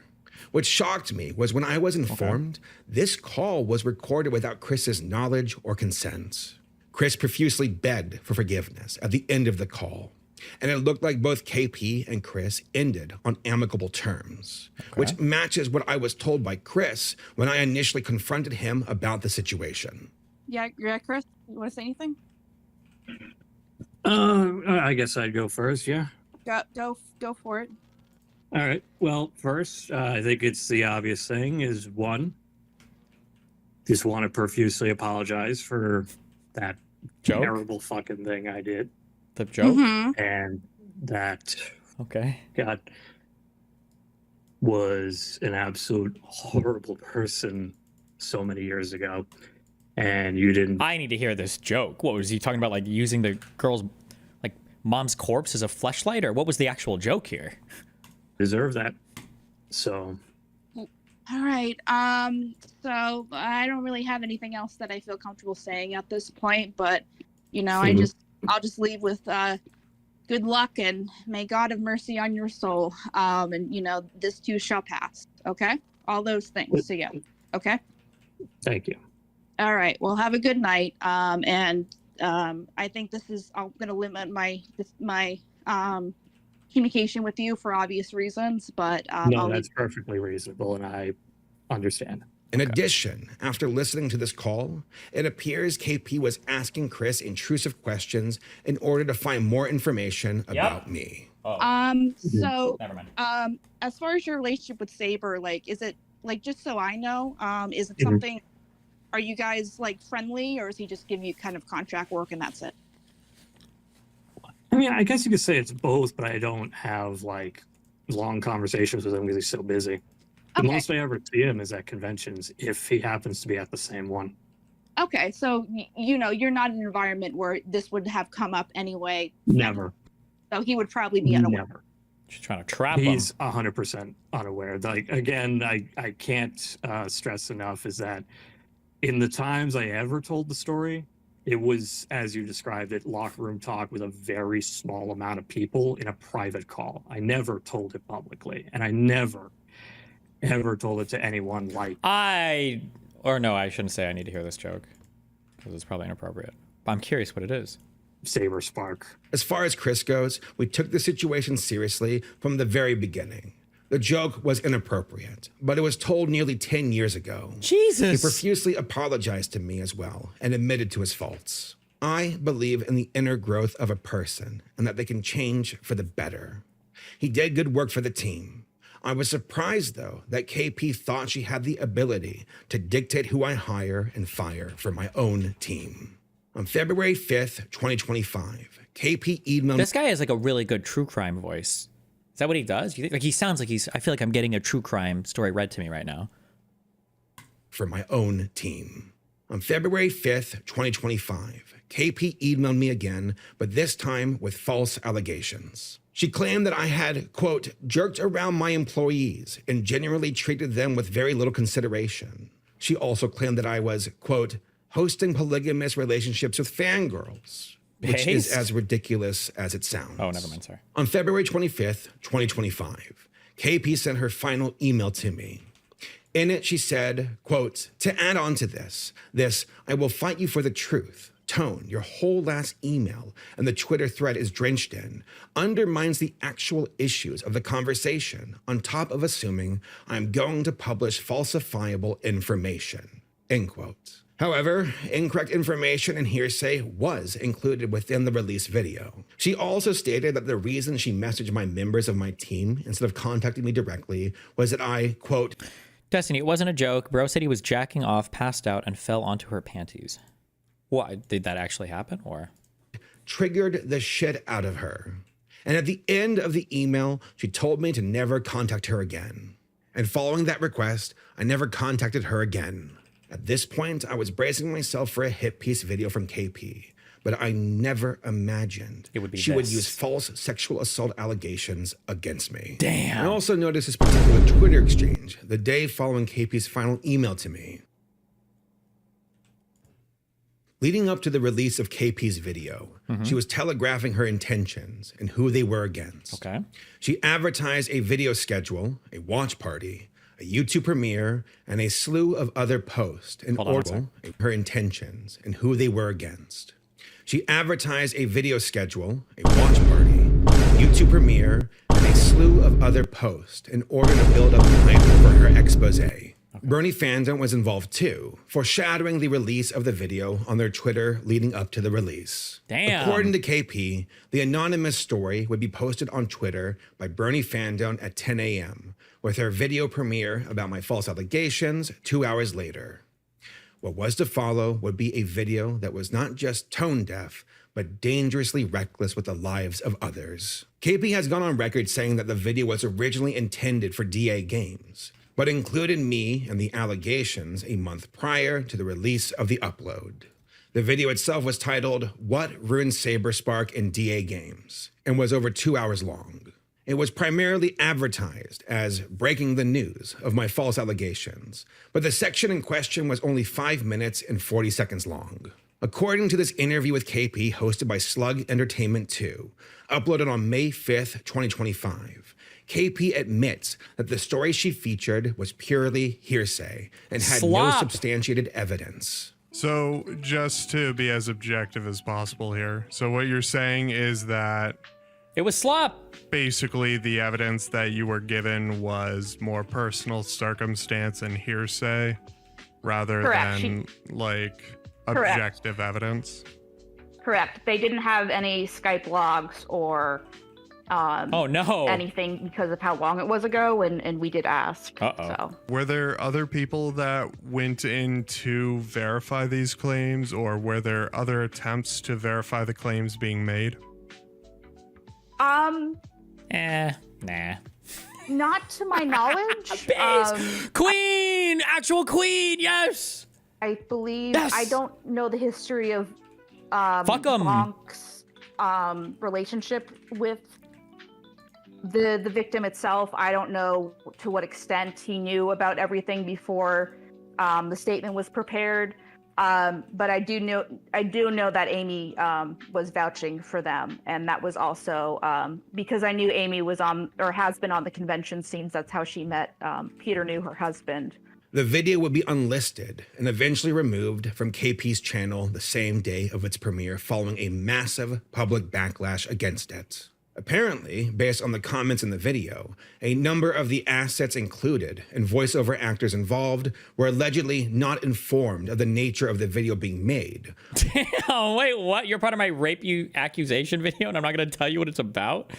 Jesus. Could you imagine like a huge YouTuber trying to rope other people, professionals, into videos in order to kind of get them to co-sign a hit piece against another large YouTuber without that person even being aware of it? Like, what a gross bastardization or misuse of that person's professional responsibility and reputation. That would just be crazy. Or had their work used without permission for video B-roll and memes. On Twitter, I was ridiculed, with many people... I don't get it. I'm talking about iDubbbz and Dr. Kirkonda. People calling me a predator. This was due to the initial sensationalized traction of Bernie fandom's post. But then the post itself began to receive pushback due to public scrutiny over the alleged claims. Following KP's video, Bernie fandom began to backpedal, claiming that they never watched the video prior to promoting KP's upload. Bernie fandom would eventually throw KP under the bus in order to distance themselves from her video's backlash a few days later. So, what does this mean? As far as Bernie fandom goes, one of two things seem to be true.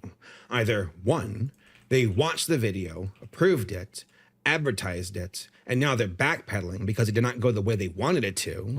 Or two, they never watched the video in the first place, yet they still endorsed it. Damn. Either option is reckless, irresponsible, and speaks to a greater problem.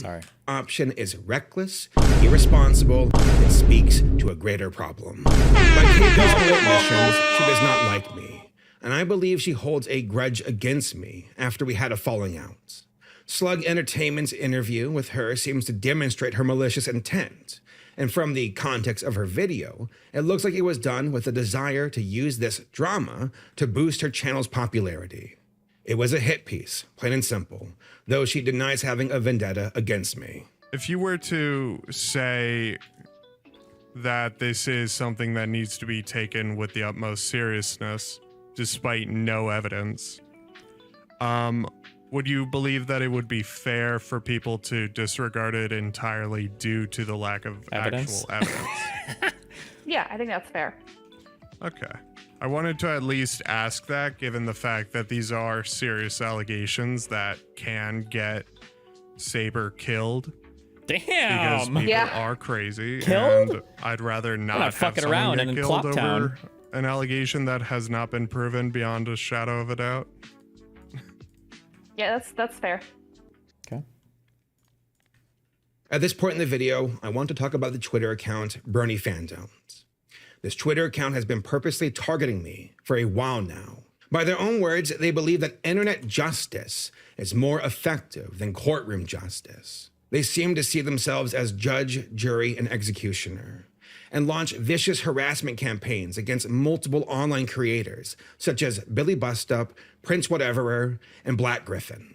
Bernie Fandom has on multiple occasions used falsifiable information to attack people with.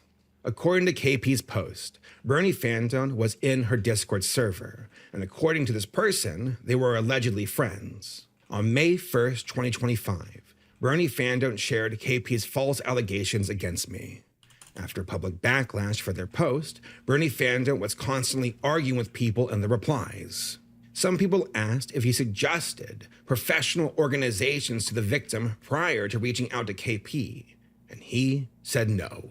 Many were inquiring about rain, and he had no idea what that was. What? At the time of recording this video, the post is still up on Twitter and has not been corrected, despite being false and unsubstantiated. Finally, I want to bring up Sophie Scruggs. She is a comic artist for IDW and is on record sharing the Brony Fandom IDW, Intellectual Dark Web? What? Account. She was friends with KP prior to the premiere of the video and even collaborated on other drama videos with her. She even makes an appearance in said video and talks to both KP and Courtney Pete.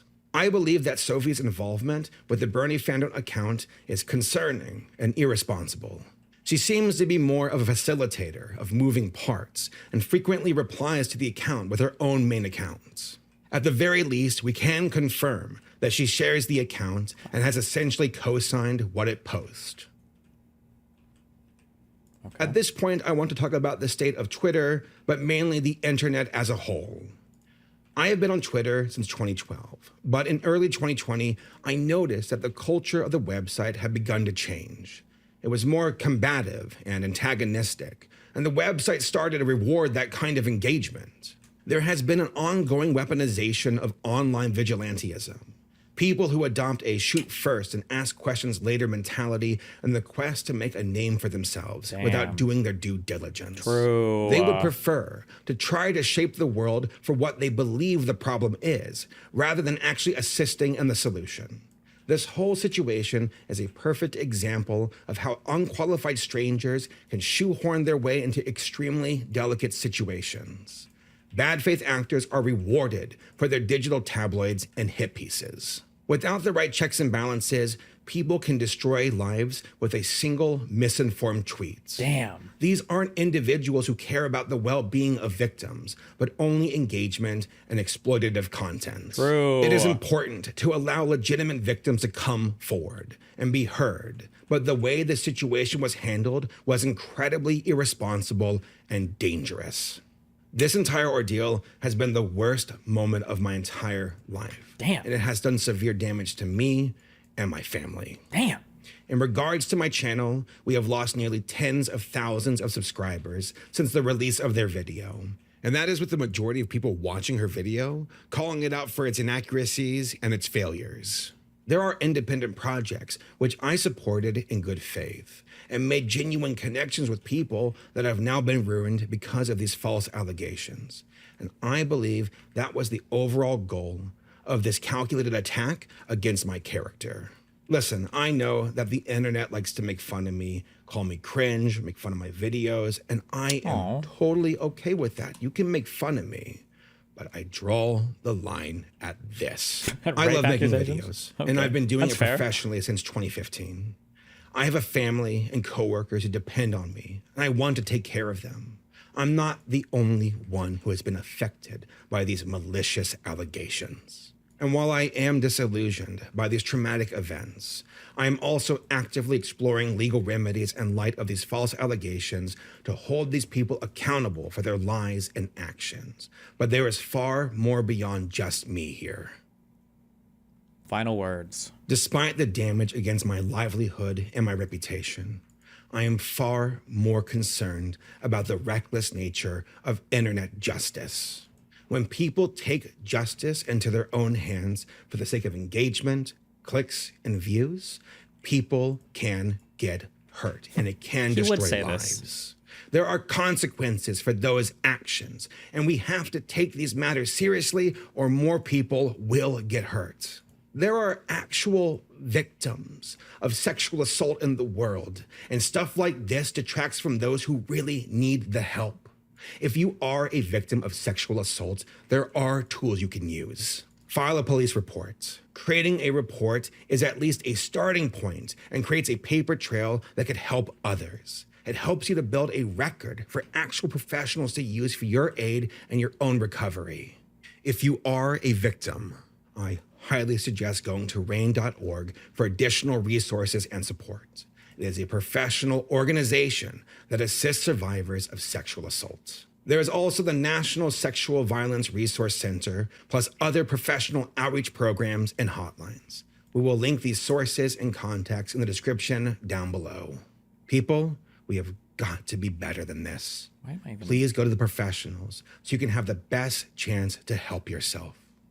Thank you for watching. Thank you. Why the fuck is this even set up like this?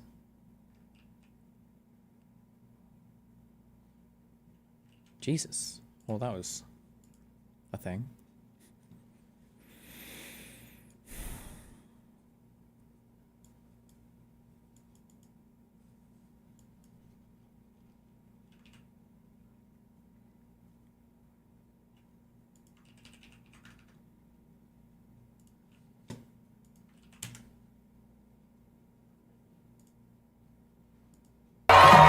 Jesus.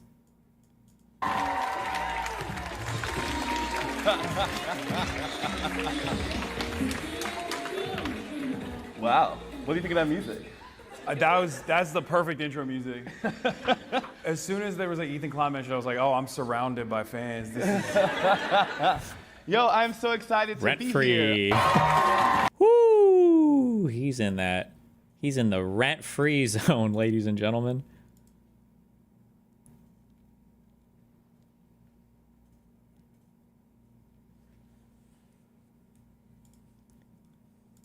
Okay, okay, these two, read, belt, hold, all belts, yes, read, hold all.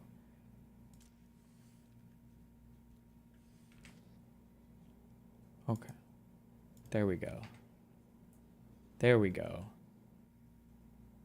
There we go. Is this working now? Wait.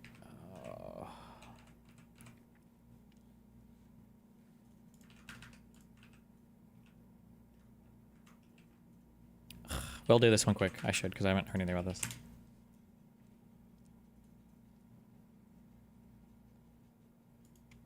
Calm down, you guys. Arresting judges was bad, but we don't need to panic until they come for the mayors. Guys, arresting judges was bad, but we don't need to panic until they come for the mayors. Sorry, what? Oh.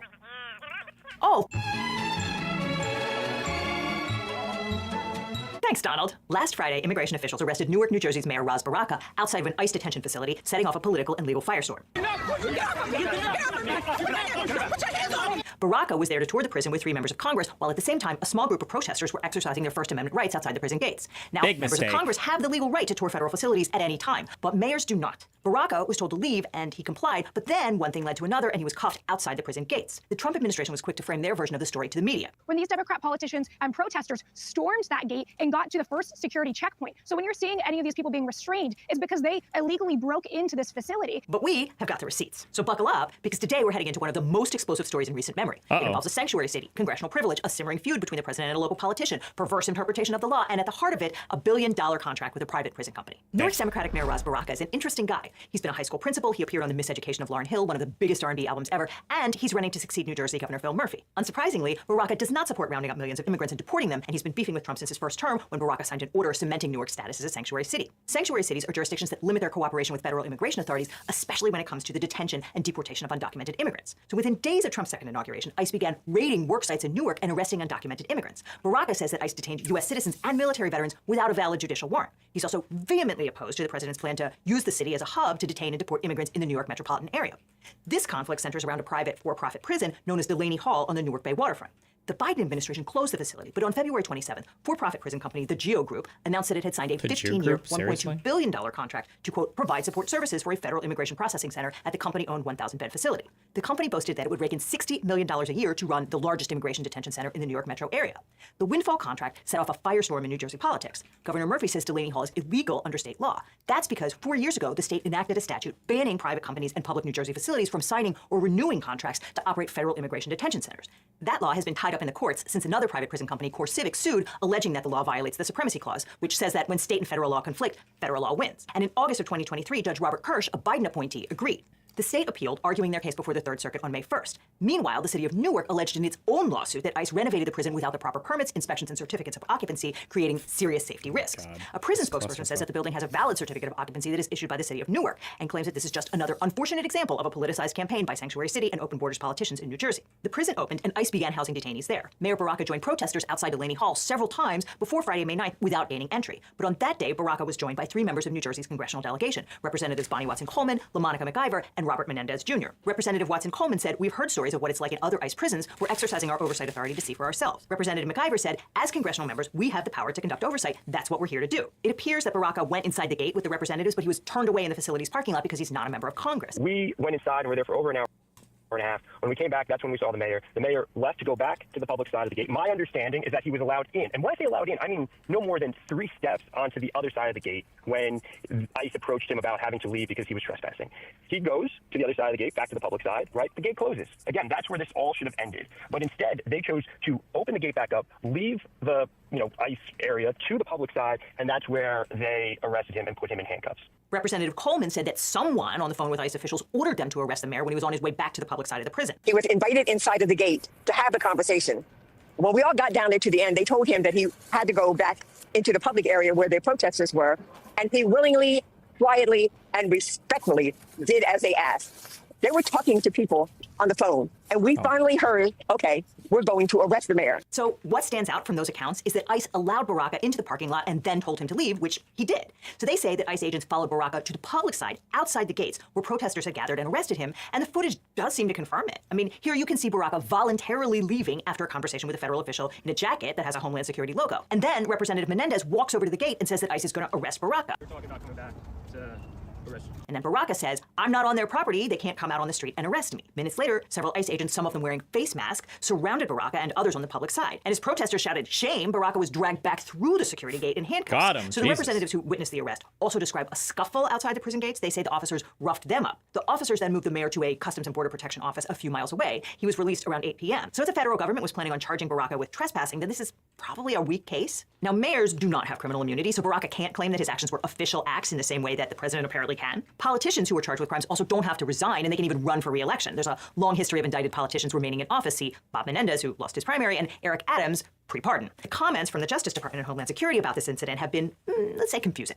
DHS put out a statement saying today, as a bus of detainees was entering the security gate of Delaney Hall Detention Center, a group of protesters, including 2 members of the U.S. House of Representatives, stormed the gate and broke into the detention facility. Representatives Robert Menendez Jr. and Bonnie Watson Coleman and multiple protesters are holed up in a guard shack, the first security checkpoint. 80-year-old Bonnie Watson Coleman, the lady we just watched describe what happened, busted into the prison and holed up in a guard shack. Like, maybe she was fixing to break those immigrants out of jail? That statement is written as if the situation was ongoing, like the representatives and protesters were still refusing to come out of the shack. But I would note that no protesters other than Baraka were arrested. DHS spokeswoman Tricia McLaughlin then went on CNN to say, quote, we actually have body camera footage of these members of Congress assaulting these ICE enforcement officers, including body slamming a female ICE officer. Is Bonnie Watson Coleman in the room with you now, Tricia? Blink twice if you're being body slammed. Let's see As the Coleman footage. pointed out on Twitter, McLaughlin was so unfamiliar with the facts on the ground that she didn't even correctly count the number of representatives present. She said, we were exercising our legal oversight function as we have done at the Elizabeth Detention Center without incident. McLaughlin accused the representatives of putting the safety of our law enforcement agents and detainees at risk. And she said members of Congress are not above the law and cannot illegally break into detention facilities. Had these members requested a tour, we would have facilitated a tour of the facility. Representative Menendez helpfully pointed out that members of Congress do not have to break into an immigration facility to conduct oversight thanks to this federal statute that empowers them to enter. And Representative McIver flagged the part of ICE's own policy, which specifically says members of Congress do not have to call ahead and make an appointment, which is probably why they did in fact get a tour of the facility. And they were inside for 90 minutes, which is not storming the facility. Baraka said, there was no bus of detainees there at all. Nobody stormed the place. The only storming happened is when, we all know when those guys stormed the Capitol. Which if you compare the footage, he's got a point. But even more to the point, Baraka called out the DHS spokesperson who are spreading a total lie. And that brings us to Alina Habba, interim U.S. attorney for New Jersey and arguably Donald Trump's worst lawyer. At 3 p.m., Habba tweeted that Baraka committed trespass and ignored multiple warnings from Homeland Security investigations to remove himself from the ICE detention center in Newark, New Jersey this afternoon. He has willingly chosen to disregard the law that will not stand in this state. He has been taken into custody. No one is above the law. Okay. Nice. Alina Habba is not a criminal lawyer. Before coming into President Trump's orbit, her biggest client was a parking garage company owned by her husband. But then Habba sidled up to a 21-year-old waitress at Trump's New Jersey golf club and magically disappeared a sexual harassment claim against the club and its staff. And by How does MAGA defend it? MAGA doesn't give a fuck, bro. What are you talking about? MAGA is way past. We don't live in the world where MAGA defends anything anymore. They realize it's fuck. They just won't talk about it. And they just meme on everything. magic, I mean she tricked that girl into signing away her rights for $15,000 in a contract that was not enforceable under New Jersey law. She then represented Trump in a series of frankly disastrous lawsuits, including both E. Jean Carroll defamation cases, where the jury awarded the plaintiff a total of $83 million. During that litigation, Judge Lewis Kaplan found Habba's conduct so egregious that he threatened to put her in jail for repeatedly interrupting the proceedings. In that litigation, a contract that was not enforceable under New. By magic, I mean she tricked that girl into New Jersey golf club and magically disappeared as her husband. But then Habba sidled up to a 21-year-old waitress at Trump's New Jersey golf club and magically disappeared a sexual harassment claim against the club and its staff. And by magic, I mean she tricked that girl into signing away her rights for $15,000 in a contract that was not enforceable under New Jersey law. Wait. If I'm remembering that case correctly, it was even more egregious than that. Didn't the lawyer like directly reach out to the lady who was like making this claim and bypass her counsel to cut a deal precisely with that? Yeah, I'm surprised she didn't get. There's got to be some sort of crazy sanction for that. That was an insane breach of. It's not norms, but like that, these are like violations of conduct. You're not allowed to do that. A lawyer can't bypass opposing counsel's counsel and then just talk to the person themselves and cut a deal. She's a U.S. attorney now, based. She then represented Trump in a series of frankly disastrous lawsuits, including both E. Jean Carroll defamation cases, where the jury awarded the plaintiff a total of $83 million.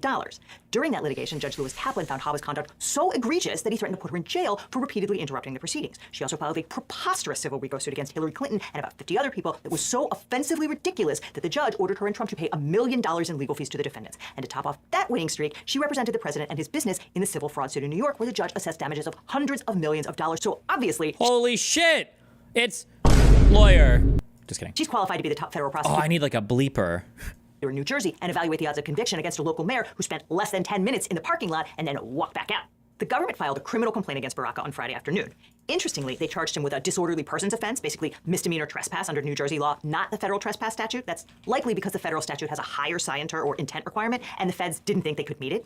Instead, the charging document cites New Jersey state law, applying it via 18 U.S.C. 13, the Assimilative Crimes Act. Basically, that means that if someone violates a state law on federal land, they can be prosecuted for it in federal court. Trespassing on federal land is typically charged under 18 U.S.C. section 1752, which makes it a crime to knowingly enter or remain in a restricted area without lawful authority, particularly when that area is secured due to the presence of a protectee of the U.S. Secret Service or used for government operations. The term restricted buildings or grounds includes a building or grounds designated as a location of national significance. So a federal prison fits the bill. Section 1752A also allows for additional charges for disruptive conduct, conduct impeding official functions, or assaulting or impeding law enforcement officers during trespass.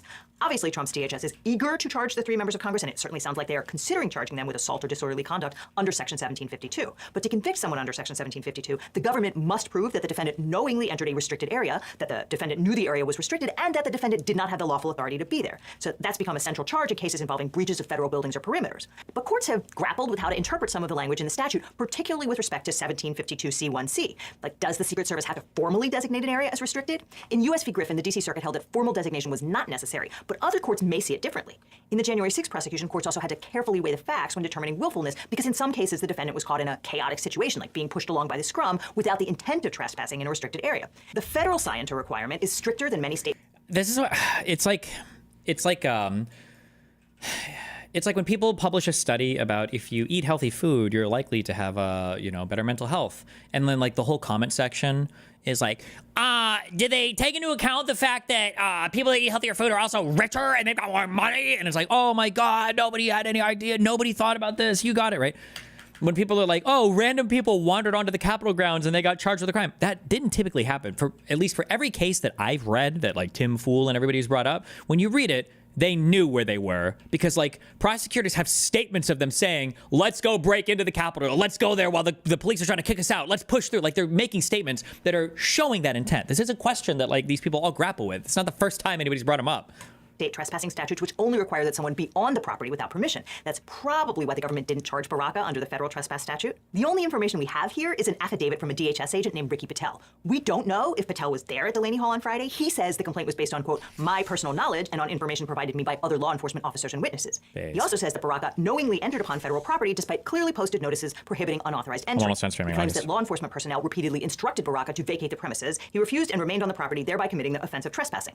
That's all they got. And it sure doesn't look like what we've seen in the video. I mean, maybe all those ICE officers on the scene were wearing body cams, which will tell a different story. Based on Agent Patel's affidavit, they're charging him under New Jersey Statute 2C-18-3B, which applies to a defiant trespasser. It says a person commits a petty disorderly person's offense if, knowing that he is not licensed or privileged to do so, he enters or remains in any place as to which notice against trespass is given by 1. Actual communication to the actor, 2. Posting in a manner prescribed by law or reasonably likely to come to the attention of intruders, or 3. Fencing or other enclosure manifestly designed to exclude intruders. The most interesting thing about this document is what is not in it, because the government doesn't allege that Baraka resisted arrest or obstructed them in any way, just that he was on the property and refused to leave.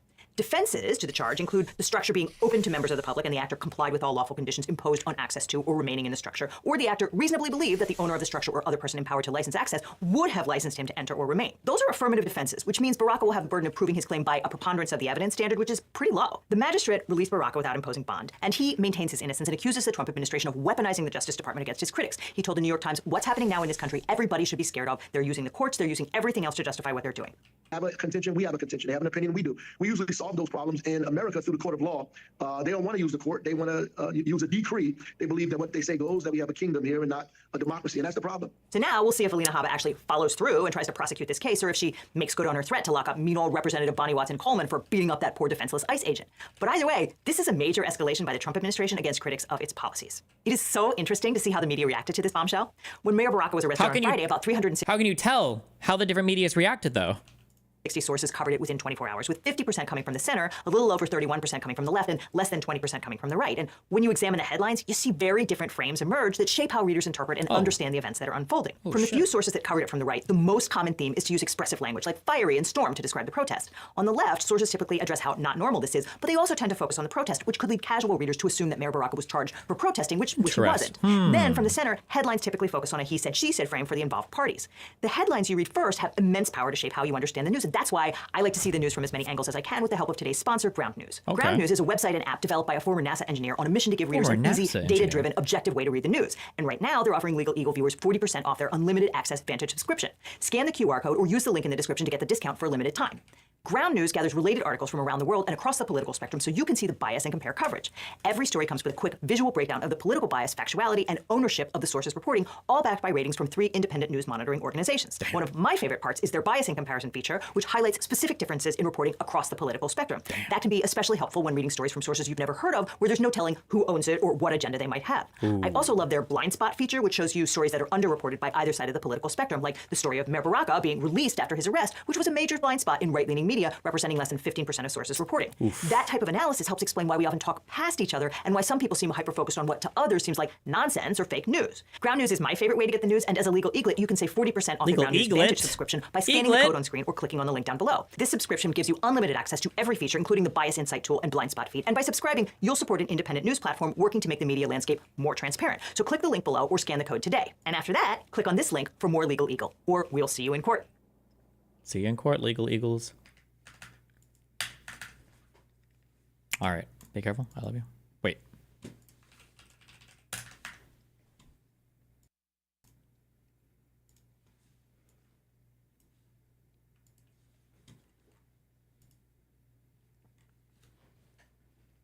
Visit bank wallet. Hit smack ATM. Cash register. Places where cash is stored. Bounce, click, tip jar. Oh, wait. Tip jar, purse, Chrome, curl, page view, ricochet, and pucker.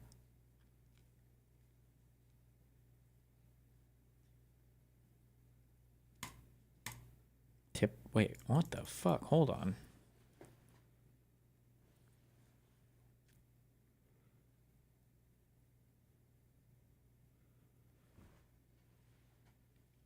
Okay, a click, a visit, a page view, and a hit are on a web page. Visits to a web page.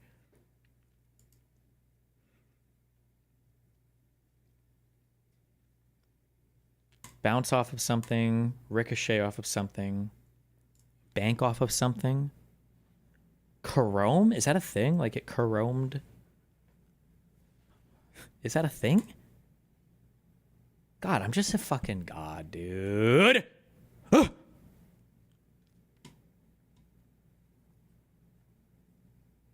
Things you can do with your lips. Curl your lips, smack, purse, pucker. And then this is stuff where you can hold money, I guess? Places to find paper money. Okay.